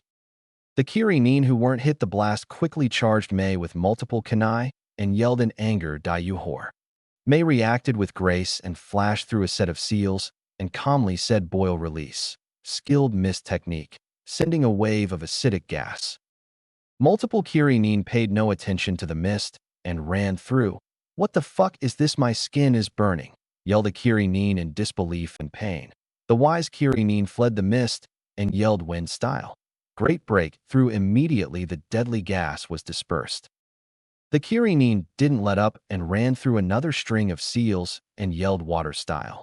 100 serpent strike. Multiple snakes shot out from the water at May. May showed no hesitation and yelled with a quick succession of seals, "Fire style." Fireball jutsu. The ball of fire and snake hit each other simultaneously, creating a volume of steam. May smirked. That should be enough time, and with that she used the mist as means for her escape. Where did that bitch go? Yelled a random Kiri nin. With Naruto. Perfect, it's all going as planned, muttered Naruto to himself. Hayashi, prepare your forces to move. I will signal you when to move, said Naruto via headset. Hi, but what is the signal? Questioned Hayashi. You will know when the time comes. Naruto out. Finished Naruto, but soon after started speaking again. Sarutobi, proceed to the rendezvous point with May. You know what to do. Understood, my lord, replied Sarutobi via headset from his undisclosed location. In the Mizuki's tower. Mizukichi-sama, the rebels are retreating out into the country. Raiga Kurisuke and Mangetsu Hozuki along with their battalions have joined our border ninjas and are aiding them to crush the rebel forces, said a Kiri commander. Petty rebels. Defeated so easily. Commander, issue an order. Make sure that those rebels are crushed under any means necessary. Tell Raiga Kurisuke and Mangetsu that they are part of the Seven Swordsmen for a reason and that I expect nothing less than total victory and an end to this civil war. Spoke the Mizukichi. Hi, my liege, said the Kiri commander, who then left to deliver the message. With May? Oh good, you've made it, May, said a rebel faction member. Well, of course I made it. replied Mei before issuing a new set of orders. Everyone, this is as far as we go. Dig in and hold your ground. There won't be any backup or reinforcements for us. This is where we finally end this war. End this war? Yes, but you won't be a part of the victors. You and your group of traitors will die right here, interrupted Mangetsu. Well, I see he was right. The Mizukage did send only his best, replied Mei. And by he you mean? Questioned Mangetsu. That doesn't matter now. All that matters is that you die, countered Mei. And you are the ones going to kill us? Asked Raiga sarcastically. No, unfortunately, that'd be me, said Sarutobi, appearing from what seemed to be nowhere. Sarutobi, this battle does not concern Konoha nor you, retorted Mangetsu in outrage. But you are mistaken. These rebels are Konoha's allies. What? Konoha dares to go to war with Kirigakure? You send word to the Mizukage that Konoha is attacking along with the rebels now, roared Mangetsu to a Kirinin. Would release 10,000 roots, roared Naruto Namikaze from a location in the sky not visible with the naked eye. Suddenly thousands of roots as thick as 3 men grew from the ground in both directions, cutting off any route of retreat for the Kiri ninjas. Well then, looks like we have time to kill, said Mei with a wicked smile. With Hayashi. All units, that's the sign. Move in on the village while the Kirinin are blocked, ordered Hayashi. Tsunade, I know Naruto said you won't be doing much, but we could use your destructive power to destroy the main gates. I was thinking you'd never ask. Tsunade nodded her head towards Hayashi and flexed her arm with one mighty punch. The main gates were blasted of their hinges. Tsunade narrowly dodged a kunai from a Kiri shinobi. She reacted by sending a thunderous punch to the ground. The effect were instantaneous. A mighty fissure carved the ground, leaving many Kirinin to plummet to their deaths. Fall back, Lady Tsunade, we will take it from here, said Hayashi. Tsunade nodded and jumped to rear with Kurenai right behind her. Water style, Water Dragon Bullet yelled multiple Kirinin, sending multiple water blasts at the Hyuga clan. The Hyuga responded with great ease. Water style. Uzumaki, Secret Supreme Dragon's Rage. One mighty behemoth of a dragon rose from the sea the size of Gamabunta. The dragon let out a piercing roar and attacked the Kiri ninjas with one fell swoop, drowning multiple of them. However, the dragon did not vanish. The Hyuga continued to hold the ram seal, allowing the mighty dragon to remain in existence. The Kiri shinobis responded with an attack of their own. They all went through a long-winded series of hand signs, and all finished at the ram seal simultaneously. Water style, Wave of 1,000 tides. A wave of mighty proportions rose, dwarfing the dragon in comparison. The Hyuga quickly flared the chakra to increase the dragon's size, but it was no match for the wave. The wave continued to grow in size. Now, yelled the Kiri shinobi, sending the massive tide at Konoha and Rebel Alliance. The Hyuga clan looked on with worry. Water style, Water Bullet Jutsu yelled Zabuza, blasting multiple Kiri shinobi, quickly dispelling the jutsu. Attack now. These Kirinin are highly gifted at ninjutsu, but their taijutsu hardly compares. We strike now, roared Zabuza. The Hyuga clan all nodded and charged the Kiri shinobi with Hayashi and Zabuza leading the charge. With the Mizukage. Mizukage-sama, the village has been infiltrated. Hundreds of rebels are flooding in through the main gate, said a Kiri messenger.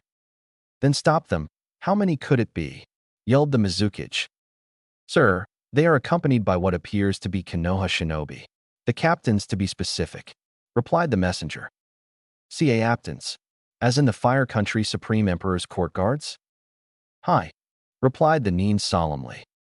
Get word to all ninjas in the village as well as to all to my swordsmen. And get Raiga and Mangetsu back in the village. They should have finished those rebels off by now, roared the Mizukage. What is the Emperor doing with his captains in my village? With Naruto in the skies above Kirigakure. All according to plan, stated Naruto with a smirk. Sarutobi, decimate those Kirinin.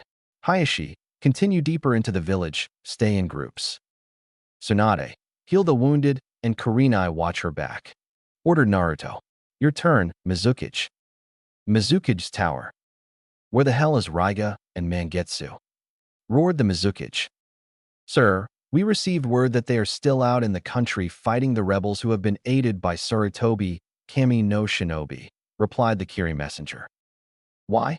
I ordered them back to the village to cut down the invading rebels and Konohanin. Sir, they have been blocked by what seems to be tree roots. It extends to the east and west half a mile in each direction. What about Jinpachi and Jinan? Where are they? Sir, they are currently fighting off rebel faction members in the neighborhoods surrounding the main gate. Commander, evacuate the village. We're going to have a little fun. You, fetch my staff and assemble my guards. We leave at once. Finished the Mizukage. Naruto versus Mizukage. The Mizukage quickly made his appearance and slashed all the rebel and Konoha Nin alike with relative ease. The Mizukage quickly caught sight of Hayashi Hyuga. I see the Konoha shinobi have indeed sided with the rebel, so be it, they will die alongside them as well. The Mizukage raced at Hayashi with the intent of killing him. Hayashi failed to notice Mizukage in time, however it was not needed. Zabuza appeared out of nowhere with his Kubikurabocho in the defensive opposition and managed to block Yagura's strike. Yagura spoke coldly. I see you've returned, Zabuza. I must say I never expected you to show your face after your betrayal. Zabuza grunted from his defense position. I did what I felt was right. Mindlessly killing our people is wrong and foolish. Yagura's eyes showed no mercy, and with a quick spin, he deflected Zabuza's blade, pushing it upward, and got behind Zabuza and stabbed him from behind with his staff. Zabuza's eyes widened. I see. He was right. I never thought the difference in our power would be so great. Yagura pulled out his staff distastefully. Worthless fool, you sided with them instead of me and died with dishonor. Naruto, the Mizukage has arrived, stated Hayashi grimly through the headset. A bolt of lightning streaked to the ground, blasting multiple of ninjas away, creating a blinding light, forcing everyone to shield their eyes. As soon as the light died, standing in all his glory was Naruto, with his Rinnegan displayed at full force. Yagura showed no fear and spoke smoothly. I see you've finally arrived, Emperor. Forgive me, but I had to dispatch of a few traitors of mine. You now have my undivided attention. Naruto looked at Zabuza's deceased body in sympathy. Your death will not be in vain. Naruto spoke aloud. Hayashi, pull out and rendezvous with Mei and Sarutobi. This battle has no room for anyone but me and the Mizukage. Hayashi nodded grimly and gathered the remaining forces. So you have been the man behind the curtain, pulling all the strings of this battle. I knew mere rebels could not concoct such an intricate plan, stated the Mizukage. Indeed, you are correct, replied Naruto. Care to explain how you came up with such an underhanded battle plan? It was simple. I relied on your arrogance and eagerness to win. I assumed you would send your strongest commanders to decimate the rebel faction, and with your two strongest commanders out of the way, you have lost this war. Explain, Naruto. What will you do now? Your village has lost its two remaining commanders, and now you are all that's left. With that, the Mizukage quickly looked both to his left and right to notice that Jinan and Jinpachi had been indeed slain. Ha ha ha. Lost. I believe you're mistaken. I'm the Mizukage. My power is unmatched, and I will crush all of you.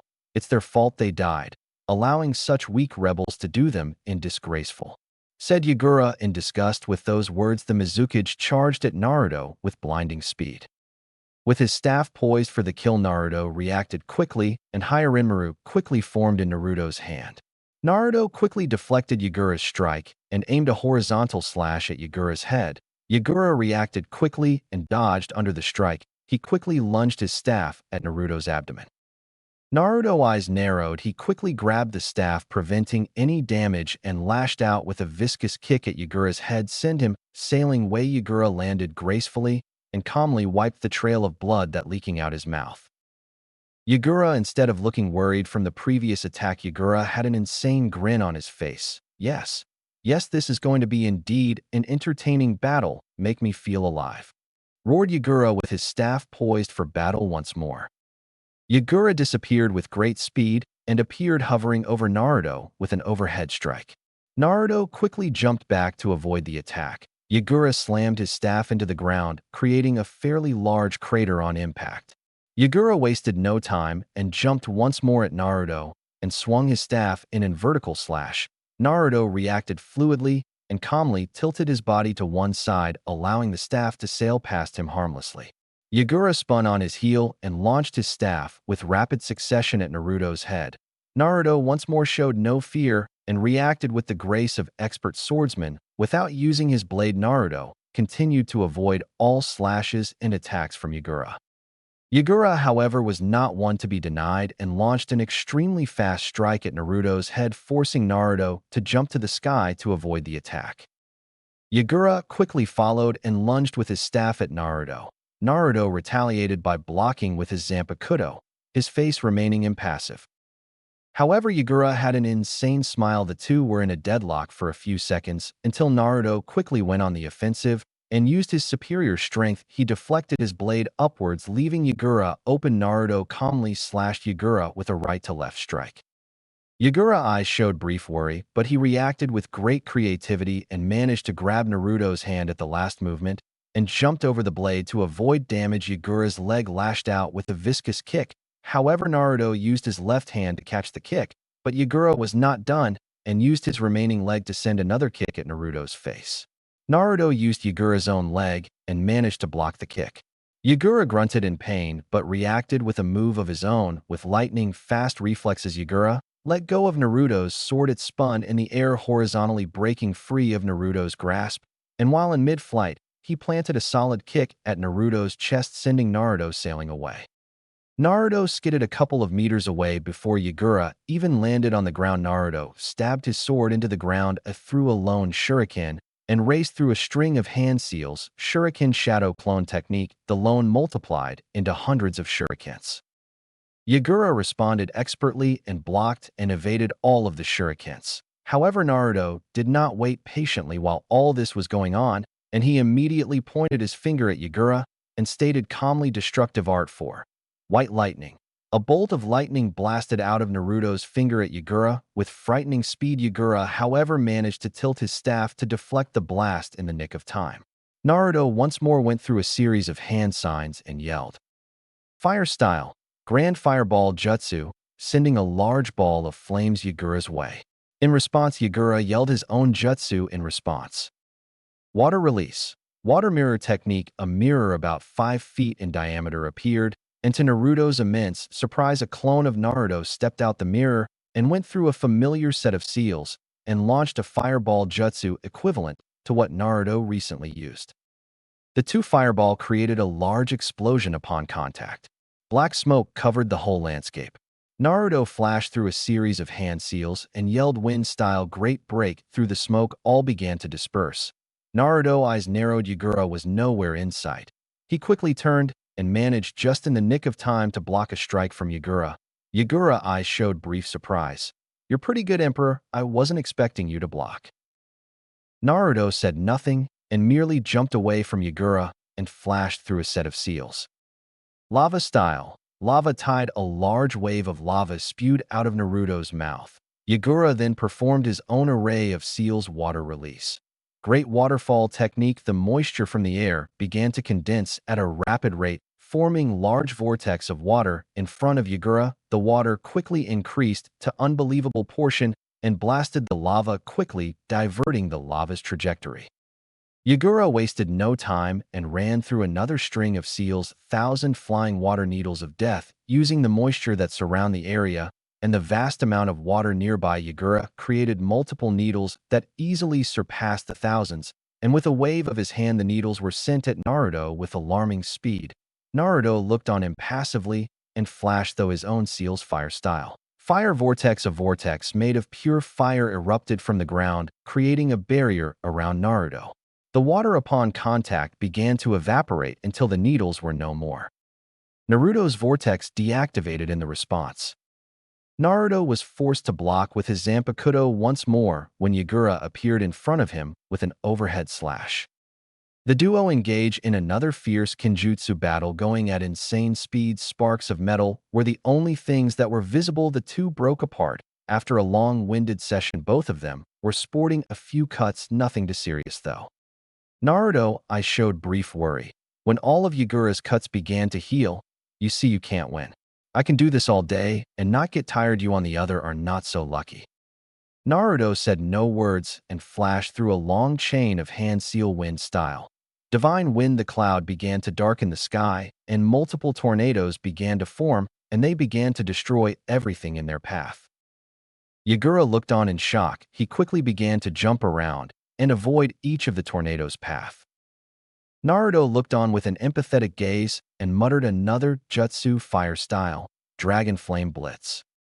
Naruto spat out multiple dragons of blue flames with rapid speed. The dragon combined with the tornadoes to create huge firestorms, which blazed the entire arena, destroying houses, leaving the ground scattered with scorch marks. Naruto had a smirk upon his face. No human alive could have survived that technique. Naruto turned his head and began to walk, only to stop when the wall of flames suddenly disappeared. Yagura was standing in an oddly shaped cloak with two tails sporting from his body. Naruto's eyes narrowed. This is what Kurama-sensei must have been speaking about. Jinchuriki have the power to use their associated Bijuu power. Swift release, flash step. Naruto calmly muttered. A column of gold chakra swirled around Naruto's body.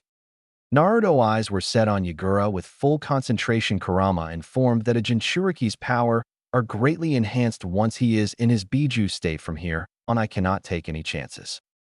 Yagura vanished with great speed. The area he was once standing was destroyed from his insane burst of speed. Naruto began to dodge and evade each of Yagura's strikes with great difficulty. Huh? I told you, Emperor, you cannot compare to the power of a Bijuu. All inevitably fall to my might. Naruto's eyes showed nothing, and Naruto spoke in a solemn tone. Shinra Tensei. Yagura was immediately blasted away. However, that did not last long, and an arm sprouted from Yagura's back, cushioning his fall. Naruto was gazing at Yagura with full intent. Although he never managed to hit me, I still suffered burns because of the close proximity. I won't be able to keep up swift release for much longer either. I'll have to finish this battle quickly.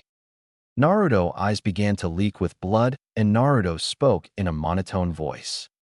Amaterasu gold flames began to erupt on Yagura's body, and Yagura began to roar and thrash in displeasure.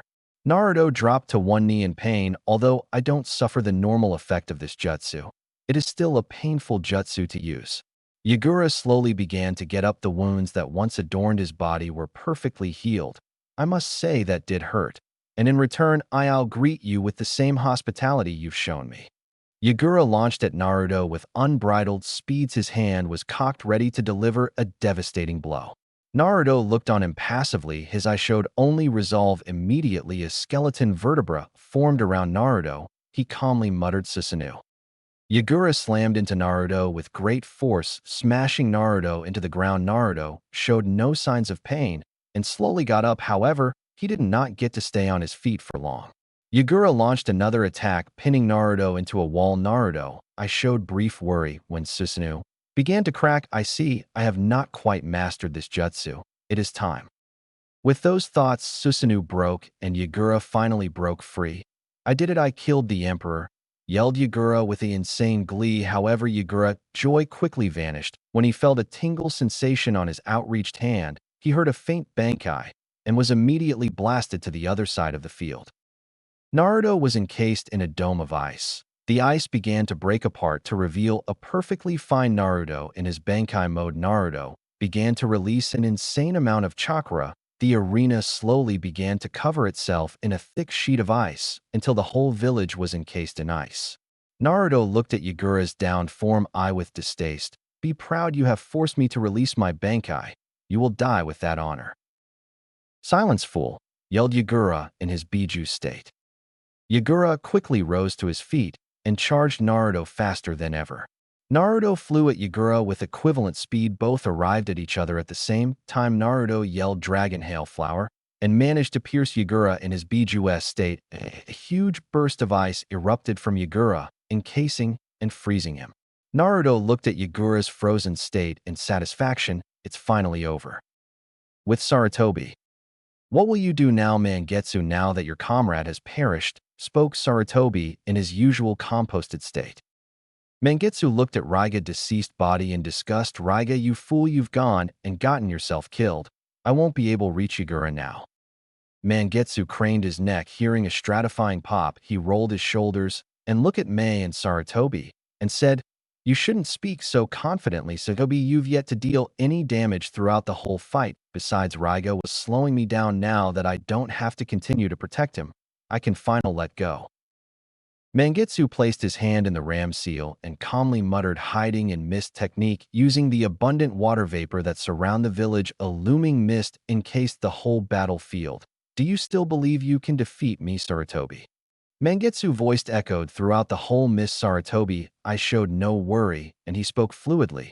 "Mei-san, we will need to work together to defeat this foe." Mei gave a Sarutobi a barely perceptible nodded. The two nin waited patiently for Mangetsu to strike, but they didn't wait long when Mangetsu appeared behind Sarutobi and quickly beheaded him. The Sarutobi immediately fell apart, revealing itself to be a mud clone. Mangetsu, eyes narrowed in anger. Sarutobi appeared behind Mangetsu and calmly muttered, "Fire style, fire dragon flame bomb," unleashing an inferno of blazing hot flames from Sarutobi's mouth at Mangetsu. Mangetsu was blasted by the jutsu. His body was revealed to be in a water-like state, completely unharmed. "You don't get it, Sarutobi. My hydration technique allows my body to remain in a water-like state as long as I have enough water to sustain the jutsu. And just look around, with this amount of water, I'm completely invulnerable to all your attacks. You cannot win." Back with Naruto and Yagura. "What's finally over, Emperor?" asked Yagura in his iced form. Naruto looked at Yagura with brief shock. Yagura unleashed a large burst of chakra, quickly blasting the ice dome that once encased him. Yagura reacted with great ease and plunged his fist into Naruto's gut, puncturing a hole in Naruto's stomach. Yagura smiled in satisfaction. Naruto's eyes widened and looked at Yagura's arm in total shock. Yagura looked at Naruto's face in utter joy and glee. However, it was cut short when Naruto began to break apart, revealing him to be an ice clone. Yagura turned his head to see Naruto standing patiently behind with a bored look. Who does he think he is with that look of superiority? Does he dare look down upon me? Yagura began to unleashing Vilar chakra, and he slowly levitated from the ground, and in a massive explosion Yagura appeared in his full Biju state. Naruto looked on Yagura. "No, the Biju with cold indifference. Any more damage to this village, and it will be beyond repair. I must finish this now." The cloud began to darken in response to Naruto's chakra. Yagura began to raise his chakra as well, and a ball of condensed energy began to form in front his mouth. Naruto, eyes narrowed. "That must be the Biju ball. I must hurry." Naruto finally finished the necessary preparation and calmly pointed his blade at the enormous turtle Biju and said with disdain, "Frozen heaven, 100-flower funeral snow began to fall from the sky, and upon contact snow began to form snowflowers." Yagura looked on in outrage. "What is this boy?" Naruto did not deem Yagura with an explanation, and in matter of second the mighty turtle Biju was encased in a pillar of ice flowers. Naruto deactivated his Bankai in response. "What a dangerous foe to push me this extent. I commend you, Yagura of Kiri." Naruto walked away only to be stopped once more when he heard a crack. Naruto craned his head at Yagura and spoke solemnly. "I see even Rinmaru's strongest attack is no match. This is the power of a Biju." Yagura quickly broke free of the attack and continued to build his chakra once more, and then unleashed the devastating Biju ball on Naruto. Naruto in response flashed through a series of hand seal and yelled hastily, "Wood release. Wood locking wall." Naruto created a massive dome of wood. The Biju ball eradicated the dome on contact, enveloping the entire arena in a blinding light. The arena died down to reveal Yagura perfectly fine and Naruto, who was encased in Susanoo once more. To be able to destroy the wood locking wall on impact, the Biju power is indeed unrivaled. I'll have to use that jutsu. Naruto flashed through a long series of hand seals and yelled with style. Wood dragon. A gigantic wooden dragon rose from the ground directly beneath them, resembling a Chinese dragon, though with a short trunk-like nose. It began constricting the massive turtle Biju. The turtle continued to trash around, but the dragon only continued to grow stronger in response. All Bijus succumbed to this. The jutsu Hashirama used this jutsu to subdue the Bijus. There is no way for you to win now, Yagura. The turtle stopped thrashing and began to form into a ball and rolled into the water. Naruto, I showed brief worry. He's going to the Department of the Ocean. The jutsu won't last long. My chakra won't be able to reach at that distance. The turtle Biju rose from the water with an insane grin. The jutsu releasing long ago. What will you do now, Emperor? Your wood-release jutsu is rendered useless against me. Face it, Emperor, you have lost. Naruto smirked derisively. You too shall learn the extent of my power. Naruto raced through a series of hand signs and slammed his palm into the ground and yelled, summoning jutsu. Standing in all his glory was Kurama, the nine-tailed fox. Kurama had a hungry look upon his face. Naruto stood on top of Kurama's head with his hand folded. Kurama spoke eagerly. It's about time. Scene? Thank you guys for waiting patiently for this chapter. As you can see, it was a long one to write. All this information was necessary to progress forward. Naruto cannot use Kido in the real world that much cause Kido is usually resolved for Shinigami, so all his Shinigami powers are greatly weakened in the real world. Naruto was able to fight Hyarimuru with his full Shinigami power because of that dimension also. I don't like the way they portray Bijus in the manga. I mean, they were taken down with ease. I just figured that the feared Bijus should feared, so I'm going to make them all a lot stronger. I don't like how Gamabunna was able to keep his own against the Biju. I kind of think that they nerfed the Bijus power a bit. That's just my opinion. Chapter 4 New Discoveries. Naruto stood unfazed and was currently gazing at Yagura in his Biju form with disgust. Naruto's eyes narrowed when Kurama was forced to dodge an attack from his right. Naruto altered his gaze to the direction the attack came from.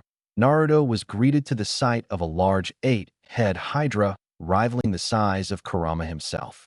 Upon further inspection, Naruto's eyes were able to make out the figurine of a person. He quickly concluded it was Mangetsu using one of his clan techniques where Sarutobi and Mei defeated by Mangetsu. Mangetsu launched another large torrent of water at Kurama. Kurama reacted with great speed and breathed out a massive inferno of white-hot flames. The attack created a large amount of steam.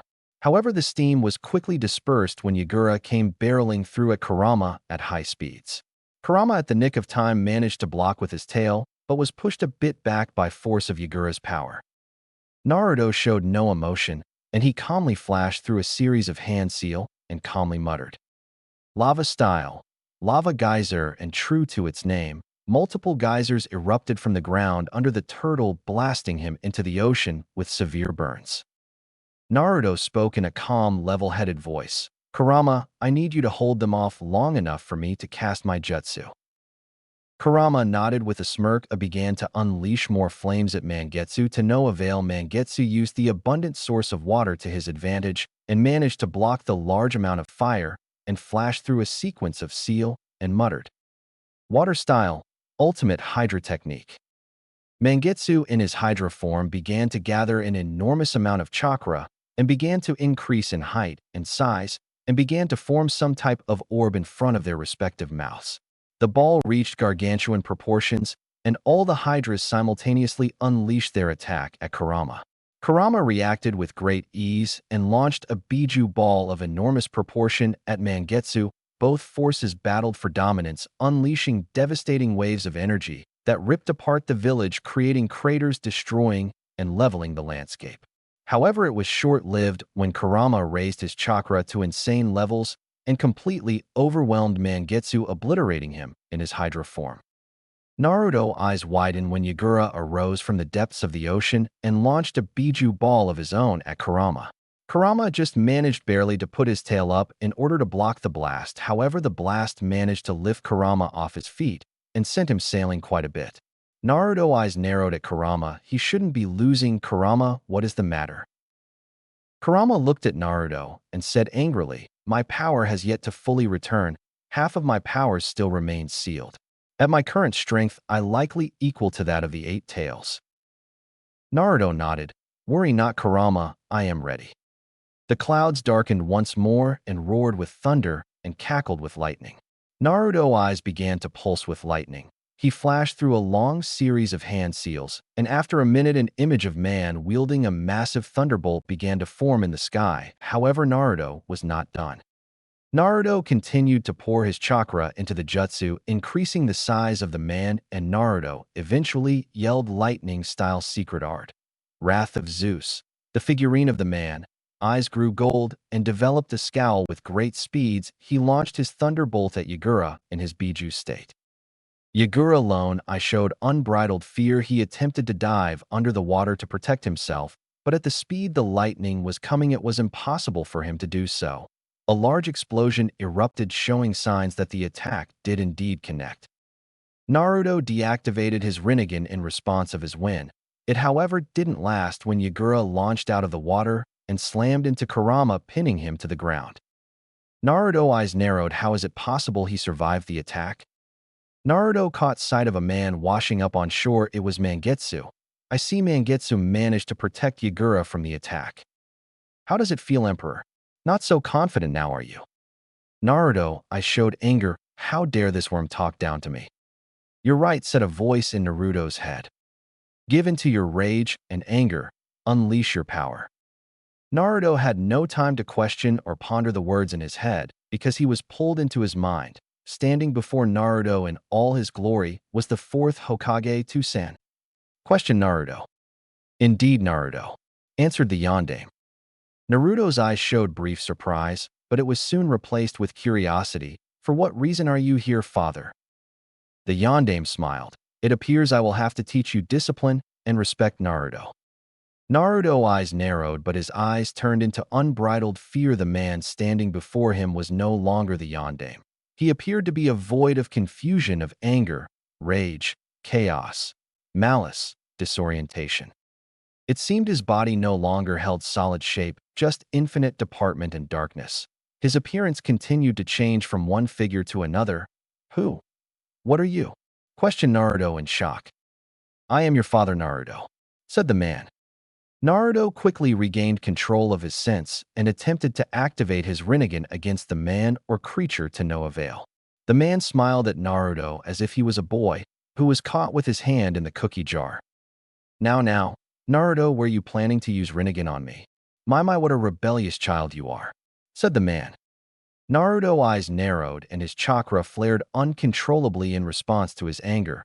Apparently, the figure noticed a fly buzzing around and turned his attention to Naruto. I guess this is your first temper tantrum, any Naruto. Naruto's cobalt blue merciless eyes projected only imminent death. Who are you? Questioned Naruto dangerously. The man spoke smoothly and elegantly. I grow tired of repeating myself, Naruto. The man questioned the name and tested it a few times, seeing how the name rolled of his tongue. Naruto. Maelstrom, a very good name for a child of mines. However, your powers exceed more than mere whirlpools.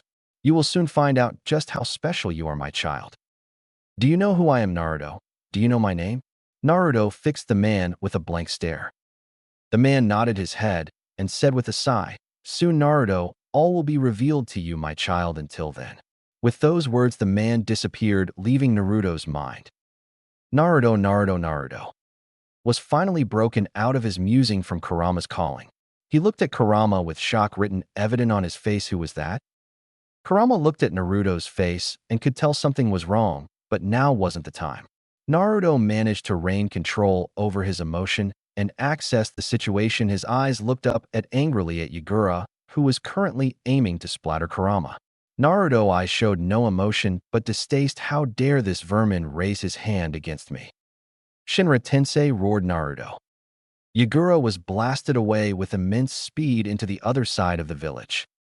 Kurama after him, ordered Naruto. Kurama nodded and charged after the turtle Biju. Naruto raced through another series of hand signs and using the remaining lightning in the sky, Naruto roared one more jutsu lightning-style secret art. Divine Judgment. A large amount of electricity raced down from the sky and repeatedly blasted the turtle Biju until it lost its Biju form and reverted back to Yagura in human form. Each time the lightning raced down from the sky, it created a larger crater on impact. However, Naruto did not release the ram seal, and lightning continued without hesitation and mercilessly struck Yagura's down form. Naruto, that's enough, roared Kurama. Naruto looked at Kurama in shock and seemingly broke out the trance he wasn't even cognizant he was in. What's happened to you, Naruto, thought Kurama. Naruto looked at his hands in anger. His hands were still shaking uncontrollably in fear from that man in his head. Naruto, for his part, had no idea what to make of the man. Just thinking about the man flooded Naruto with emotions of anger and unbridled rage and fear. Naruto took a slow, deep breath to calm his nerves to regulate his emotions. Naruto looked at the effects of his jutsu and saw Yagura charred remains in a massive crater.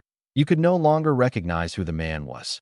Naruto glanced at Mangetsu's down-prone form and could see that he was still alive, by the rise of his chest indicating he was still breathing. Naruto sighed tiredly after scanning the entire battlefield. Houses were shattered, buildings were destroyed, dead bodies marred the floor. Blood was splattered everywhere, various weapons encased the whole village. Cries could be heard throughout the entire village. Fires ran rampant. This was war, to the leaders the pariahs. Naruto slowly began to question his resolve. War was hell on earth. Naruto hopped off Kurama and began to walk to Mangetsu's down form. How are you feeling? Questioned Naruto to Mangetsu.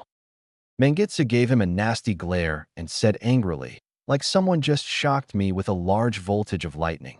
How the hell do you think I feel? Naruto nodded, expecting to receive that type of answer. Good, if you can still feel pain, you are indeed alive. You are quite lucky to have survived my attack. Stop the useless talk, you've come to finish me off, right? Hurry up, don't waste my time, said Mangetsu without a hint of emotion. Naruto glanced sadly at Mangetsu. No one should be so resolved to face death. I have other use for you, Mangetsu. You shall not die by my hands. Mangetsu looked at Naruto questioningly but spoke with full resolve. I serve no one but Yagura. Naruto nodded. He was satisfied that Mangetsu held such loyalty for his former leader. Indeed, a very noble trait. However, what will you do now that Yagura is no more among us in the land of the living? Mangetsu faltered for a second, but he knew it was true. The only way for him to be here is if Yagura was dead. How are you so sure I won't try to kill you? Asked Mangetsu. Naruto looked to the sky as if he was searching for the answer. Do what you must. If you feel the need to let your hatred out against me, I will bear your hatred. However, you and I both know Yagura's action were gratuitous and his death was warranted. Naruto allowed those words to be his last as he walked away from Mangetsu down form. Are you all right? Asked Kurama, who had yet to leave. Naruto looked at Kurama with his emotionless gaze and asked calmly, revealing nothing. What do you know of the Yondaime? He died when he sealed you into me, right?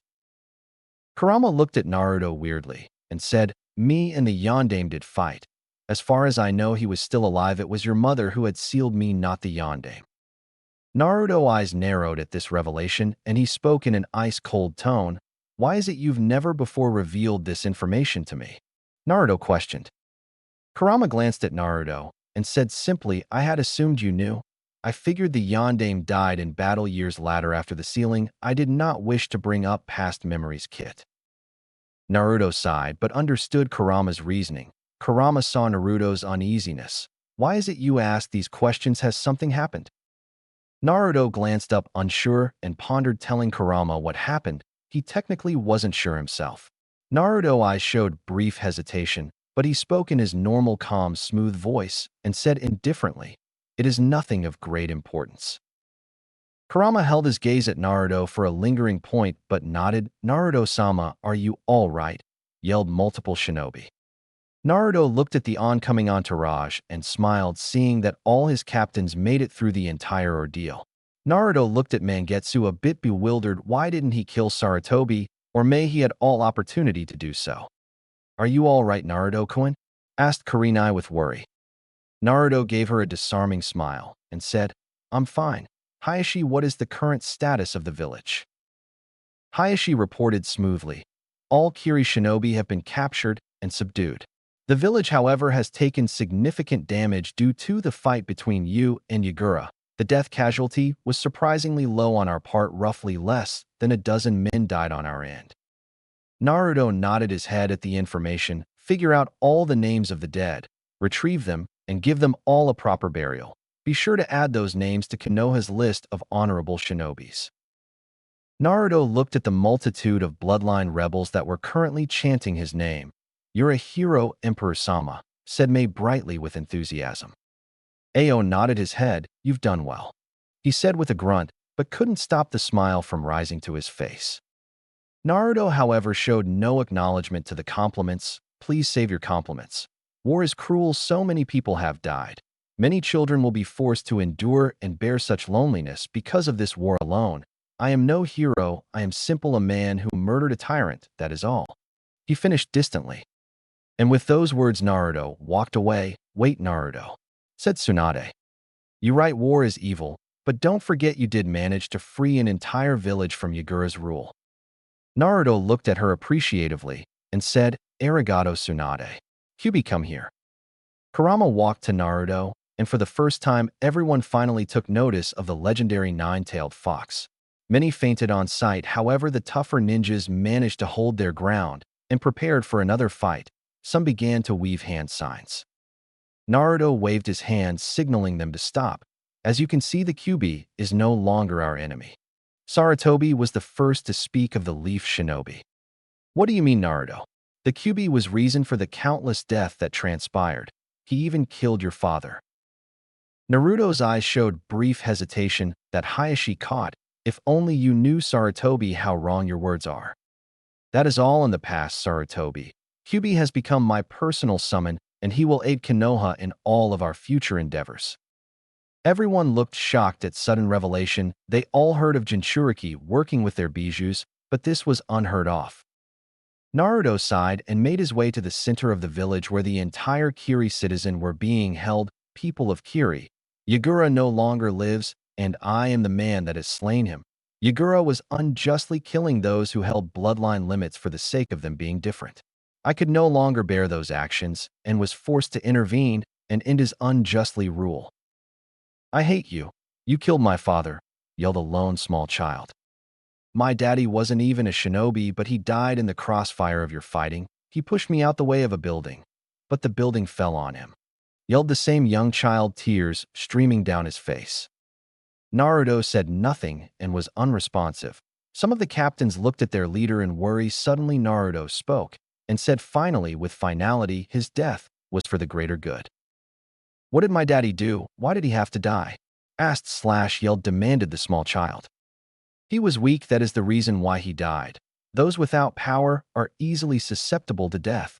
Those with power govern this world," stated Naruto. The little boy glared at Naruto fiercely.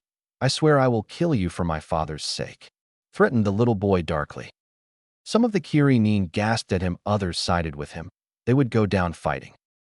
Naruto looked at the boy with his cold, unforgiving eyes and said, "Is that what you believe your father wished for you to do, gain revenge? Is that what you believe your father wanted for you?" "Yes," yelled the child. "I will get revenge for my father." Naruto responded coldly. "The dead are incapable of feeling happiness nor pain. He wouldn't be able to want anything for you. However, your death will not bring him back to life.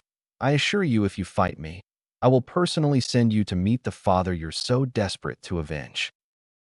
The boy backed away, fear crippling him from uttering another word. "I will not lie to you, people of Kiri. I have conquered your village. As of now, you are under Konoha's rule. However, you will not be imprisoned. You all, as of this day, are Konoha citizens and shinobi of Konoha. Those who feel ill will against me for the death of your leader, challenge me now. Should I learn of any deceitful acts in the future, you will be killed along with your families. All Kiri shinobi will be transported to Konoha to engage in the Konoha's regime. I have already implemented the captain system for Kiri. 3 captains will currently occupy this nation to prevent any unwanted visitors. Hayashi and Sarutobi will stay here permanently to ensure the safety of this village. Both Sarutobi clan and Hyuga clan will inhabit this village. I will remain briefly for the reconstruction of the village," spoke Naruto. "Fuck you," yelled a brave Kiri-nin.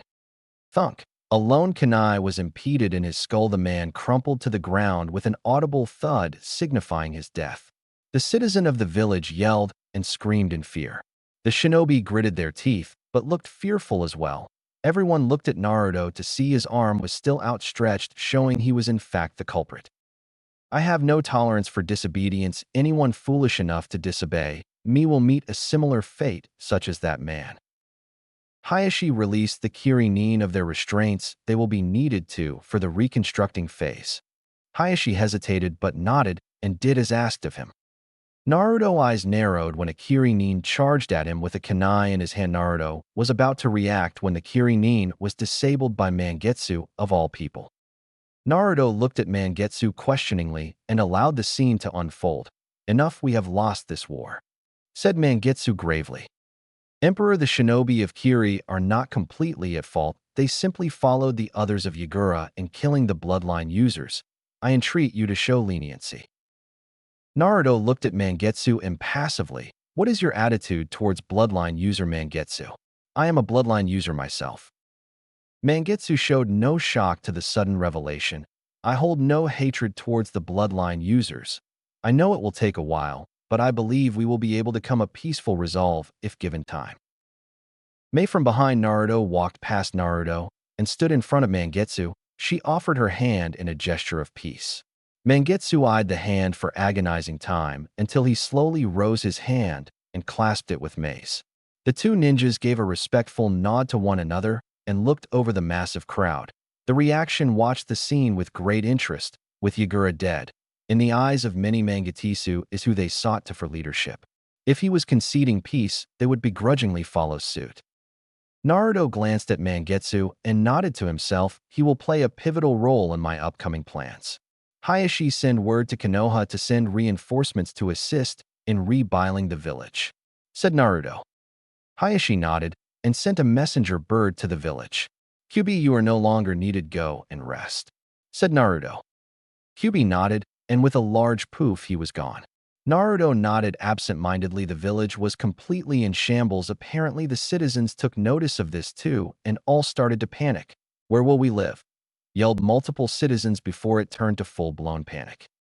Naruto hastily ran through a series of hand signs with style. Multiple four-pillar house technique 30. For pillar houses rivaling the size of mansions sprouted from the ground.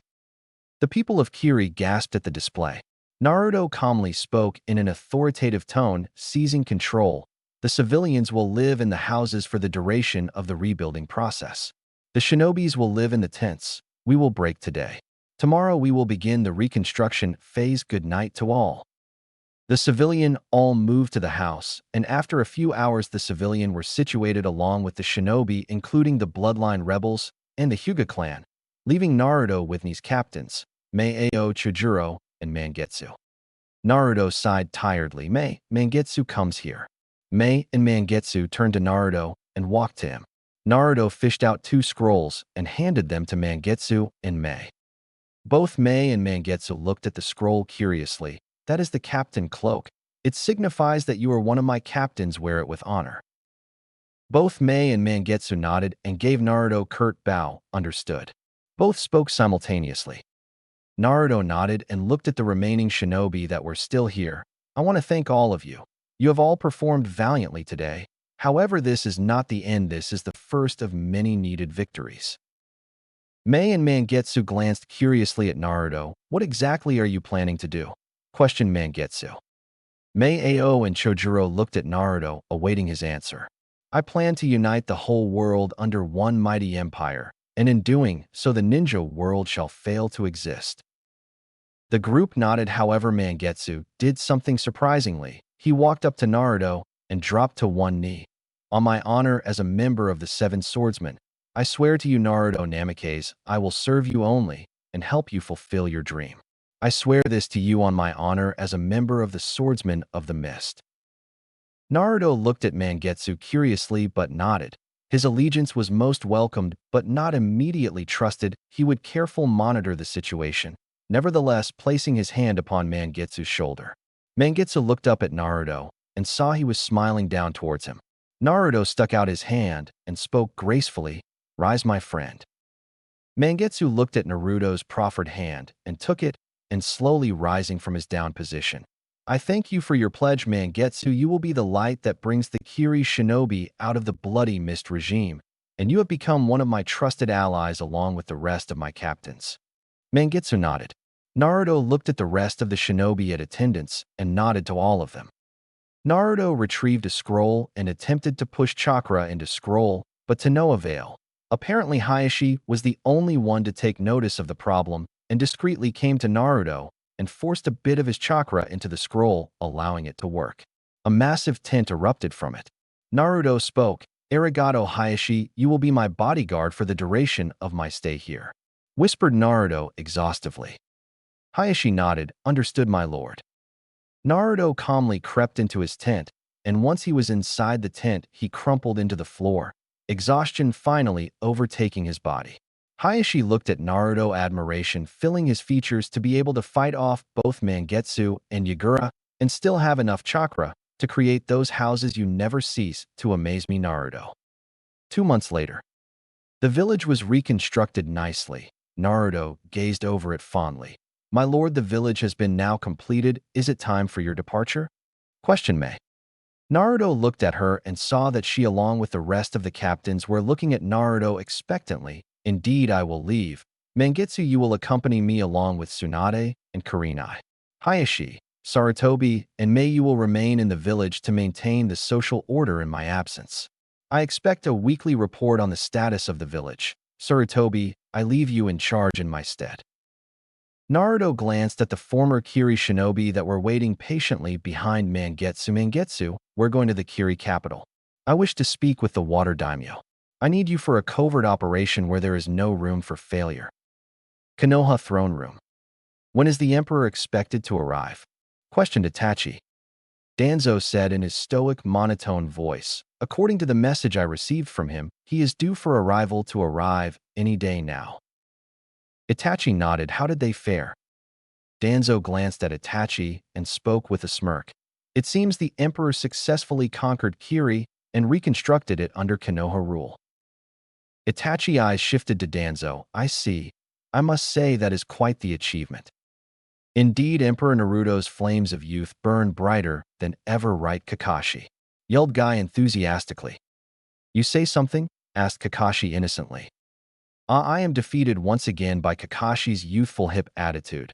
I expect nothing less from you, my youthful, eternal rival." Water daimyo from Kiri capital. "Greetings, daimyo," spoke Naruto smoothly in a business-like tone. The daimyo smiled. "Greetings to you as well, Emperor. What brings you here today?" Naruto gazed at the daimyo sternly. "I am sure you're aware Kirigakure is under my rule. As of the moment, your country is currently defenseless." The daimyo looked at Naruto expectantly. "Are you threatening me, Emperor? I will have you know that if I die today, IWA will invade Konoha and I will hand over all rights of Kiri to IWA." Naruto's eyes narrowed and said in disgust, "You're willing to sell out the people of Kiri to IWA just to ensure your safety?" The daimyo looked at Naruto like he was fool. "Of course the people mean nothing to me. I am the daimyo, they are merely my subjects. Why should I risk my life for them?" Naruto nodded his head. "Can you say it to the camera this time, daimyo?" The daimyo looked at Naruto angrily. "What are you talking about, child?" "Mangetsu, you may come out now," said Naruto with an amused grin. Slowly the water thickened until it formed a human body.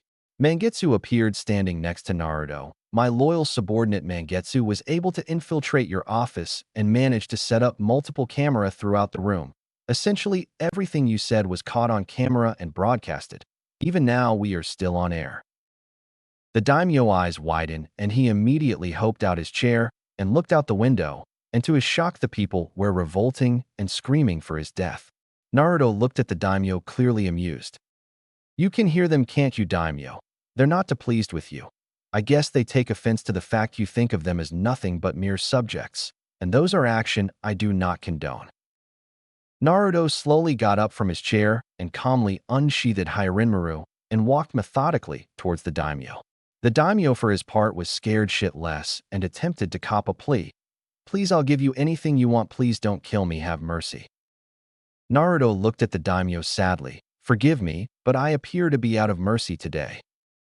And with that, Naruto beheaded the daimyo.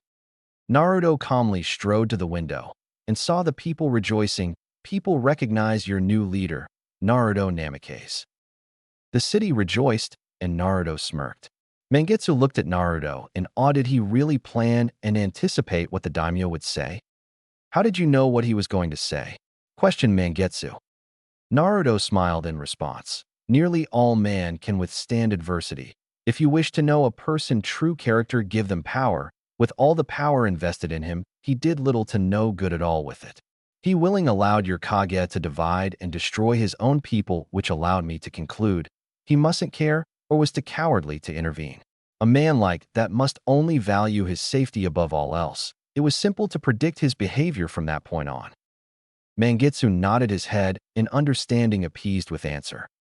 Naruto walked away from the window and said, "Did you bring him as I asked Mangetsu?"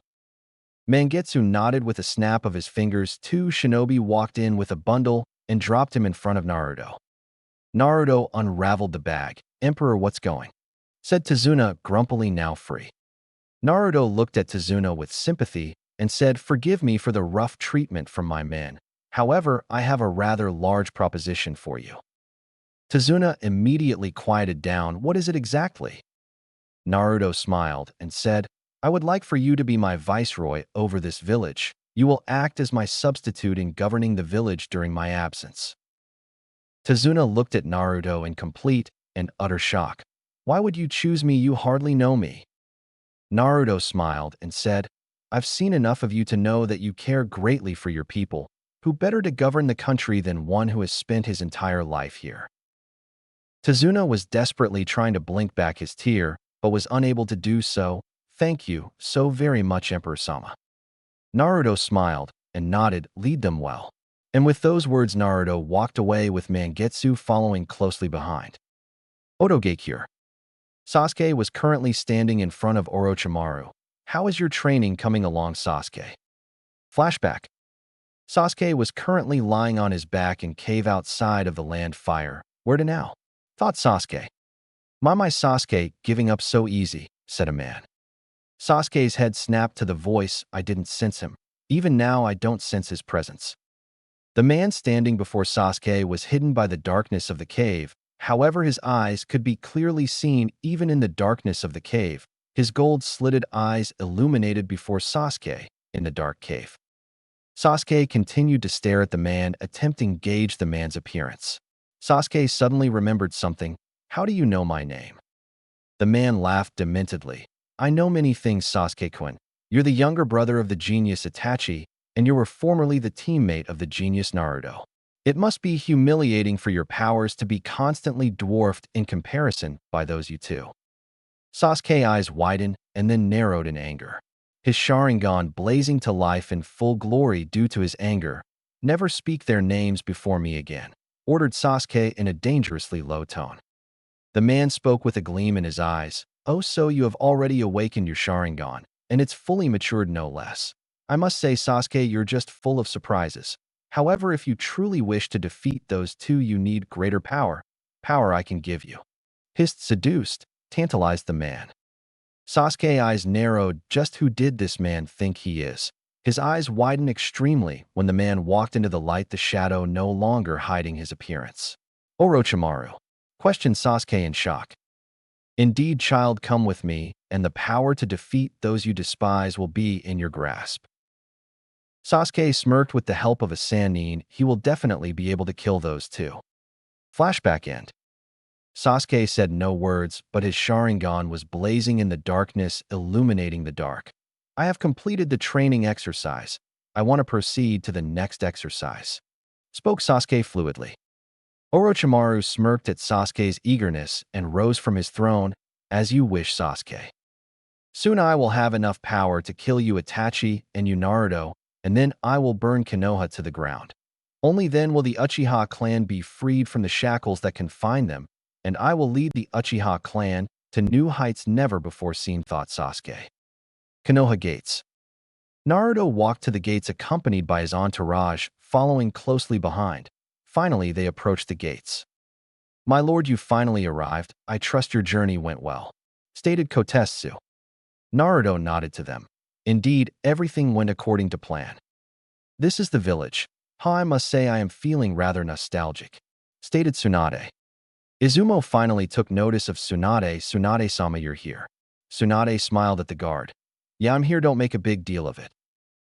The guards nodded and the group proceeded to walk through the gates. Upon the entrance, they were greeted by a large crowd with Danzo, Itachi, and Kakashi and Guy standing in front. The crowd. "You've done well, Emperor Sama," complimented Danzo. The crowd cheered and chanted for the success of the emperor. Naruto gave a warm smile and nodded to the group.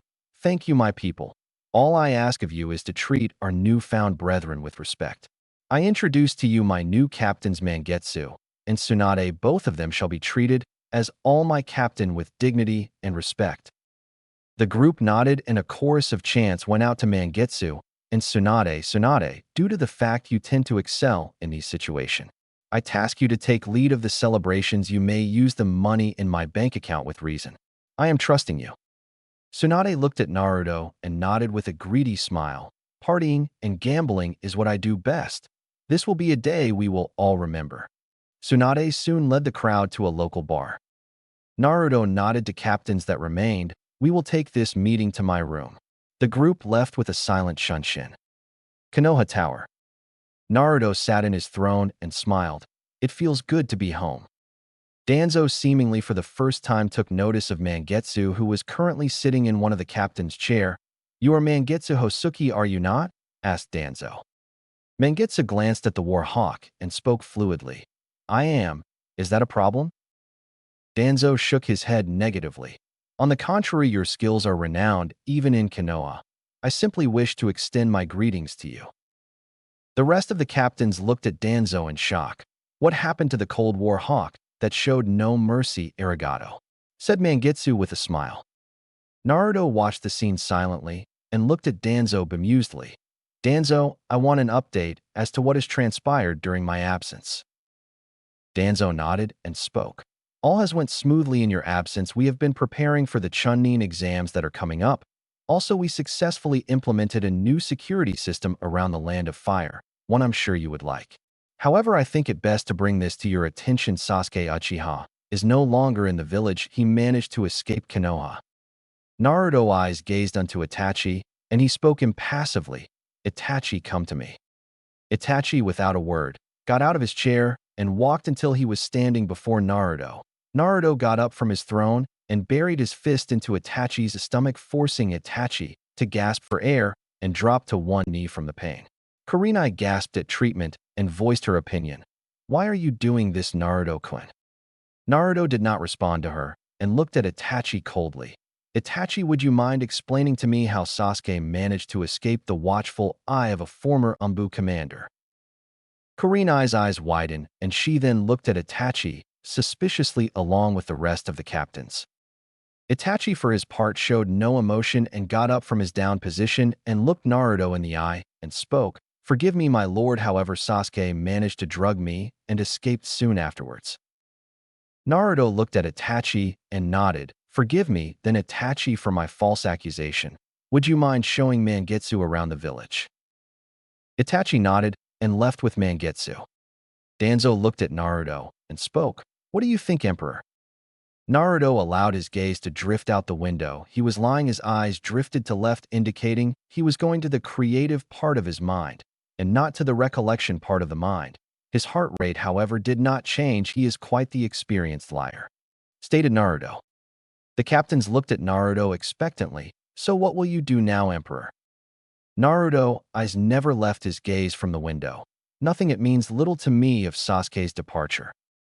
Danzo's eyes showed brief concern. "Are you sure it's wise to leave an Uchiha out there? The Sharingan is a powerful dojutsu. If it were to end up in the wrong hands, say another hidden village, that would prove very detrimental to Konoha." Naruto finally allowed his gaze to reach Danzo. "Worry not, Danzo. I am sure Sasuke is in capable hands." Danzo looked at Naruto suspiciously. "How can he be so sure?" Knock knock. Naruto looked at door knowingly. "Come in." Mizuki entered and knelt before Naruto. "Has Orochimaru sent contact to you yet?" Mizuki nodded. "Yes, Orochimaru has contacted me, and I thought I should bring this to your attention. Orochimaru has Sasuke, and he plans to invade the village during the Chunin exams." Naruto nodded towards the information. "Good, you've done very well in bringing this information to my attention. How is your training coming along?" Naruto inquired. Mizuki smiled at the acknowledgement. It is coming quite well under Kakashi-senpai's training. I should have mastered my lighting affinity by the end of this week. Naruto smiled. Very good. I expect to see you in the upcoming Jonin exam. Mizuki smiled appreciatively. He nodded and made his exit. Danzo looked at Naruto in awe and said the unsaid question that was traveling through everyone's mind. Did you plan Itachi's betrayal? Naruto's eyes showed no emotion. Not at all. I simply set up a test to see where his loyalty lay. Sasuke was very easy to read his desire for power and his hatred for Konoha, and its people wouldn't allow him to stay here. I wanted to see if Itachi would side with the village and eliminate Sasuke, or allow him to leave. It seems I was correct to believe his loyalty lay with Sasuke alone. Knowing that, is it still wise to keep Itachi here?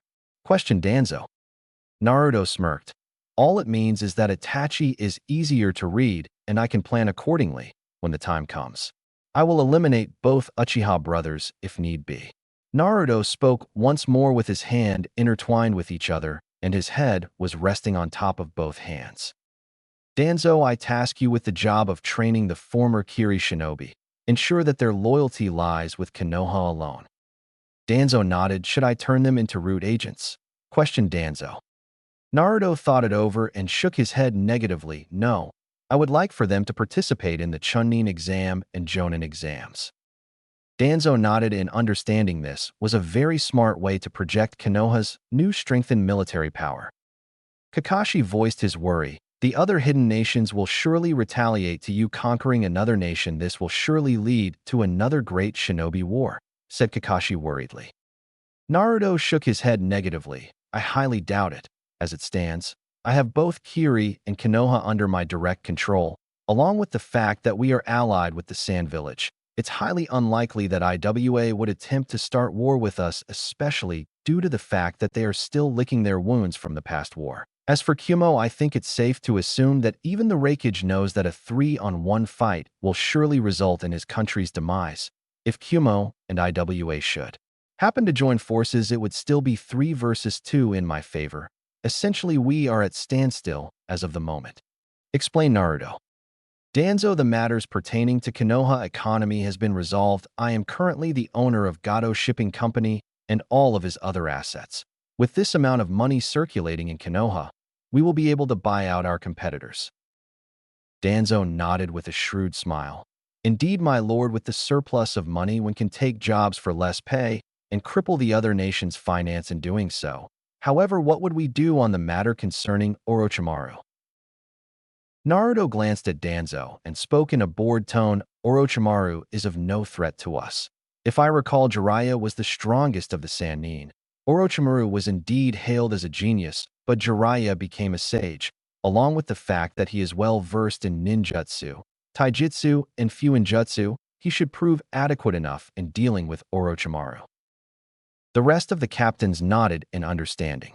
Naruto finally took notice of the absence of one of his captains. Speaking of Jiraiya, where is he? Questioned Naruto.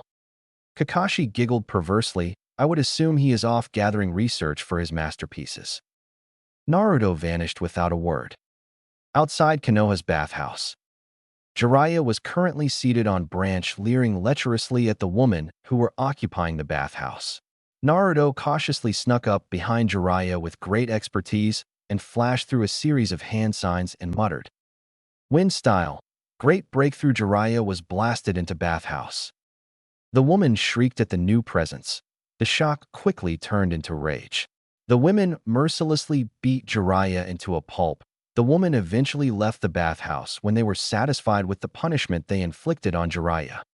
When the coast was finally clear, Naruto calmly walked into the bathhouse and was standing over Jiraiya's down motionless form.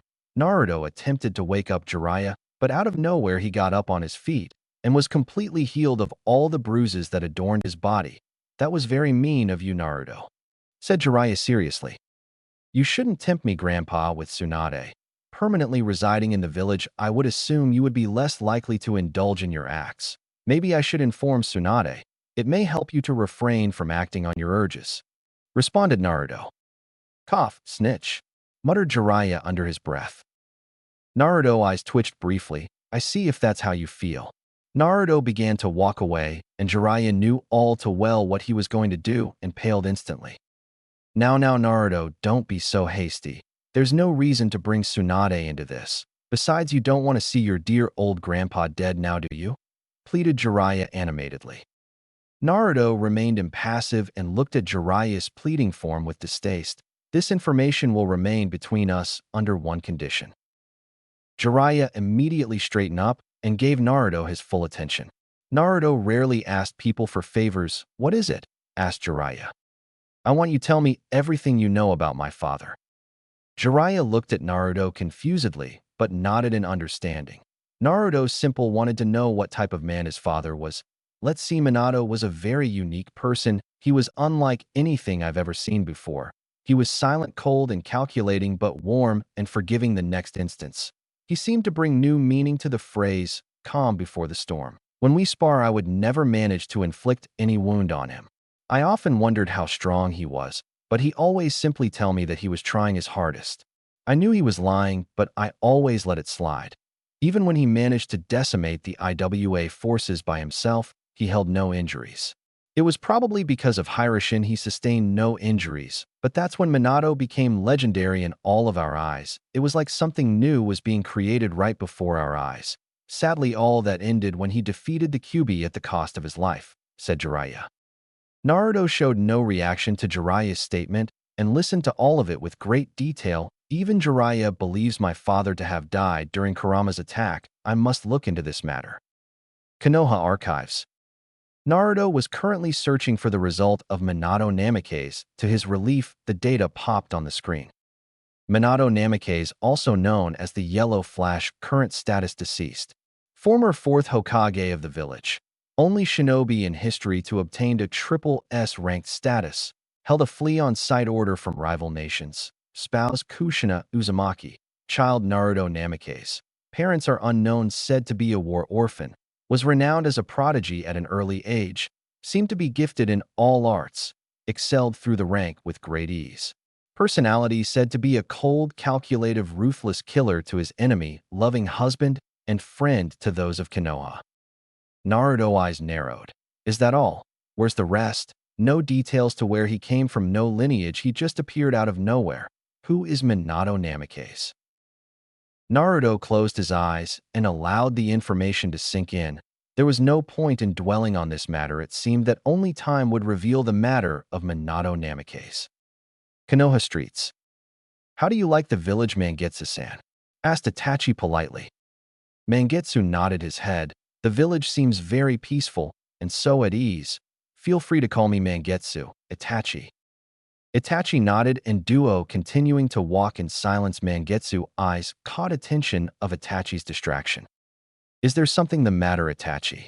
Itachi put on a fake smile and shook his head. No, not at all, Mangetsu. Let's continue with the tour. Itachi led Mangetsu to a pocky stand, and Duo ate in silence. Itachi's face remained calm and impassive to all, but he was currently reviewing his small altercation with the Emperor. It's safe to assume that the Emperor is distrustful of me as of the moment. However, it means little to me as long as Sasuke is safe. That is all that matters. Back at Konoha Towers. Naruto opened door and calmly strode to this throne he sat, and looked on impassively to his subordinates that were currently still seated. You are all dismissed. Make the preparation for the Chunin exam. I want to be sure to welcome our guest correctly. The group nodded and left. Naruto sighed tiredly and allowed his head to lie on his comfortable throne. Being the Emperor was quite stressful. Bang, bang, bang. Naruto looked on at the door, silently glaring at it. Peace and quiet was so hard to come by. Come in, spoke Naruto. Sakura busted through door. Emperor-sama, Sasuke-kun left the village. We need to get him back. He could be hurt. Naruto looked at Sakura's groveling form, dispassionately pathetic. Instead of using all this energy to pursue Sasuke, she should invest it in her training. Naruto, however, decided he should grace her with a response. Sasuke is not of great importance to me. I care little for what happens to him. Sakura's eyes looked like they were pop out of their sockets. She looked completely shocked. Why, Naruto-kun, we were teammates. Sasuke was our teammate. Don't you care what happens to him? Naruto's eyes narrowed at Sakura's. What made you think I considered you my teammate, Sakura? How could you believe yourself to be my equal? We were never a team. It was simply ninja protocol to attend Kakashi's meeting. I no longer have any need for such trivial matters. Sakura's eyes showed she couldn't comprehend what he was saying, like it was impossible this was happening. Naruto eyed Sakura with distaste. Leave my presence if that is all. Sakura eyes widened but then gained some determination. I humbly request to be trained by Tsunade-sama. Naruto merely rose an eyebrow. What makes you think you're qualified to be taught by Tsunade? Sakura's eyes showed brief hesitation. I know I'm neither the strongest nor the most skilled kunoichi around, but with enough guidance I believe I have the potential to become an asset for the village. I don't want to be a liability to Konohamaru and Sai anymore. I want to hold my own as part of the team. Naruto listened to the information impassively, but took notice of something. Konohamaru remained in Konoha unlike the rest of the Sarutobis. Konohamaru, grandson of Sarutobi, he could prove useful. I see. Sakura, I must say your speech was rather compelling. Let's hope Tsunade shares those feelings. It is ultimately up to her to decide who she wishes to train. Naruto pressed the calm on the side of his seat. Irika, come here. About 30 seconds later, Irika appeared. You called, my lord. Naruto nodded. I'm tasking you to retrieve both Jiraiya and Tsunade. Irika nodded and disappeared without a word. Sakura looked at Naruto in awe. He seemed to be so at ease at leading. It seemed he was born for this role. It was hard for her to believe that they were once the same age in the same class and on the same team. Now it seemed like a distant memory. 5 minutes later. What did you call me here for, brat? The party was just getting good, spoke Tsunade grumpily. Naruto said nothing, and Tsunade eventually caught notice of another presence. What are you doing here, Jiraiya, you pervert? Jiraiya cried in mock pain. So cold, Tsunadeheim, you wound me. Naruto coughed to gain their attention. I called you here, Tsunade, at the request of another. Tsunade looked at Naruto suspiciously. Who is this person you speak of? You may come out, Sakura. The door opened to reveal Sakura. Sakura came and bowed her head. Tsunade-sama, please, I beg of you to take me under your wing and guidance and make me your apprentice. Tsunade looked over the girl for about a minute and sighed. Yeah, whatever, be at the training ground 7 tomorrow. I'm going to tell you this now. This training is not for anyone who can't handle pain. Sakura gulped, but nodded nonetheless. Tsunade glanced at Naruto anxiously. If that's all, I'm going back to the festival. Naruto waved her off, and Sakura and Tsunade both left, leaving Jiraiya and Naruto alone. Jiraiya looked at Naruto impatiently. So what did you call me here for, Gaki? Naruto calmly got up from his chair and walked to window and gazed out of the window. Grandpa, I need someone to take over my empire should I die. The likelihood of my death is relatively high. I implore you to train Konohamaru. He holds great potential. Jiraiya scratched the back of his head awkwardly. Are you sure, Naruto? I mean, I see that he got a bit of talent with fire ninjutsu, but other that his skills are average. Naruto chuckled. Indeed, Grandpa, however, the same could be said about you. I recall you being the dope of your class, and look how well you turned out. Jiraiya pouted at the comment. Naruto spoke once more. All I'm saying, Grandpa, is that you cannot judge a book by its cover. Have faith in me. Jiraiya nodded with a sigh. Okay, Gaki, if that's all, I'll be off. And with that, Jiraiya jumped out the window. Naruto allowed his eyes to gaze over the village. Naruto smiled at the sight of the people getting along so peacefully. This brought back Naruto's resolve. This is what he desired to give to all the nations. Yes, by any means I will accomplish my goals. No one will stand in my way, spoke Naruto with complete resolve. Chapter 5: A New Player.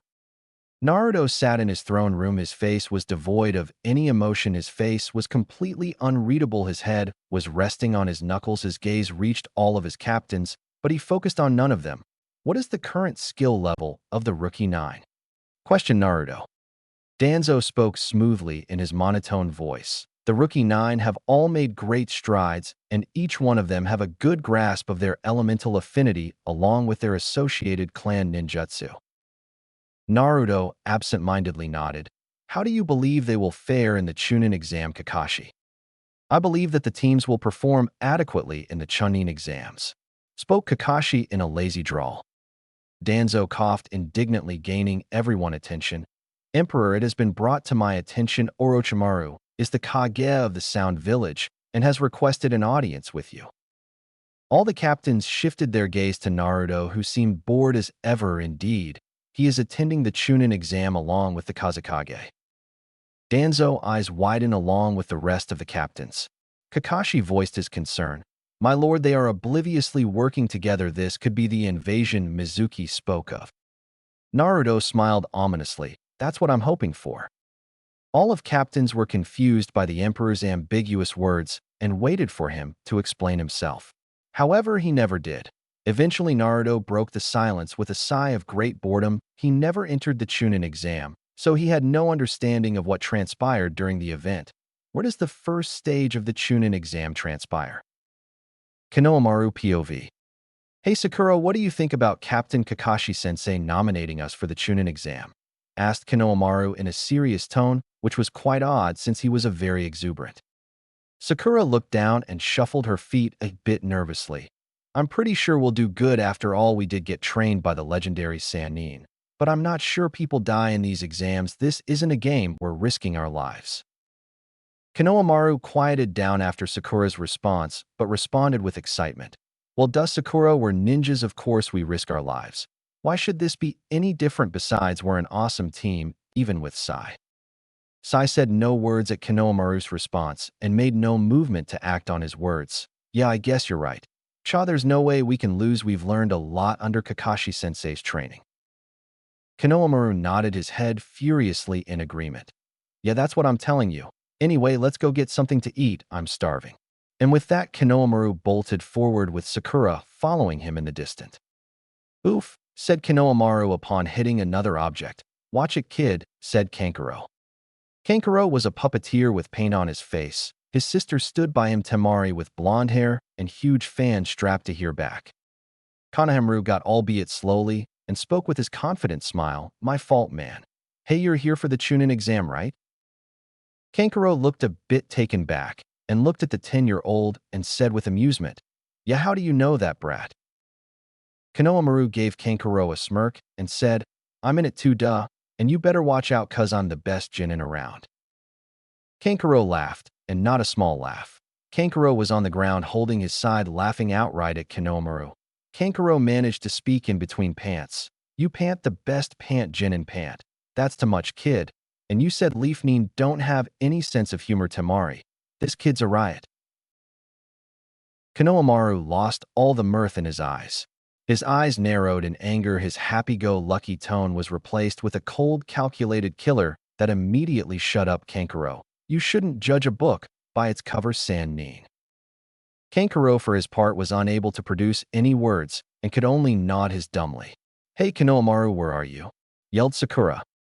Konohamaru smiled at Sakura back to his jovial self. Over here, Sakura. Kankuro looked at Konohamaru awkwardly. What's wrong with this kid? Kankuro, get up off the floor. Spoke Gaara, who appeared from nowhere.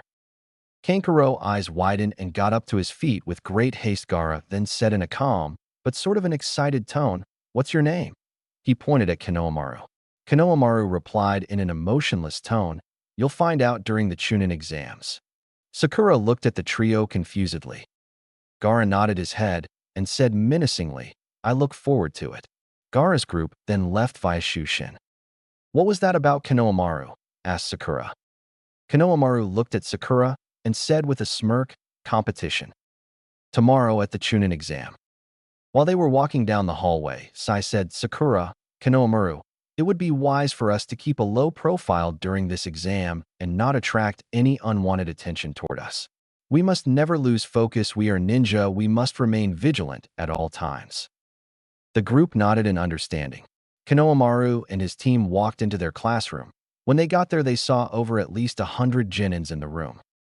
Konohamaru continued to walk. Hey guys, come over here. We've been waiting for you, yelled Ino to the trio. Konohamaru sighed. So much for discretion. After a couple of minutes, the team 7 reunited with the rest of rookie Jinins. Kiba said, Konohamaru, we trained extremely hard, and we won't be losing to you, brat. Konohamaru didn't reply. He walked to a nearby wall and just leaned on it. He closed his eyes and remained focused on his task at hand. After more small talk, A boy with glasses, maybe in his 16s, approached the group and said, "You guys really should be quieter. You don't want to attract attention to you guys." Konohamaru finally spoke and said in a deadly tone, "Who exactly are you, and what do you want?" The boy spoke up and said, "My name is Kabuto. I'm a fellow Konoha shinobi. I just wish to be of assistance to you guys. The Chunin exam is quite difficult. With some help, you guys could probably pass. I have all type of information on any ninja here." Kiba spoke up, said, "I want info on Konohamaru." Konohamaru didn't bother to pay attention to Kiba. He was more concerned with Kabuto. Kabuto took out a card and said, "Konohamaru Surtobi, grandson of the third Hokage, was requested to be trained by the Sannin Jiraiya under direct orders from the Emperor. Skills: WoW, Ninjutsu skills Chunin. He's able to use two affinities at his age, fire and earth. He uses a bow staff like his grandfather, excels in hand-to-hand combat. Low to med Chunin strength. He doesn't use Jinjutsu. He graduated the academy at an early age of 8 and is the youngest Jinin at this exam." Konohamaru's eyes showed brief surprise. He thought, how did he know that the Emperor told Jiraiya-sensei to become my sensei? Kabuto said, "Wow kid, you're quite the ninja." Kiba then said, "Come on dude, your cards must be busted. Konohamaru can't be that good. I mean, he's the youngest of us." Everyone in the whole classroom went deadly silent, all interested in the kid prodigy. Gaara was shaking with anticipation. He thought, "Yes, you will do well. You shall prove my existence." Ibiki puffed into existence with a group of ninja. He instructed everyone to their seat.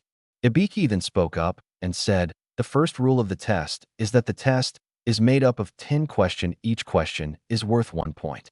Anyone caught cheating will have 2 points deducted from their score. Those that lose all their point or don't get any point will fail the test and be sent back to the academy." Everyone paled visibly. Ibiki then said, "Start." Sai sat there for a moment and finally decoded the true meaning of the test. He looked over to Konohamaru. Konohamaru gave a less than perceptible nod towards Sai. They both looked towards Sakura, who nodded to them. Konohamaru and Sai both then flashed through a couple of hand seals. Konohamaru muttered summoning jutsu, where he summoned a small ape who scurried on the floor and kept its presence hidden and began to get the answer for Konohamaru, while Sai made a couple of ink rats that gathered the information for him, while Sakura actually knew the answer and answered them accordingly. Most of the ninjas there decoded the meaning of the test and cheated accordingly, but a lot of the ninja failed to do so correctly and were eliminated from the exam. Ibiki then spoke up and said, "Final question will decide if you pass or fail." Most of the ninja erupted in anger. Ibiki unleashed killing intent, forcing them to be quiet. He continued and said, "Those who do not take the final question will lose all their points. If you take the test and fail it, you will cease your life as a ninja. The only way out is to wait and take it again next year." Konohamaru sat there and thought it over. This whole test has been used to weed out the weak and has not been straightforward. He's been trying to break down our mind. So the point of this test is to weed out the weak again, I see. Konohamaru waited for a couple of ninja to leave, then he stood up straightly. Everyone in the class eyes widened greatly. The boy wonder kid was giving up. Konohamaru then spoke up and said in a confident, exuberant tone, "Come on, who cares if we won't get to take the test again? I mean, the Emperor never even took the Chunin exam, and look how he's doing." Konohamaru's small speech gave the group the confidence they needed to stay. Ibiki sighed and said, "You all pass." Everyone erupted in confusion. Ibiki then proceeded to explain the purpose of the test. After the test was done, Konohamaru saw a bundle or bag of some sort burst through the window. He then threw a kunai, pinning the bag to the floor. After a minute of trying to get out, a woman came out and unleashed a good dose of killing intent, forcing all that were not used to killing intent to tremble. She then said in a deadly tone, "Who was it that threw the kunai?" Immediately, everyone pointed to Konohamaru, even his own team. "Sellouts." Konohamaru waved his hands frantically and said, sorry, I'm mistaking you for an enemy." She then disappeared from view and replied in Konohamaru's ear, "You shouldn't speak so freely. We're not exactly on friendly terms. I'm going to get you back." After that, she yelled in a demanding voice, "I'm Mitarashi Anko, and I'll be your second test examiner." She then brought the group to the Forest of Death. She instructed the class about the heaven and earth scrolls. While this was going on, Konohamaru was oddly silent, but distant as well, and focused thoroughly on the exam. He then noticed a kunai coming at him. He tilted his head back, and the kunai flew right before him. Anko moved with such speed most of the genins were not able to see. Konohamaru managed to see her, but it was a blur. He decided to do nothing. Anko leaned on Konohamaru, pressing her boobs against his back. She said loudly enough for everyone to hear, "You know it's brats like you that die first." Konohamaru smirked and said, "It's women like you that get divorced first." And he pointed to her clothing, or lack thereof. Anko's eyes narrowed and said gleefully with a smirk, "Not bad, brat, let's see how far you make it in this exam." Konohamaru did not reply and just stood there bored. A moment later, a rather tall genin no older than 15 appeared behind Anko, holding her kunai. Konohamaru's eyes widened and shot to the new presence and thought, "I didn't even sense him. When did he move? Who are you?" Anko held another kunai in her hand and said, "You really shouldn't sneak up on me like that. It could end poorly for you." The genin held the kunai with his tongue and replied, "I'm so sorry, I was just returning your kunai." After giving Anko the kunai, he walked away and disappeared into the crowd. Konohamaru got over his initial shock, then spoke up and said excitedly, "Can we start the test now?" Anko smirked and said, "Eager are we? I suppose so." She continued to tell the group about the test. After that, she distributed the scrolls to each team. Sai decided to hold the scroll for his team. Anko then yelled, "The second test of the Chunin exam begins now." Everyone dashed into the forest. Sai spoke and said in a commanding tone, "It would be wise for us to set up at the tower. Those who go to the tower will likely have both scrolls and would have been tired from battle." Both his teammates nodded in understanding and increased their speed. Konohamaru and his team then felt a large blast of wind hit them, nearly knocking them off their feet. They managed to stick to the ground by using their chakra, but then a huge snake appeared and launched itself towards them. Konohamaru went through some hand seals and yelled, "Fire style! Grand Ball Jutsu," unleashing a huge ball of fire that incinerated the snake. The group stood there and contemplated what happened. They all thought the same thing. Anko and Orochimaru are the only snake summoners. Anko is the proctor. She's not allowed to interrupt the test. That only means. Konohamaru spoke in a worried, nervous, and demanding voice, "We have to go now." Sai and Sakura both nodded, and they went as fast as they could to the tower, but they were stopped by a tall figure. The figure spoke up and said, "It's very impolite not to say hello, and you killed my pet no less." The tall figure then unleashed a dose of killing intent that sent fear into Konohamaru and his team, crippling them. Konohamaru tried to keep a calm head, but he couldn't. He was frantically shaking in fear. This was Orochimaru, his grandpa's student, the legendary Sannin. He knew how strong Jiraiya was, and Orochimaru was on the same level as him. He had no chance of winning. He could only hope to escape with his life, and even those odds were extremely thin. "This is Orochimaru. We stand no chance of beating him. Why is here? Is he planning on destroying Konoha?" Orochimaru then spoke and said, My, I've heard quite a lot about you, Konohamaru. It seems, however, you're not quite happy with my appearance. Can you guess who I am, though?" Konohamaru said through gritted teeth, "You're Orochimaru, my grandpa's former student." Orochimaru chuckled, "I'm truly flattered. However, I'm not Orochimaru, but I guess I can't fault you.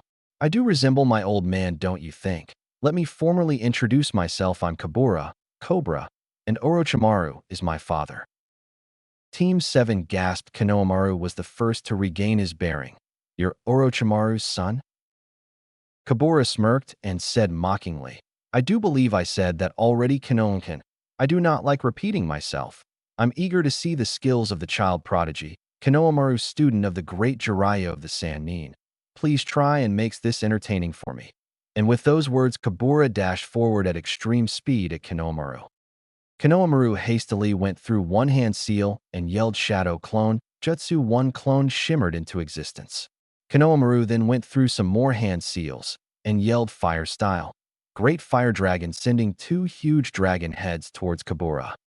Kabura didn't even break a sweat and used his speed and flexibility to avoid the attacks, very snake-like, and was rapidly gaining speed and narrowing the distance between him and Konohamaru. He appeared before Konohamaru and delivered a viscous uppercut. His eyes narrowed a bit when Konohamaru dissolved in mud, revealing him to be a mud clone. He was forced to flip back away when Sakura flashed through multiple hand seals and yelled Earth style. Mud bullet, and true to its name, multiple mud bullets were launched at Kabura. Kabura dodged each of the mud shot with great expertise to the point that it looked as if he wasn't trying. Kabura's tongue lashed out at Sakura with frightening speed and wrapped around her throat, constricting all of her movement and halting her to a stop. Sai quickly jumped into action, Super Beast imitating drawing, and with a quick flick of his wrist, he drew multiple lines on a scroll that came to life and charged at Kabura. Kabura, however, didn't even bat an eye and launched Sakura on his tongue at Sai. The lion attempted to block and cushion Sakura, but at the speed she was thrown, the lion was dispersed, and Sakura collided with Sai. With great force, both were sent barreling into the ground. Kabura calmly flashed through a couple seals and muttered binding snake glare spell. Two large boa constrictors launched out of Kabura's sleeves and wrapped around Sakura and Sai, immobilizing them completely. Kabura surveyed the field, attempting to find Konohamaru. He didn't have to wait long when Konohamaru dropped to the ground in the front of Kabura. Kabura merely rose an eyebrow. Surely the boy wasn't foolish enough to challenge him to a head-on assault, or maybe he was. Kabura did not know. Konohamaru spoke fluidly, even though he was scared beyond his wits. I sent a shadow clone to tell the rest of the Konoha 9 that you here. They should be here shortly. You've lost. Kabura, leave. Kabura chuckled deviously. I never thought you would be so foolish, Konoha-kun. I guess stupidity is a trait that runs strong in the Sarutobi clan. I mean, your grandfather was a very foolish man. He had every opportunity to kill my father, but chose against it, and he will be the reason for Konoha's destruction. Konohamaru's eyes narrowed and retorted in anger. You know nothing about my grandfather. You're just the son of a filthy traitor who was upset he wasn't chosen to be Hokage. Kabura's eyes narrowed. Everyone knew Orochimaru had a sore spot when it came to the Hokage position. Watch your tongue, child. You know not what you speak of. I guess it was for the best. I'm glad father wasn't chosen to be the Hokage of this village. Only a fool would sacrifice his life to save the village. What a foolish man Minato was. Even with all the talent he possessed, he was still forced to face death. A trait I, however, do not share along my father. We have discovered the secret to immortality. I learned the secrets of the world that are far beyond your human compression. Konohamaru, for his part, was confused to what Kabura was talking about. But to his credit, he didn't seem fazed at all and gave nothing away to his opponent. He didn't care. All he had to do was stall until Umbu arrived. Konohamaru, I've grown tired from this conversation. What do you say to us having a small spar? Said Kabura with a sinister smirk. Konohamaru gulped nervously. I take it I can't say no. Kabura glare gave Konohamaru his answer. Kabura disappeared right before Konohamaru's eyes. He then felt excruciating pain in his abdomen. He crumpled to the ground, dropping to one knee, holding his bruised stomach. He was sure he bruised multiple ribs with that single blow. Kabura, however, did not let up and delivered a viscous kick to Konohamaru's face, breaking Konohamaru's nose in the process with a resounding crunch. Konohamaru groaned in pain and attempted to get up, only to fall to the ground once more. This is the power of a prodigy. It figures I stood no chance. At least I'll be able to rest now. And with those thoughts, Konohamaru closed his eyes. Kabura's eyes narrowed. The boy seemed peaceful, even though he knew he was going to die. This will not do, thought Kabura. Well, if you're done, Konohamaru, I guess I'll just have to entertain myself by finishing off your lovely teammates. Konohamaru's eyes snapped open and could only watch in horror as Kabura deliberately walked slowly to his downed teammates. Konohamaru frantically tried to move. Konohamaru repeatedly yelled in his mind, trying to force his body to move, but to no avail. Kabura finally got to his destination and stood over Sai, and with one fell swoop of the legendary Kasangi. Sai was beheaded and blood erupted from his neck like a fountain, freely flowing. Coating the grass in a deep red fountain of blood, Konohamaru finally found his voice and yelled in anger, rage, and despair, "No, please stop this. It's me you want." Kabura smiled cruelly at Konohamaru and said maliciously, "Wrong, you are of no interest to me anymore. You don't have the strength to save your comrades. If you want to blame someone, blame yourself. Blame your weakness. Loathe, detest your weakness. Konohamaru sat there silent and could only think back to Kabura's last words. Blame my weakness. It's my fault. If I wasn't weak, I would be able to stop him and protect them. If I wasn't weak, Sai wouldn't be dead. Konohamaru was quickly brought of his musing when Kabura continued his pace to his next target. Konohamaru's eyes snapped back to Kabura and saw that he was going to finish off Sakura. Next, he had to do something, anything. Konohamaru struggled to his feet and attempted run. He managed to wobble faster, but he knew deep down he wasn't going to make it. Please someone, anyone help. Konohamaru could only look on desperately in despair when Kabura began to swing his katana at Sakura's exposed neck. Konohamaru's eyes widened. Tears were freely flowing from his face. Everything was happening in slow motion. He looked on with fearful eyes. Kabura was a mere inch away from slitting Sakura's throat when he stopped and turned his head to look at Konohamaru cruelly and mouthed a couple of words to Konohamaru. Konohamaru managed to decipher the words. Blame your weakness was what Kabura said, and with that he disappeared, leaving Sakura untouched. And maybe Kabura did it out of the goodness of his heart, one would think, but Konohamaru knew that Kabura did it to send a message. The message was, I could have killed her and you would have been powerless to stop me. Resent your weakness. I killed your other teammates and spared the other. I was able to choose because I was strong. The strong are the only one who decide the fate of others. A second later, multiple Umbus appeared and were welcomed to the sight of a headless Sai and an unconscious Sakura and a broken Konohamaru. The Umbu sighed and said sadly, it seems we're too late. The others nodded grimly. Go retrieve both of them and take them to the hospital. They won't be competing in the exam anymore, said one Umbu. The others nodded and proceeded to pick up Konohamaru and Sakura. However, Konohamaru found his voice. I've got to tell the Emperor. Take me to the tower. I've got to tell him everything Kabura said. The Umbu nodded and proceeded to take him to the Emperor's tower, Hokage Tower. Emperor Tower. Emperor Kabura is dash. Konohamaru's words died in his throat. Standing before him was Orochimaru, who seemed to be having a chat with the Emperor. One that wasn't going to well if Jiraiya and Tsunade's facial expression were anything to go by. Kabura is what? Questioned Orochimaru to Konohamaru.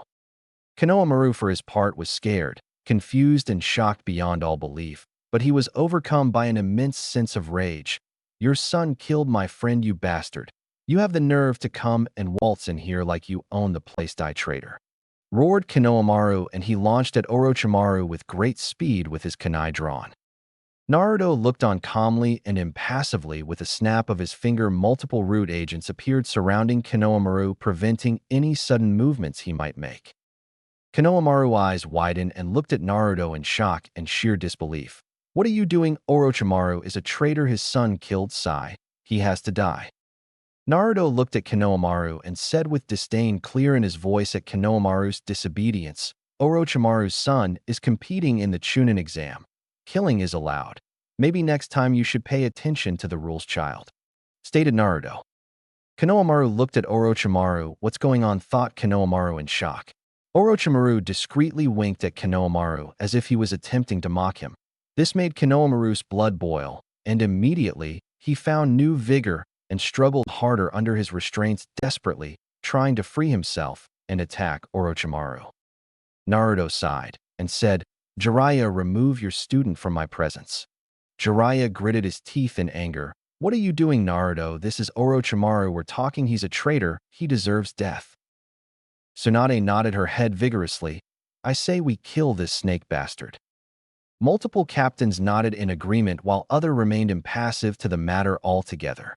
Naruto's eyes narrowed and he leveled a death glare and spoke in a deadly tone that vibrated throughout the room. Are you questioning my orders, Jiraiya? Jiraiya for his part was scared shitless. This was the first time he saw Naruto act or even speak like that to him. It was truly frightening. Forgive me, my lord, I spoke out of term, said Jiraiya. Naruto did not ease up and kept his gaze on Jiraiya. See that it doesn't happen again.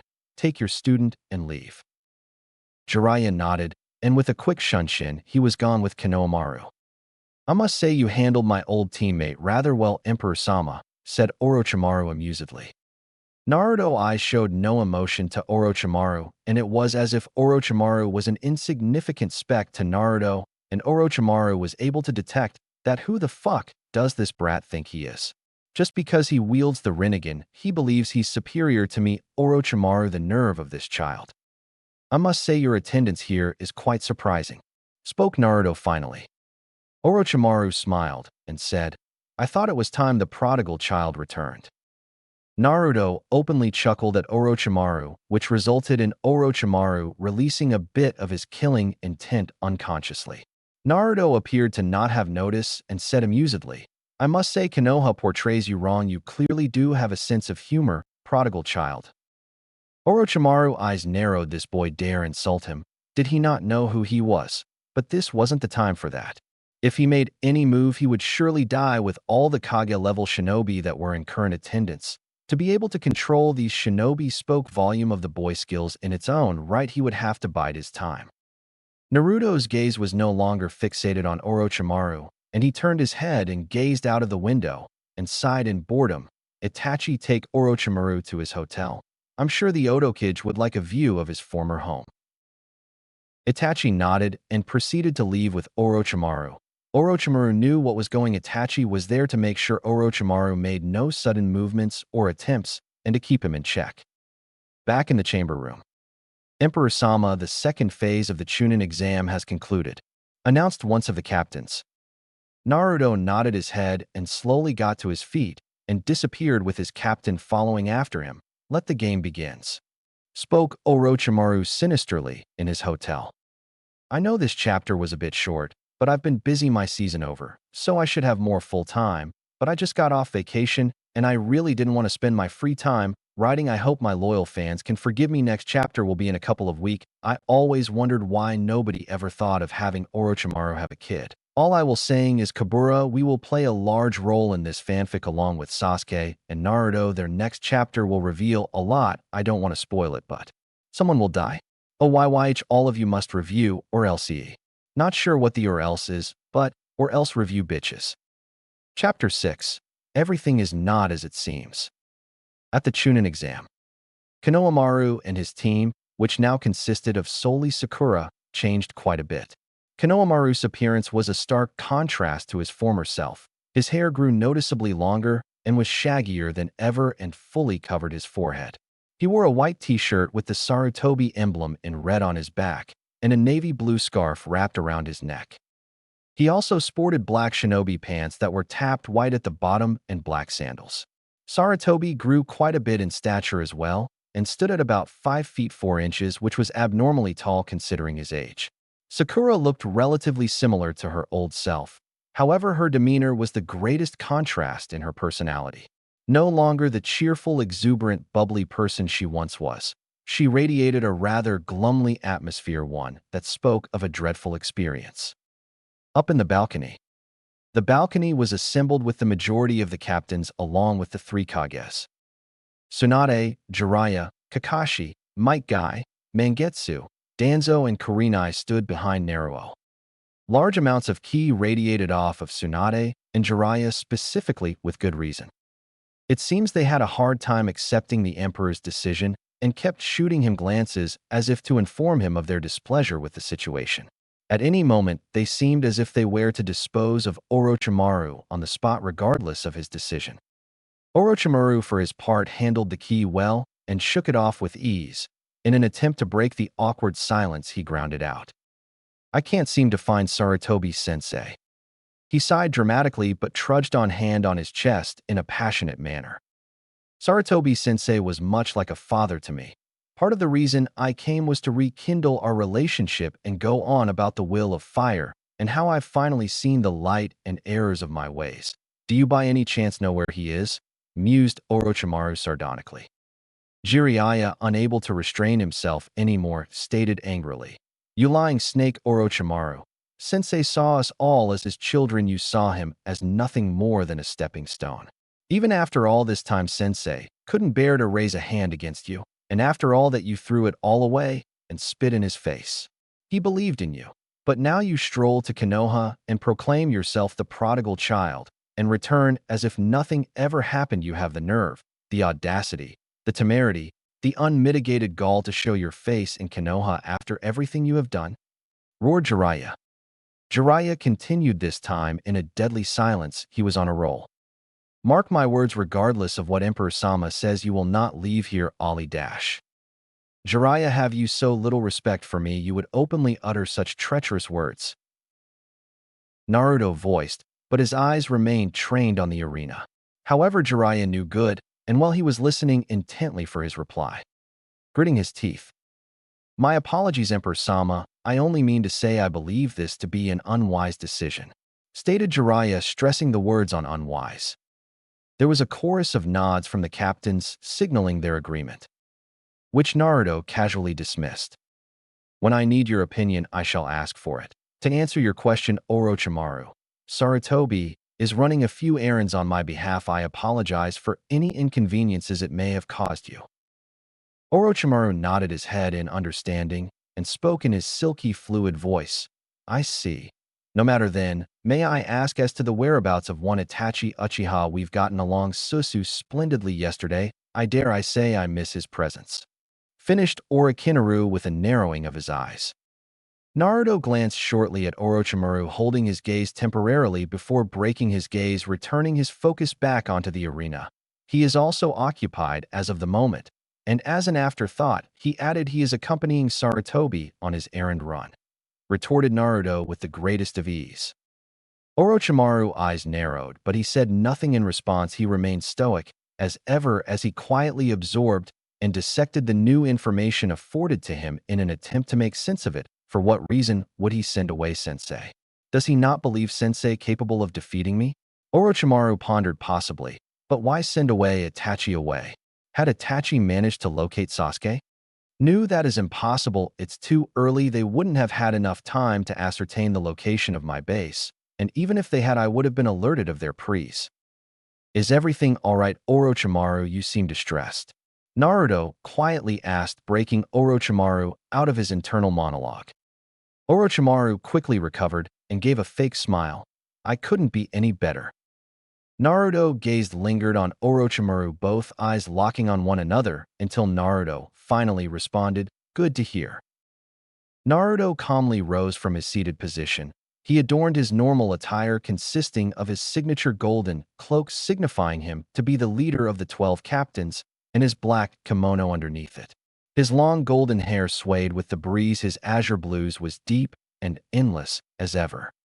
He stepped to the front of the balcony, making himself visible to all his loyal subjects. The arena quickly became deathly silent. My people, I have come to inform you the return of one of our very own Konoha ninja, one of the legendary Sannin. Orochimaru. The reactions were instantaneous and varied. Most of the civilian looked rather confused, not full grasping the gravity of situation enough to form an opinion. However, the rest of the shinobi had showed a look of utter disgust on their face, and some disbelief. Eventually, it turned into anger and outrage, which eventually erupted into a chorus of yells, all wishing and demanding Orochimaru's death. Although some waited anxiously, perhaps expecting another Itachi-like revelation. The booming chant, "Death for Orochimaru," reverberated throughout the entire stadium, clearly stating the intent of the Konoha populace. Orochimaru, however, didn't seem to be at all bothered or fazed by the entire ordeal. Naruto calmly waved his hand in a calming gesture, ordering his shinobi and civilian to silence themselves. The shinobi and civilian followed and heeded Naruto's order, albeit slowly. The hatred on their face never left, leaving a permanently scowl etched on the many faces of shinobi and citizens alike. Konoha, as the strongest of the former 5 great villages. We welcome with open hands Otokage into the alliance Konoha has established with Suna. The Kazekage nodded his head in agreement, and Orochimaru nodded as well with amused interest. Naruto continued and commenced the start of the Chunin exam round 1, Konohamaru Sarutobi versus Neji Hyuga. The crowd, as if forgetting about Orochimaru, temporarily yelled in excitement, Konohamaru, the kid prodigy grandson of the third the professor, and Kami Shinobi versus Neji, the Hyuga prodigy. Konohamaru disappeared from view and appeared in the arena in a burst of intense, scorching hot whitish flames that incinerated the ground beneath him in a display of power and proficiency in his fire affinity. Niji performed and executed a simple leaf shunshin and appeared in the arena. The proctor eyed both contestants carefully, and with a swift wave of his hand the battle had begun. To the crowd it looked like both boys were just standing there emotionless, doing absolutely nothing except for the casual intake of air, but to the well-trained eye they were battling for dominance, seeing whose will was stronger. After a moment Niji activated the Byakugan and spoke up in a calm, calculated tone. "Sarutobi-san, it would be an honor to fight you. I looked forward to having a great match." "Likewise." Konohamaru retorted, his focus on one person and one person alone. Flashback training with Jiraiya and Konohamaru. Jiraiya was sitting in a meditative crossed-legged stance on a large boulder with Konohamaru standing before him. He spoke, "Konohamaru, you will be participating in the Chunin exam. I pulled some strings, and the Emperor agreed it will be in Konoha's best interest to display your skill." Konohamaru slowly nodded his head in understanding. Jiraiya hopped off his boulder, landing in a crouch position, and slowly stood to his full height, his face morphed into a scowl. "Konohamaru, I'm tasking you with a secret mission. Should you face off against Kabura, kill him." Konohamaru looked up to Jiraiya in surprise, until his mind drifted back till that fateful day. Sai's head being lopped off continued to replay itself in Konohamaru's mind as if he was in some type of time loop. He closed his eyes and forced the visions away. Konohamaru grinned at Jiraiya cruelly. "It will be done." Jiraiya nodded his head in acceptance. "Good. Here's a technique that'll be of use to you." In flashback back to the fight.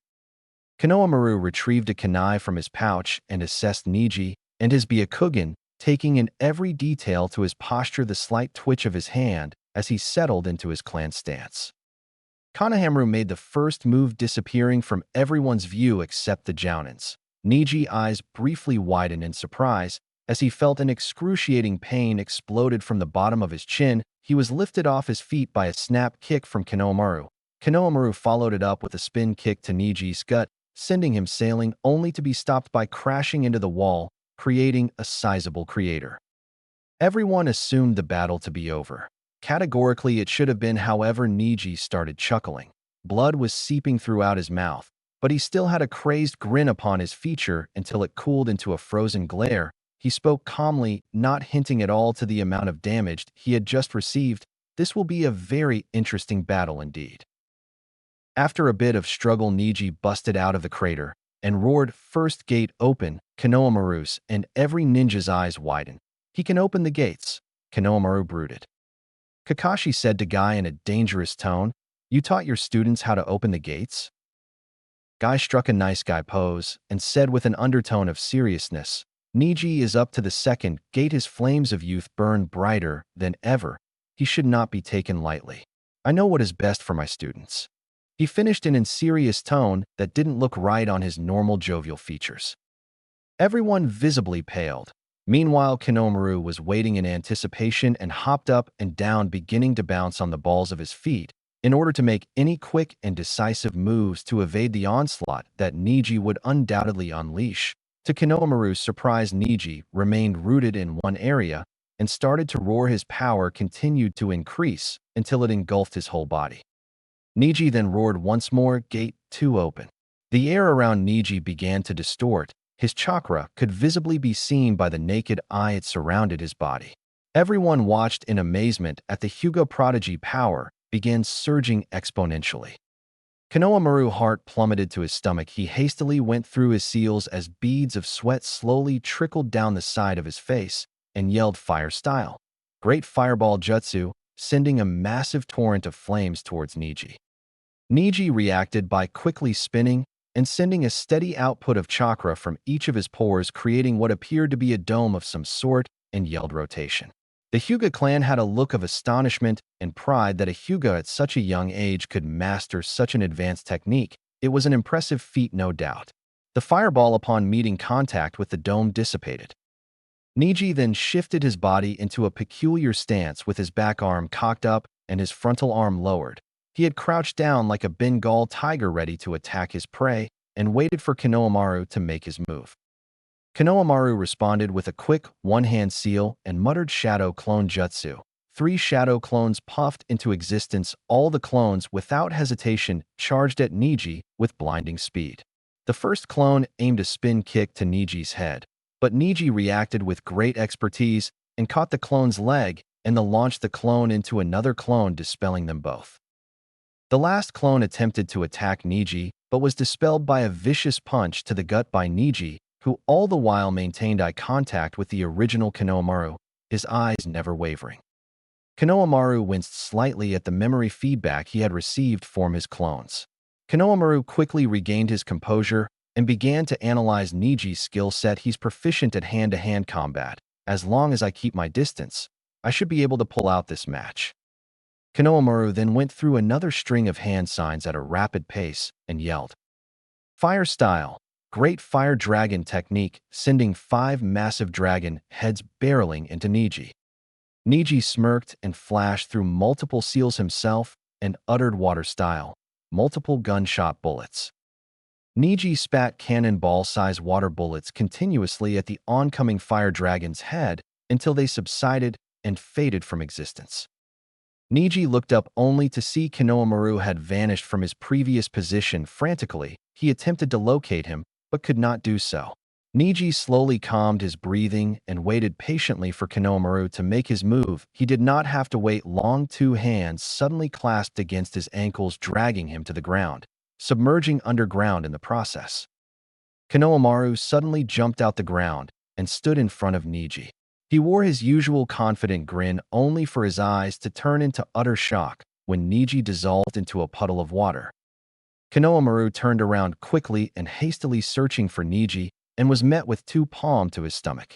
Niji calmly muttered, "Wind style." Twin hurricane to giant twister of wind erupted from Niji's palm, and they grinded into Konohamaru's abdomen until he was lifted off his feet and propelled into the arena wall, where he slowly descended from the wall and crumpled to the ground. Niji calmly turned his head to the proctor, in which he nodded and stated in a professional tone, "Shosha Niji Hyuga." The crowd erupted in a cacophony of applause. Up in the balcony, Orochimaru spoke in his snake-like mannerism and said in his silky tone, "I'm impressed by this new generation of genins. To able to have and effectively use 2 type of affinities is an incredible feat on its own. They both possess the ability and intellect to become Chunin." The Kazekage nodded his head in agreement. Jiraiya disappeared from the balcony and gathered his student. Naruto rested his head upon his fist in his signature pose and bit out with distaste, "Konohamaru will not become a Chunin. He lost. Failure is not to be rewarded. Should this have been a real battle, he would have been killed. That is the fate of the weak." Orochimaru and the Kazekage rose an eyebrow at the harsh words of the emperor, but spoke no further words on said matter. Gaara versus Lee, Gaara wins. Shikamaru Nara versus Kin Tsuchi, Shikamaru wins. Zaku Abumi versus Shino Aburame, Shino wins. Misumi Tsurugi versus Kankuro, Kankuro wins. Akado Yoroi versus Kabuto, both forfeit. How? We don't know. Temari versus Temari wins. Hinata Hyuga versus Choiji Akimichi, Hinata wins. Kiba Inuzuka versus Kabura. The crowd erupted in anticipation. This was going to be an exciting battle to watch. Both boys proceeded to the arena. Kabura disappeared in a flame shunshin, and slowly his figure formed in a formation of snakes, while Kiba walked. Gama started the battle. Kiba grinned in excitement. Kiba then said in his cocky tone, laced with bravado, "I've trained extremely hard with Captain Kurenai-sensei. There's no possible way some loser son of a traitor can beat me. We got an easy win against the snake freak." The crowd roared in agreement, eager to see the Inuzuka clan heir put what most likely was the bastard of the snake traitor in his place. Kabura looked up at his father as if searching for an answer and receiving none, and then at Kiba and sighed boredly. Kabura calmly gazed at Kiba, who was beginning to get unnerved at the intense stare. Kabura slowly closed his eyes. Seconds went by. 5, 10, 15, 30. The wind shifting his hair and rustling the leaves around him slowly, He opened them to reveal the Sharingan fully matured no less. Gasp. The shinobi looked downright shocked, galvanized, and were in outrage at the shocking turn of events. How the hell does some bastard have the bloody Sharingan? Roared a Konoha nin. The crowd voiced their agreement and displeasure at the turn of events, shouting jeers and other obscenities at Kabura. Naruto up in the balcony was no less surprised. His eyes narrowed ever so slightly at the sudden turn of events. This was not at all foreseen. His gaze demanded an explanation. I must say, Orochimaru, I'm rather surprised at the sudden occurrence of the Sharingan in your son. I was unaware that you were of the Uchiha descent. Orochimaru did not let the subtle insult deter him in the slightest. Not at all, Emperor-sama. His mother was merely a descendant of the Uchiha clan. Retorted Orochimaru easily, as if those very lines were rehearsed, which in all likelihood could very well have been the case.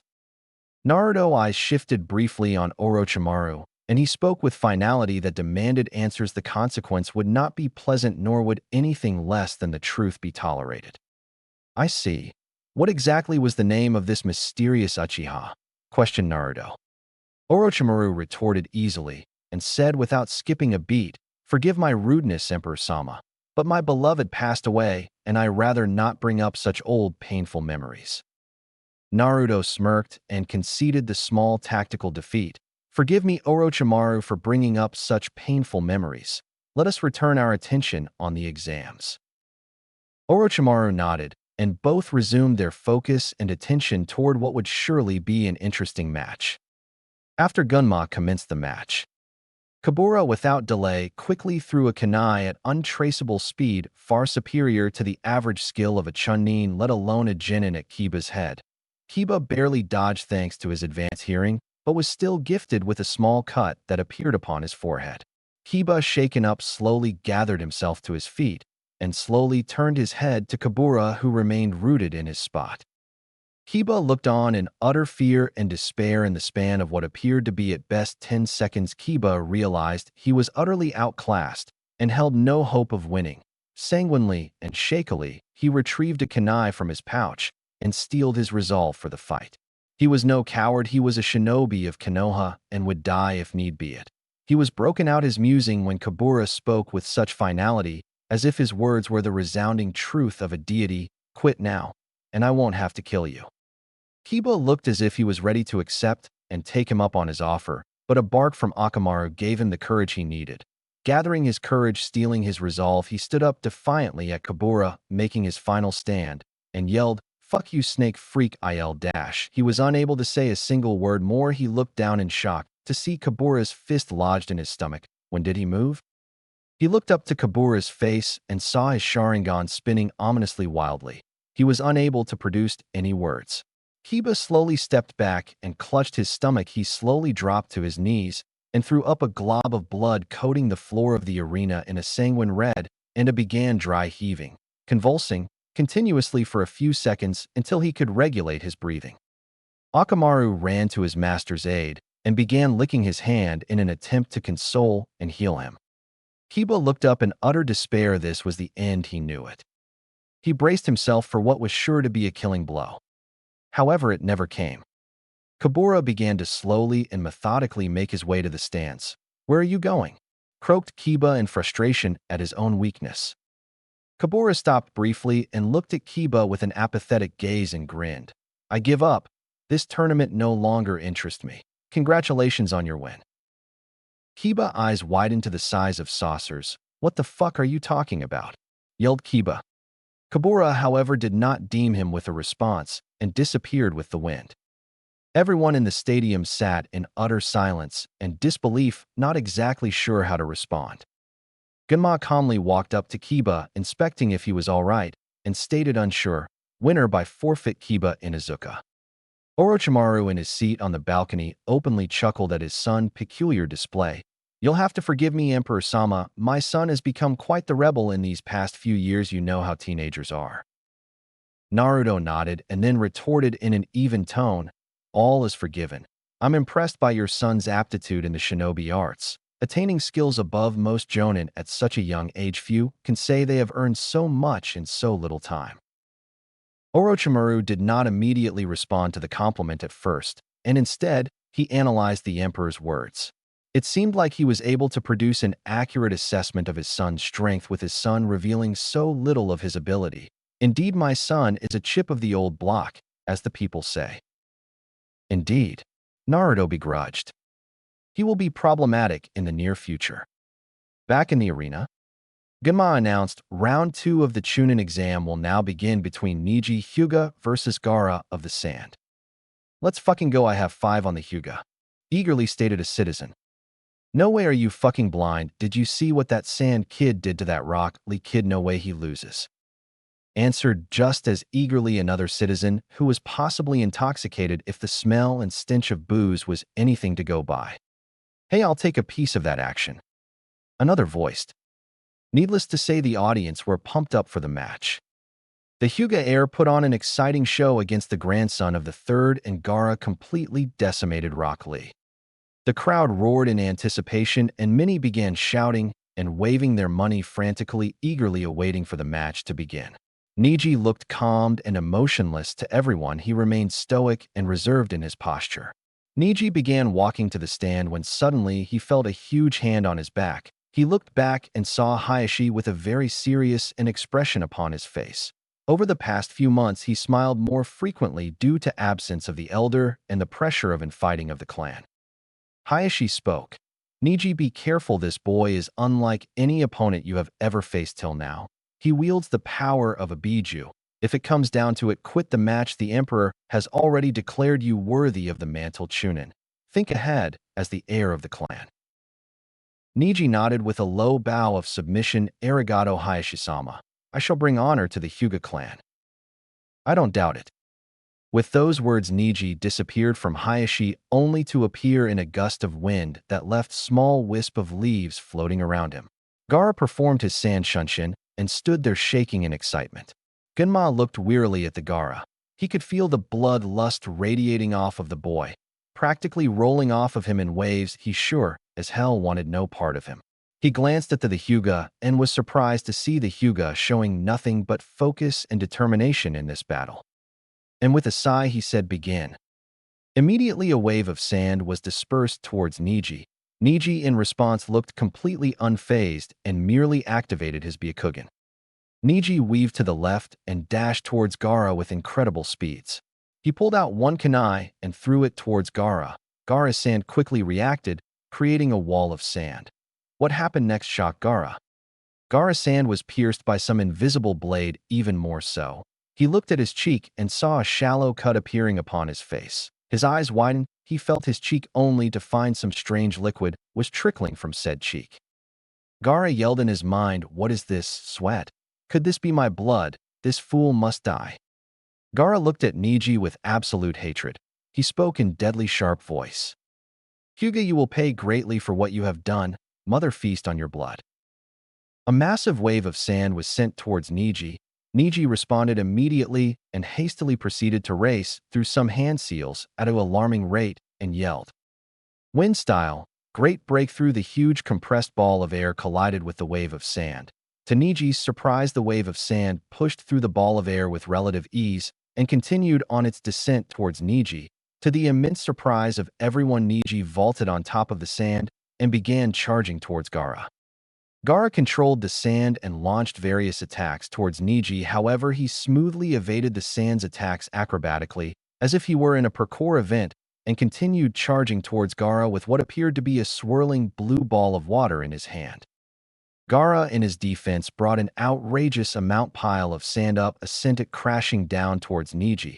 Neji continued charging the sand head first. The crowd waited in anticipation on the edge of their seats. The wave of sand was getting closer and closer and closer to Neji. Should it hit, it would without a doubt result in his demise. By the second, Neji was getting closer and was making ground on Gaara with his attack poised and ready. At the very last second, he ducked under the wave of sand and leaped with his hand outstretched water style. Water vortex plunging the compressed ball of water into Gaara's torso, blasting Gaara back into the wall. He slammed into wall with a sickening thud, creating a massive crater upon impact. Gaara displayed a huge gash on his stomach. Blood was pouring profusely out of his body, and he began muttering incoherent, unintelligible things. Temari asked in a concerned and anger the million-dollar question. What the hell is going on? Why didn't Gaara's-san protect him? Why was that boy able to walk on Gaara's-san so easily? Why is Gaara losing? Baki answered in a worried tone. That boy is truly a genius. Look at him, he's calm and reserved even when facing Gaara of all people. The boy skilled fully glided on Gaara's sand using his wind chakra. He even managed to use his wind chakra to distort Gaara's sand at the last moment to land his strange attack. What the hell are these Konoha ninjas feeding these kids nowadays? Temari yelled. That's impossible. To use wind chakra to such a degree would take years of mastering for even an advanced jonin, and you're saying this boy no older than 14 can do it with such ease? Temari didn't want to admit, but it overwhelmed her to see Neji using his wind element to such a degree. It frightened her more to think of what a clan full of ninjas with his capability could do. Gaara had a smile of absolute glee on his face, unperturbed by the small hiccup, which would have been certain death for anyone not a Jinchuriki. And then his face turned murderous. He said solemnly, Mother wants to come out. You will die now. She will bath in your delicious blood. This is it. This battle has becoming most exciting. Oh, Mother will enjoy your blood. The sand rose around Gaara and encased him in a dome of sand. Neji pulled out a couple kunai and threw it, and thrusted his hand out, and calmly intoned. Wind style. Gale forced the kunai's velocity increased greatly and slammed violently into the dome, but only managed to penetrate roughly an inch deep into the dome before bouncing harmlessly off. Neji white eyes narrowed. His breathing was greatly haggard from using so much chakra. He steadily went through some more hand seals and yelled. Wind style. Pressure damage, sending a huge blast of condensed air toward the dome's sand. The dome shattered, revealing what should have been Gaara, but what was left in his place will haunt Neji for the rest of his life. Gaara took upon the form of the mini Shikaku. Gaara began laughing manically and sneered. What's wrong, Hyuga? Not so confident anymore. I can feel the fear radiating off of you. You are not worthy of existence. My will to live is stronger than yours. Orochimaru had a wicked smile of utter glee. It's about time. He waved his hand, discreetly signaling the order. Gaara flashed through multiple seals and intoned forced sleep jutsu. Gaara immediately fell asleep. There was massive surge of power exuding from Gaara. He was then lifted off his feet. Sand began to pour out of all his pores. He began to yell in pain and rage, and suddenly it all stopped, and a massive explosion rocked the stadium. Plumes of smoke blanketed the entire arena, until it dissolved. Standing in all his glory was the one-tailed Biju Shikaku. The Shikaku was free. Naruto, up in the balcony while all this was going on, still looked relatively unfazed. I'm disappointed, Orochimaru. Was this how you were intending to destroy Konoha? Orochimaru's eyes had a certain gleam in them. Silence, fool. Even you don't have the power to fight a Biju alone, and if you summon the QB here, you'll forfeit the lives of all the people here. Face it, you lost. Followed by his sinister Kuka laugh. Naruto sighed. Betrayal you see coming is trivial. Betrayal you don't see is the fearsome one. Konoha has set up its defenses for your betrayal. Your army and the Kazekage army have both been decimated, and by now I'm sure you can feel the drain on your chakra. Orochimaru's eyes narrowed, and slowing, his face twisted from anger to shock and to a look of understanding. You've been draining my chakra. How? Naruto smirked, seeing no harm in enlightening Orochimaru. You have your old teammate to thank for that. He is extremely gifted in the art of Fuinjutsu. He created a massive absorption seal and incorporated it into Konoha's security system. Everyone who is not registered as a citizen of Konoha will slowly have their chakra drained and depleted. They are essentially powering their own demise. The seal uses the siphon chakra to power itself. Orochimaru's eyes widened in shock. He swiftly stood poised, ready to strike Naruto, only to stop when he felt the cold steel edge he knew all too well placed at his neck, more precisely his jugular. Danzo stood behind Orochimaru with his lone Sharingan, gazing at him intently. The Kazekage was unable to make any moves either because of the timely interruption by Mangetsu, who encased the Kazekage in a dome of water. Orochimaru retracted his gaze from Danzo and narrowed his eyes at Naruto. I see you know about his Sharingan. It's not that far of stretch for me assume he told you everything about me. Orochimaru paused, briefly attempting to gauge Naruto's reaction. Naruto smoked smoothly. Indeed, Orochimaru, I know all about your interest in the first Hokage's cells. Orochimaru showed no reaction except for the tightening off his jaw. I see, then may I ask then what was the point of this, then allowing us to come into your village? Surely it couldn't be for the sake of killing me alone. Naruto smiled. Allow me to tell you this then. I fear not the lions led by sheep, I fear the sheep led by the lion. A look of confusion dawned Orochimaru's pale visage until he smiled as well. You wanted us out of our village so you could attack. With the bulk of our army here, Orochimaru briefly glanced at the Kazekage. Our respective hidden villages are left unguarded. Indeed, as we speak, the sand village is being invaded. However, I must commend you, Orochimaru. Even Jiraiya's spy network are unaware as to the whereabout nor the location of your village. In Suna, standing at the apex of a rather large mountain was Itachi. Flanking his side were Sarutobi, and Mei behind existed no less than 5,000 shinobi. Itachi, from his part, looked on solemnly at his peers. He nodded to both his respective captains and looked to large gathering of shinobi behind him. He held one hand high, and his Sharingan flared to life. Today, Konoha conquers Suna in the name of Emperor Sama. Destroy any Sunanin that gets in your way. Show no mercy. By nightfall, Suna will be ours. And with the descent of his arm, the massive pile of Shinboi descended on Suna for what was to be a bloody massacre. RROAR. Naruto discussion was interrupted by Shikaku's booming voice that reached throughout the whole entire arena. I'm finally free. Yeah, it's time to cause destruction and mayhem. Naruto sighed tiredly. It would seem his work was never done. He slowly descended from his throne where he hopped over the balcony and fell. To everyone it looked as if an angel, no, a god, was descending from the heavens to the ground. Naruto fell in a slow motion to ground through the usage of Shinra Tensei and landed without so much as a thud. Naruto waved his hand and multiple root members jumped to the corner of the arena and simultaneously flashed through multiple seals. Ninja art, 4 flames formation. They all said in perfect harmony. A massive purple cube barrier surrounded the arena, encasing Naruto, Shikaku, and Neji in the violet barrier. Shikaku stopped his rambling when he noticed the massive dome that encased him. He looked down and saw 2 small figures. Human, what have you done? Questioned the Biju. Naruto did not respond, but merely approached Neji. You've done well. Take cover and remain out of the battle. Neji nodded and quickly retreated to the furthest corner to gain cover. Shikaku roared in anger. He was not one to be ignored, especially to a lowly human, and he unleashed a massive compressed ball of air the size of a building straight at Naruto at insane speeds. Naruto, with his back turned, calmly raised his hand, and the ball of air immediately dispersed.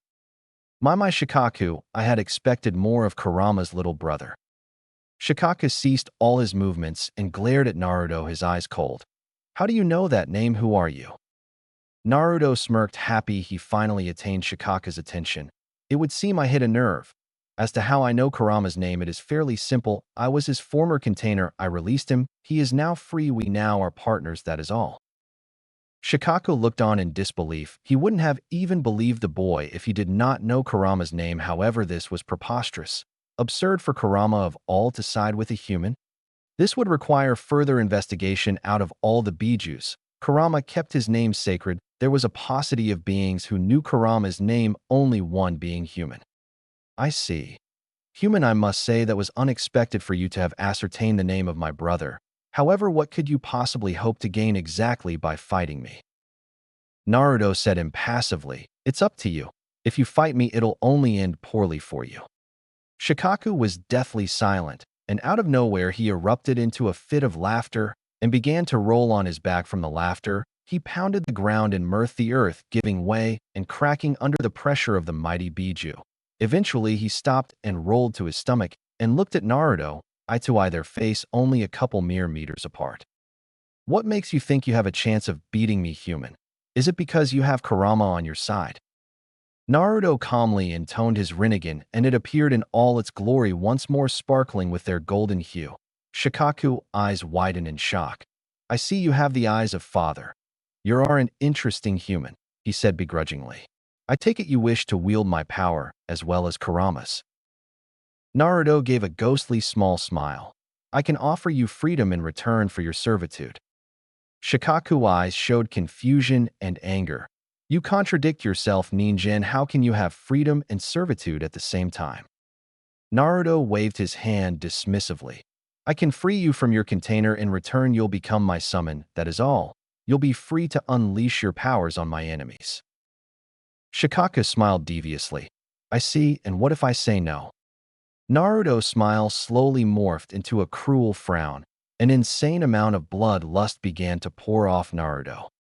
An ungodly amount of chakra was released. He slowly began to levitate into the air. His body began to cackle with lightning, with surges that erratically shot through the arena, blasting multiple debris into the dome, eradicating them upon contact. The air began to circulate at much greater speed, causing hurricanes, twisters, tornadoes that shredded the earth beneath its might. Multiple geysers began to sprout from beneath the ground, quickly flooding the arena. Naruto's gold eyes shone brighter than ever. Sparks of electricity began to emanate from them. His hair began to rise from the influx of his power and sheer magnitude of his chakra. Shikaku himself was submerged in the water that began to freeze on its own accord. He was being repeatedly slammed into the dome due to the force of the strong winds. Naruto slowly walked towards Shikaku. It looked unreal the way he was walking on the air. He finally reached Shikaku and spoke in a deadly silent tone, one that spoke of imminent death. You will die. I will permanently erase you from the plane of the living. Now killing a Biju was impossible, or was it? But the way he said it made him rethink his earlier assertion. Shikaku was a very prideful Biju, but even he knew when to cut his loses. Very well, honor you, bargain human, and you have my aid in battle. Naruto smiled cunningly. I'm glad you came to see it my way. Naruto slowly lowered his power level and hopped onto Shikaku's head and placed his hand on Gaara's head. He intoned. Absorption soul technique. Naruto slowly began pulling out Shikaku's gargantuan soul that was compressed in Gaara's tiny frame and managing to release it. Shikaku slowly formed from his sand into his massive being. Yes, yes, I'm finally free. In his delight, Shikaku began to hop around. He was truly free from the boy. It almost felt too good to be true. He slowly came to an abrupt halt, stopping his dance momentarily, and turned to Gaara, who was lying on the water motionless. Do not kill that boy. I will kill you if you do. He has suffered enough already. Naruto raised an eyebrow at Shikaku's strange behavior. As far as he was aware, Shikaku held no attachment to his container. Very well, it matters little to me what happens to boy. However, I assure you no harm will befall. I take it you wish to see Kurama. Shikaku nodded. Naruto flashed through multiple seals and placed his hand on the one-tailed Biju and said silently, reverse summoning jutsu. In a massive plume of smoke, the massive Biju had disappeared. Naruto waved his hand and the umbu dissolved the dome. Naruto shuzened once more to his balcony and looked on in amusement at Orochimaru's baffled face. Orochimaru, what did you hope to gain by destroying Konoha? You couldn't have possibly thought you could win. Naruto arrogantly stated. Orochimaru narrowed his eyes at the boy.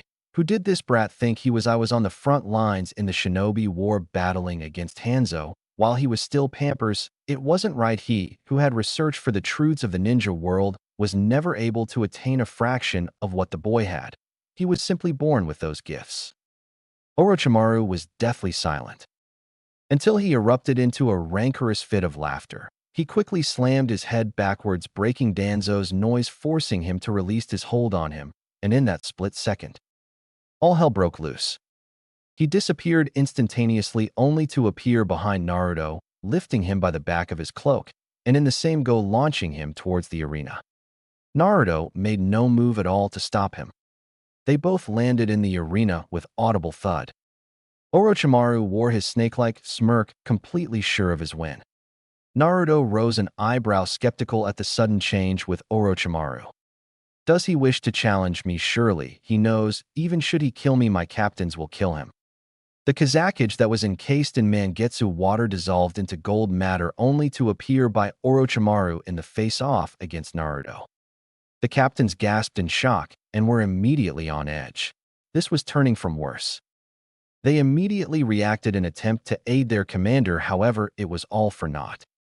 A familiar purple dome was erected and encased the arena, effectively isolating the captains from their commander. The sound for held their hands clasped in the ram seal to effectively maintain the jutsu.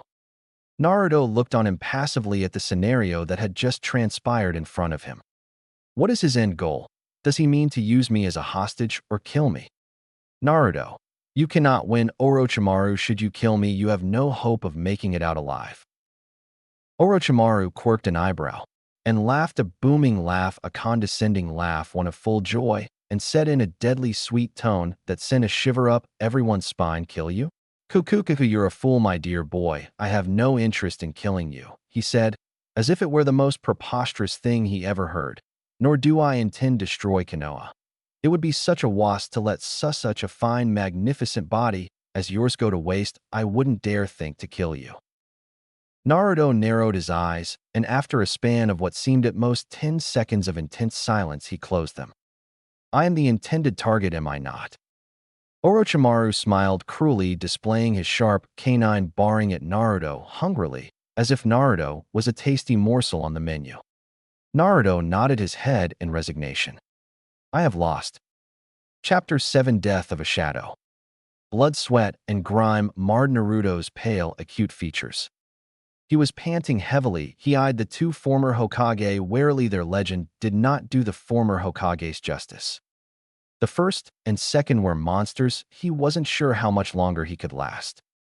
Naruto sighed heavily. How did everything go so wrong? He was a fool.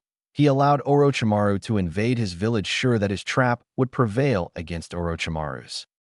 He foolishly believed he understood Orochimaru's motives. He glanced back up at his captains, tears marring their faces as they relentlessly, incessantly assaulted the purple barrier with any and all jutsu in their repertoire in a futile attempt to rescue him. It was a lost cause, but they still tried anyway. He smiled inwardly. It was touching they would go to such lengths in a desperate attempt to save him. He coughed painfully up a wad of blood, realizing grimly he was on his last leg. Not surprised in the least that his body began to fail him. Flashback: Orochimaru and Kazekage versus Naruto. Naruto surveyed his surrounding. He eyed the Gaara boy's unconscious body on the floor. He sighed, I'll have to protect him as well, or I'll have to face the wrath of the Shikaku. He glanced at Neji, who surprisingly made it out of the barrier. Naruto then fixed his gaze onto the two Kages who stood before him. Everything was quiet, almost tranquil inside the barrier. A stark contrast to the roaring of Justa being blasted at the erected purple barrier. The sound for had sweat trickling down their face. However, the barrier remained strong. The wind washed through the barrier, sweeping Naruto's hair to the left, as well as Orochimaru. No one spoke. The Battle of Will commenced and was silently raging on between Orochimaru and Naruto. They were both transfixed by the other's gaze. Naruto reined in his resolve and spoke in a calm tone, immediately ceasing the futile effort of his captain. Orochimaru plans to steal my body and my Rinnegan. Naruto paused briefly, his eyes never leaving Orochimaru's face as Naruto began talking. Orochimaru's smirk grew into an amused grin. Should Orochimaru manage to steal my body, destroy my body, I name Danzo as my successor. My people, you all have served me well. Forgive me for my foolishness. Orochimaru's smirk never wavered. Are you quite done, Naruto-kun? I would hate to interrupt such a touching scene, but we must get on with the main event. Naruto held his hand out, and Himoryu shimmered into his grasp.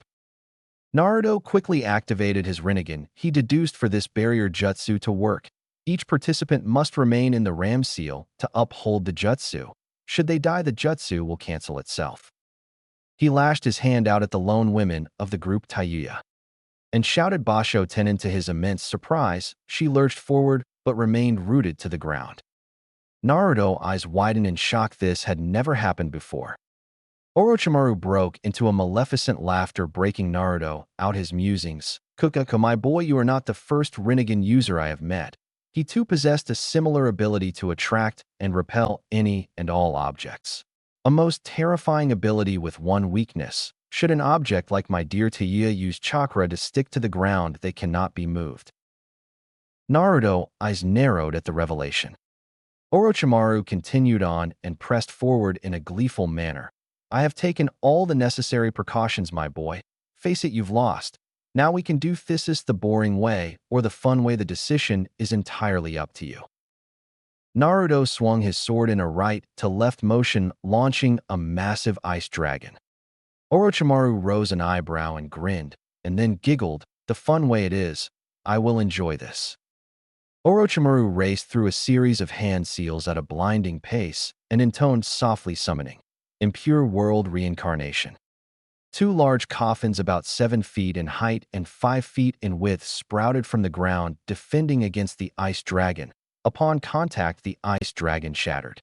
Naruto's eyes narrowed in worry. His senses were on high alert. Whatever this jutsu was, it didn't bode well for him. The front of the coffin collapsed, revealing Konoha's very own first and second Hokage. Naruto's eyes widened, and his jaw dropped in pure, unadulterated shock. He summoned the Hokages? He had to destroy the Hokages quickly before they were activated. He hastily raced through a series of hand seals, first style, Grand Fireball Jutsu, sending a massive ball of flames towards the unprotected Kages. Orochimaru smiled at Naruto, as if he were a child doing everything that he had expected him to do. He nodded to Kazekage, who held his palm outwards. A wave of gold dust of some sort blocked the torrent of flames, and Orochimaru strolled casually to the former Hokages, as if he were strolling through the park on a beautiful Sunday afternoon. He placed his hand at the back of their respective heads, sending a jolt of chakra to give them life. They reacted instantaneously. Their eyes glowed with an otherworldly light. Their skin began to heal until you would be hard-pressed to differentiate and point out the difference between them and any other human. Hiroshima was first to speak, his analytical mind scouring every crevice of the barrier. He spotted a few shinobi outside the barrier, attempting to destroy said barrier, Danzo and his granddaughter Tsunade being the other one. His eyes settled on the mysterious boy with long blonde hair, glaring back at him with what was. Wait, what is that? The Rinnegan? Interesting, very interesting. He spoke in a jovial, booming tone. Chan, is that you, my dear girl? You have grown into a beautiful young lady. He, of course, could see through her deception, but he was no fool. Questioning a woman on her age or beauty meant certain death. However, instead of responding, Tsunade turned away from Hiroshima and the barrier altogether, burying her face in her hands, and began to sob uncontrollably. Jiraiya placed a consoling hand on her shoulder. She latched onto him and buried her head in his chest, no longer capable of controlling the whirling emotion residing inside of her. Hiroshima winced, definitely not expecting such a negative reaction. He needed more answers. His eyes settled on the boy who stood in front of him wielding the legendary Rinnegan. You boy, what is your name? Why have me and my brother been summoned? He questioned. Naruto eyed the previous Hokage, warily searching for any signs of weaknesses and praying to any and all deities for the previous Hokages to simultaneously combust into flames, but he received no such luck. The situation was already dire with the Kazekage and Orochimaru, but it was possible for him to defeat both his adversaries and live, but now he held no glimmer of hope for winning. His first priority would have to be destroying them, or Orochimaru, depending on how the jutsu worked. I am Naruto Namikaze, the current Hokage, if you will. Hashirama-sama, you and your brother have been summoned to detain me and to allow Orochimaru to steal my body. Orochimaru gave a sheepish smile, guilty as charged. Nanny, Hokage, it's so young, impressive. He exclaimed in disbelief, his demeanor turned somber. Hiroshima sighed dramatically. No matter how much this world changes, there is always war. Pointless and senseless fighting are inevitable no matter what era we're in. He bemoaned. Tobirama decided to add his 2 cents. Who are you to have summoned us, boy? He glared at Orochimaru. His chakra raged uncontrollably. Naruto's eyes narrowed and a trickle of sweat rolled down Orochimaru's neck. The previous Hokages are truly frightening monsters, such chakra.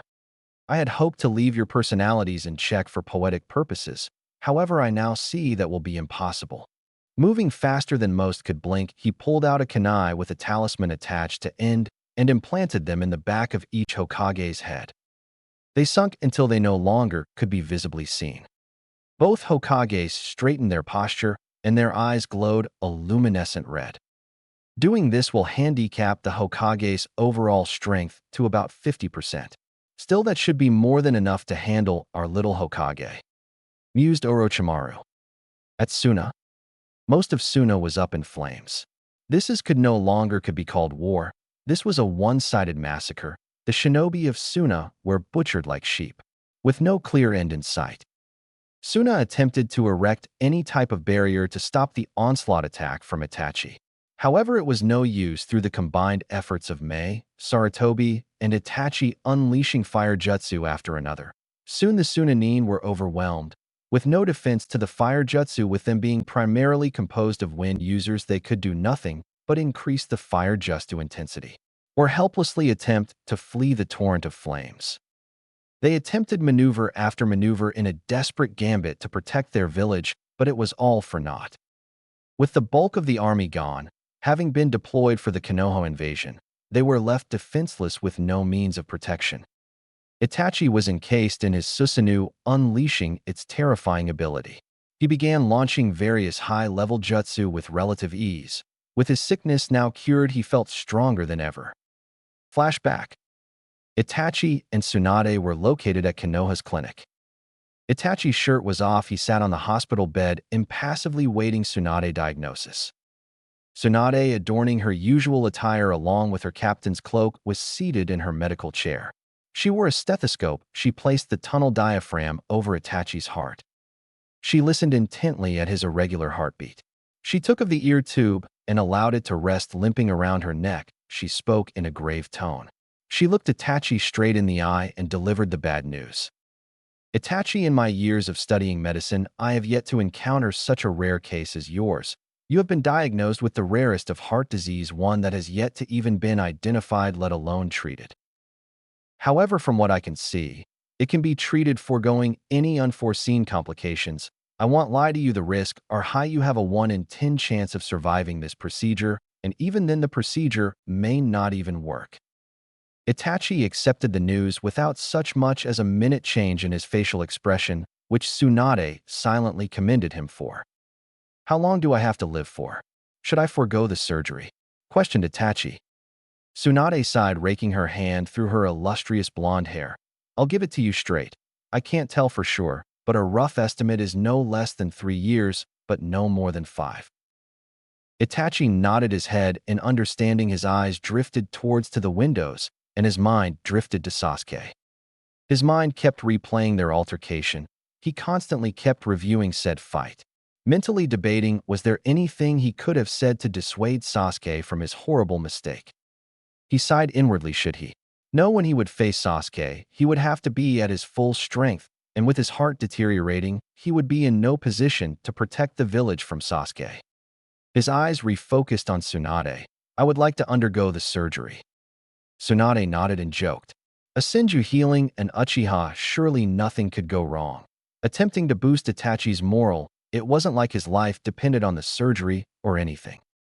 Itachi smiled politely at her poor attempt at humor. If I recall correctly, Madara Uchiha would often rescue Hiroshima when he found himself in a precarious predicament.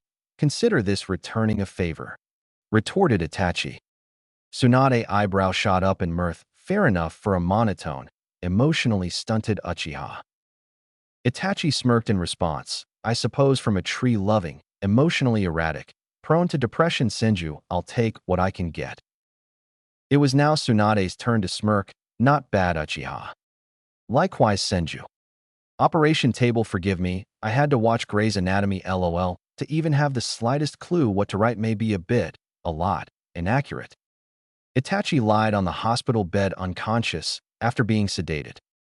Tsunade wore a surgical mask and held her scalpel. She began to make a small incision over his heart. Blood trickled down to his stomach. Tsunade heeded it little mind. She carefully attempted to extract his heart and replace it with his donor. With surgical-like precision, witty LOL, she severed the arteries around his heart and reattached it to the new heart, an extremely dangerous procedure. One slip up, and he was dead. Beep, beep, beep.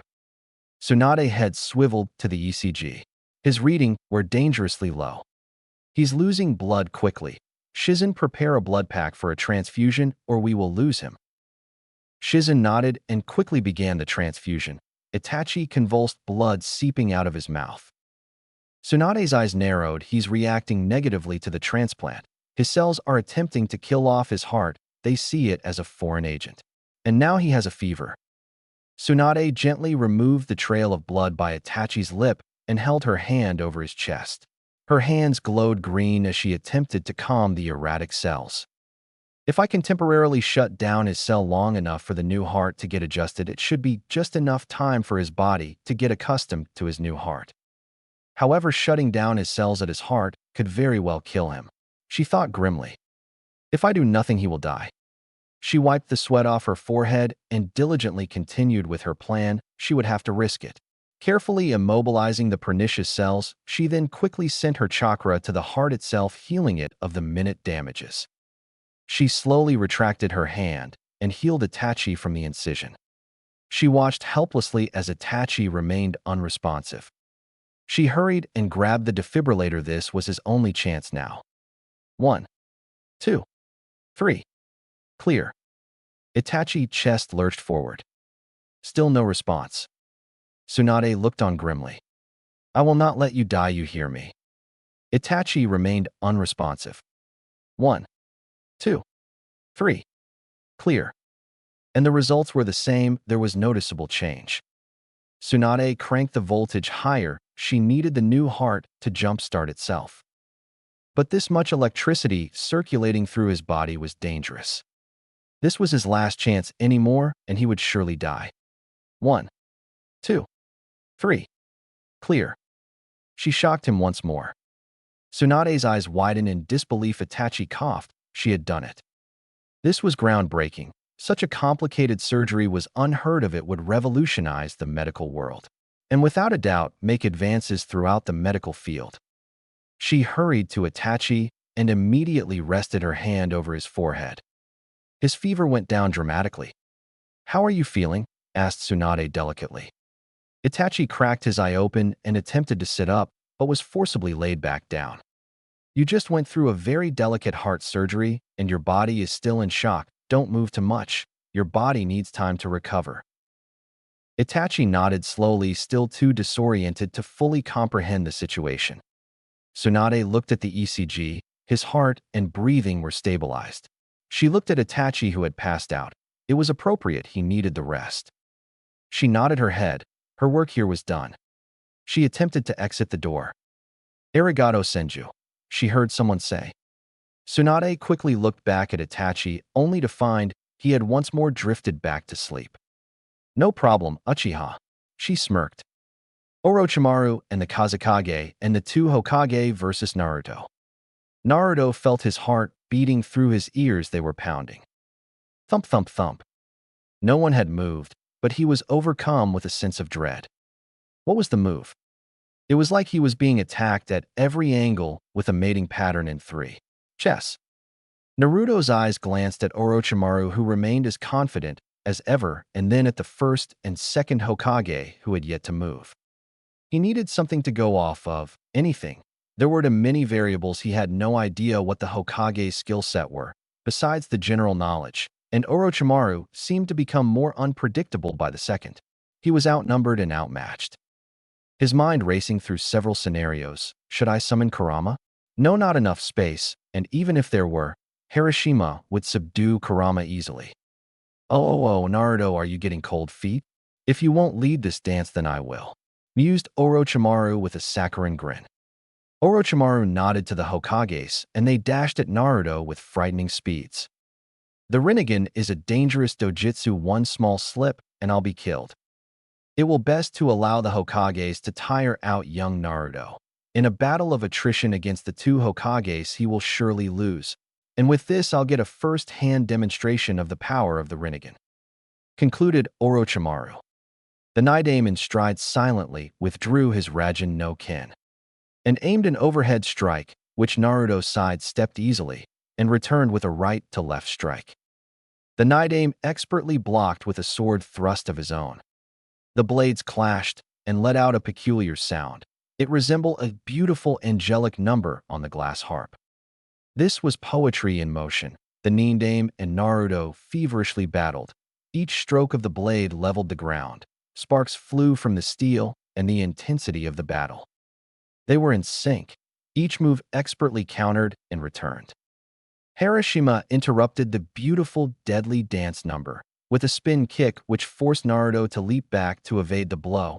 A tsunami of dust came crashing down on Naruto. Shinra Tensei Naruto intoned, blasting the gold dust away, only for it to form back in a matter of seconds and return with twice the force and urgency. The Shinra Tensei will be of no use against the gold dust. I will only be wasting chakra blasting it back.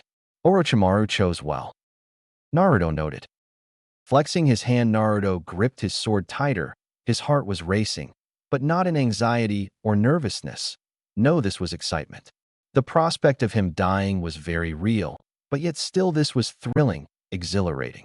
Testing his mettle against the Hokages was something few could claim or boast to have achieved, and should he die, he would have the honor of knowing it took 4S-rank ninjas to meet his demise.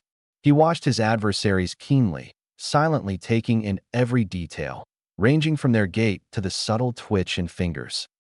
Let us begin. Naruto's chakra skyrocketed to epic proportion. The very barrier itself groaned under the strain of his chakra. The chakra rage against the barrier, desperately trying to break through. With no end in sight, Naruto's chakra continued to rise, his chakra roaring in response until he himself unleashed an inhuman roar.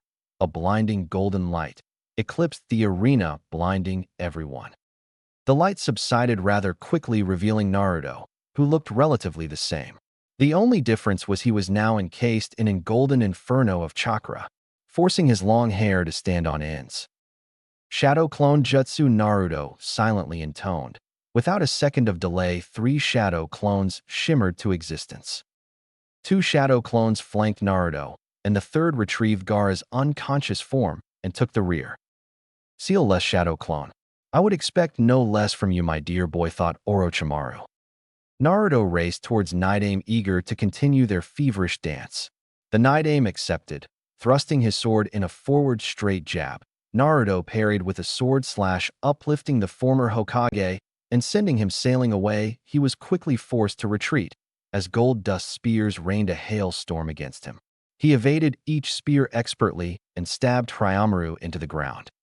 A massive slab of ice erected in front of Naruto, effectively blocking the spears. The ice continued to spread, freezing everything in their path. Ice ninjutsu without seals, impressive, but will do little to slow down the first and second, mused Orochimaru. The first dashed to the pillar of ice and reared his hand back and roared, and slamming his fist against the pillar shuddered at first, but then completely shattered. Shard flew at Naruto at immense speed from the force of the one Estes punch. Naruto waved his hand, and the shards fell harmlessly to the ground. Tsunade-level strength without the need of chakra? Troublesome. And he has yet to use any ninjutsu. Why? The first didn't even pause in his stride or slow down and made a straight beeline towards Naruto. Naruto's shadow clones wordlessly dashed forward to engage the first. The first clone launched a roundhouse kick towards Harashima, which he evaded by hopping over. He was quickly met with a fully formed Rinnegan by the second clone, who submerged it deep in Hashirama's gut, sending him spiraling away. Naruto rose an eyebrow in surprise. Surely the Hokages weren't this easy to defeat. Naruto was immediately put on guard when he sensed a presence behind. He instinctively intoned Susanoo. A ribcage protectively formed around Naruto and stopped Harashima's fist from busting a hole through Naruto's back. Naruto's eyes widened to the size of saucers and immediately shifted his gaze to the supposed Harashima that received the devastating Rinnegan attack and was met with the sight of a wooden clone. When did he summon a wooden clone? Why didn't I see it? Naruto mentally screamed. Harashima paused briefly in his attack, although his fist was still lodged in the rib cage of the legendary Susanoo. Susanoo? Harashima voiced, questioned unsure. No, it pales in comparison to his. He whispered softly and nostalgically, as if thinking fondly of an old friend. He then broke through Naruto's Susanoo like a hot knife through butter and blasted through the Susanoo with great ease and continued forward with his thrust, catapulting Naruto to the other side of the field. At such high velocity, Naruto was forced to substitute with his own to clone to stop himself from being incinerated by the barrier. Orochimaru scrutinized the battle from the sideline and was lost in thought. Even at only 50% of his full power, he threatens to break free of my control. What sort of monster are you, Hashirama? He placed his hand in a familiar ram sign and once more lowered Hashirama's power, this time to roughly 40%. I was nearly killed by a single fucking punch, thought Naruto angrily from his disheveled position. He radiated anger in waves. It seeped out of his very pores. Racing through a complex set of seals, Naruto roared. Lava style, lava golem jutsu. Naruto's chest rose until it looked as if he would burst under the strain and unleashed a behemoth of a golem made entirely of lava straight towards Orochimaru and his compatriots. The second stepped forward protectively and clasped his hand and roared. Water style, water shockwave. A spiraling vortex of water exploded from the ground, smashing into the golem, releasing a hiss of steam on contact which blanketed the arena. The gargantuan golem, however, did not stop. Now only a lump of rock, due to the water cooling it down, bursted through the steam and was rapidly descending on the first and second Hokages. The first, in perfect unison, which could only be achieved in lifetime of working in cohesion with his partner, jumped in front of Tobirama and flashed through seals so quickly it looked as if he only raised his hand. Wood release secret technique. Nativity of a world of trees. Trees grew on every part on the arena. The trees, instead of slowing the golem, burst through it with ease and continued to fill the entire arena in a matter of seconds. Naruto's eyes widened when a tree stump skewered his abdomen. His head swiveled to clone behind him carrying Gaara. It had a massive branch embedded in his stomach. The clone poofed, no longer able to withstand the damage. Naruto surveyed the field and realized grimly the tree roots would crush him. It was only a matter of time. Swift release, flash step. Naruto quietly stated, disappearing in a burst of speed. He caught Gaara before his unconscious body could hit the ground.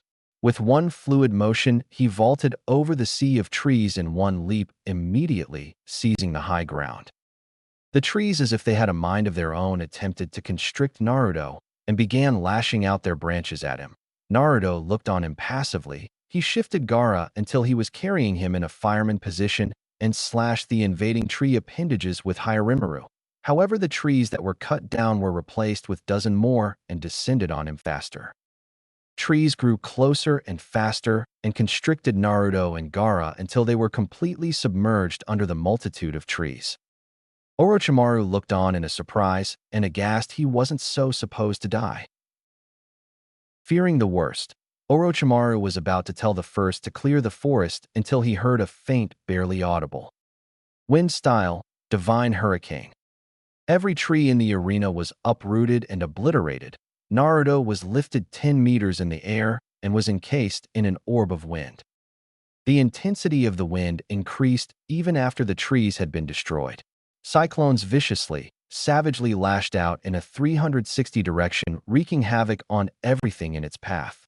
Scaring the floor, hitting the purple barrier, showing no discrimination, it raged on violently. The first hastily erected a wooden barrier, but it was for naught. Naruto decimated the barrier, blasting the first into his brother, sending them sprawling into Orochimaru and the Kazekage. The Kazekage acted quickly, launching his gold dust simultaneously, protecting him and Orochimaru and catching the deceased Hokages, cushioning their fall. He groaned under the pressure of the winds, sweat trickling down his face under strain of Naruto's jutsu. Naruto for himself looked possessed. His eyes glowed white. It looked as Zeus himself descended from the heavens to cast his divine judgment. Naruto rose his hand, and now, instead of going in all direction, the cyclones repeatedly slammed into the wave of gold dust, each time weakening the resolve of the Kazekage's defenses until the cyclone blasted through, leaving the Hokages and the Kazekage and Orochimaru defenseless. However, before the cyclones could do any more damage, the winds abruptly died down. and Naruto descended to the ground and dropped to one knee. He panted heavily, sweat dripping from his face to the ground. He sighed, "I'm running low on chakra, taking the Shikaku's soul out of Gaara left me more depleted than I had previously thought." Naruto eyed his opponent leerily. Whatever previous damage he had managed to inflict on the Hokages seemed to have been healed, and Orochimaru looked no worse for wear. The Kazekage looked exhausted, but seemed to be able to continue. The first and second rose from their disheveled position and dashed at Naruto at frightening speeds. The Kazekage got up from his down position and launched his gold dust attack at Naruto, and Orochimaru watched on with an insane, gleeful grin. Realizing in a matter of seconds his life ambition would be completed, Naruto would defeated, and he would have his so coveted Rinnegan and a body capable of withstanding the combined attack of himself, the Kazekage, and two Hokages, along with the ability to use every Justin known to man. The possibilities were endless. This was too good to be true. Everything slowed down. You know the saying, your life flashes before your eyes before you die. While Naruto knew now the saying was now true, he realized grimly the gold dust drill was closing in on him fast. With both Hokages flanking him from the side and quickly gaining ground ceiling of his exist, he realized he was going to die. There was no escape. He still needed 10 more seconds for the Shinra Tensei. His Susanoo was of no use, with the first capable of easily destroying it with such ease. And with him holding Gaara under his arm, he doubted he had the required speed necessary to evade the Hokages for long. Something had to give. The gold dust drill was on him, and the Hokages were poised to unleash a vicious attack. Naruto gripped Gaara tightly and did the unthinkable. He launched Gaara at the Kazekage dust drill and raced through a series of complicated hand signs. The Kazekage hesitated briefly. The drill halted. The Kazekage watched Gaara's prone, unconscious form hurtling towards himself as if he were a shuriken. It would be so easy for me to get rid of this monster right now. He killed Karura. But he couldn't do it. No matter how many assassins he sent to kill Gaara, he couldn't do it. He was incapable of outright killing his own child. Even though the boy was the reason for the passing of his beloved wife, he could not kill his own child. The gold dust caught Gaara, leaving himself unguarded and open for attack. And Naruto ruthlessly seized his opportunity, finishing his seal, pouring a hefty amount chakra into it. He roared fire style, great fire annihilation jutsu. An enormous amount of flames erupted from Naruto's mouth and barreled at Gaara and the Kazekage, incinerating everything in its path. The Kazekage hastily attempted to raise his gold dust to protect himself. But it was useless. The fire jutsu tore through the Kazekage's feeble defense, igniting and slamming the Kazekage and Gaara into the purple barrier. The Kazekage unleashed a blood-curdling scream upon impact, his scream echoing throughout the stadium. His very flesh was melted off, and in a matter of seconds him and his child were no more. "I'm changing," Naruto thought dispassionately, bitterly. "I fear it will only get worse." Naruto had no time to dwell on his internal debate as he was forced to dodge the oncoming onslaught from the second and first. He ducked under the first's overhead strike and placed both his hand on the first's sternum and said softly,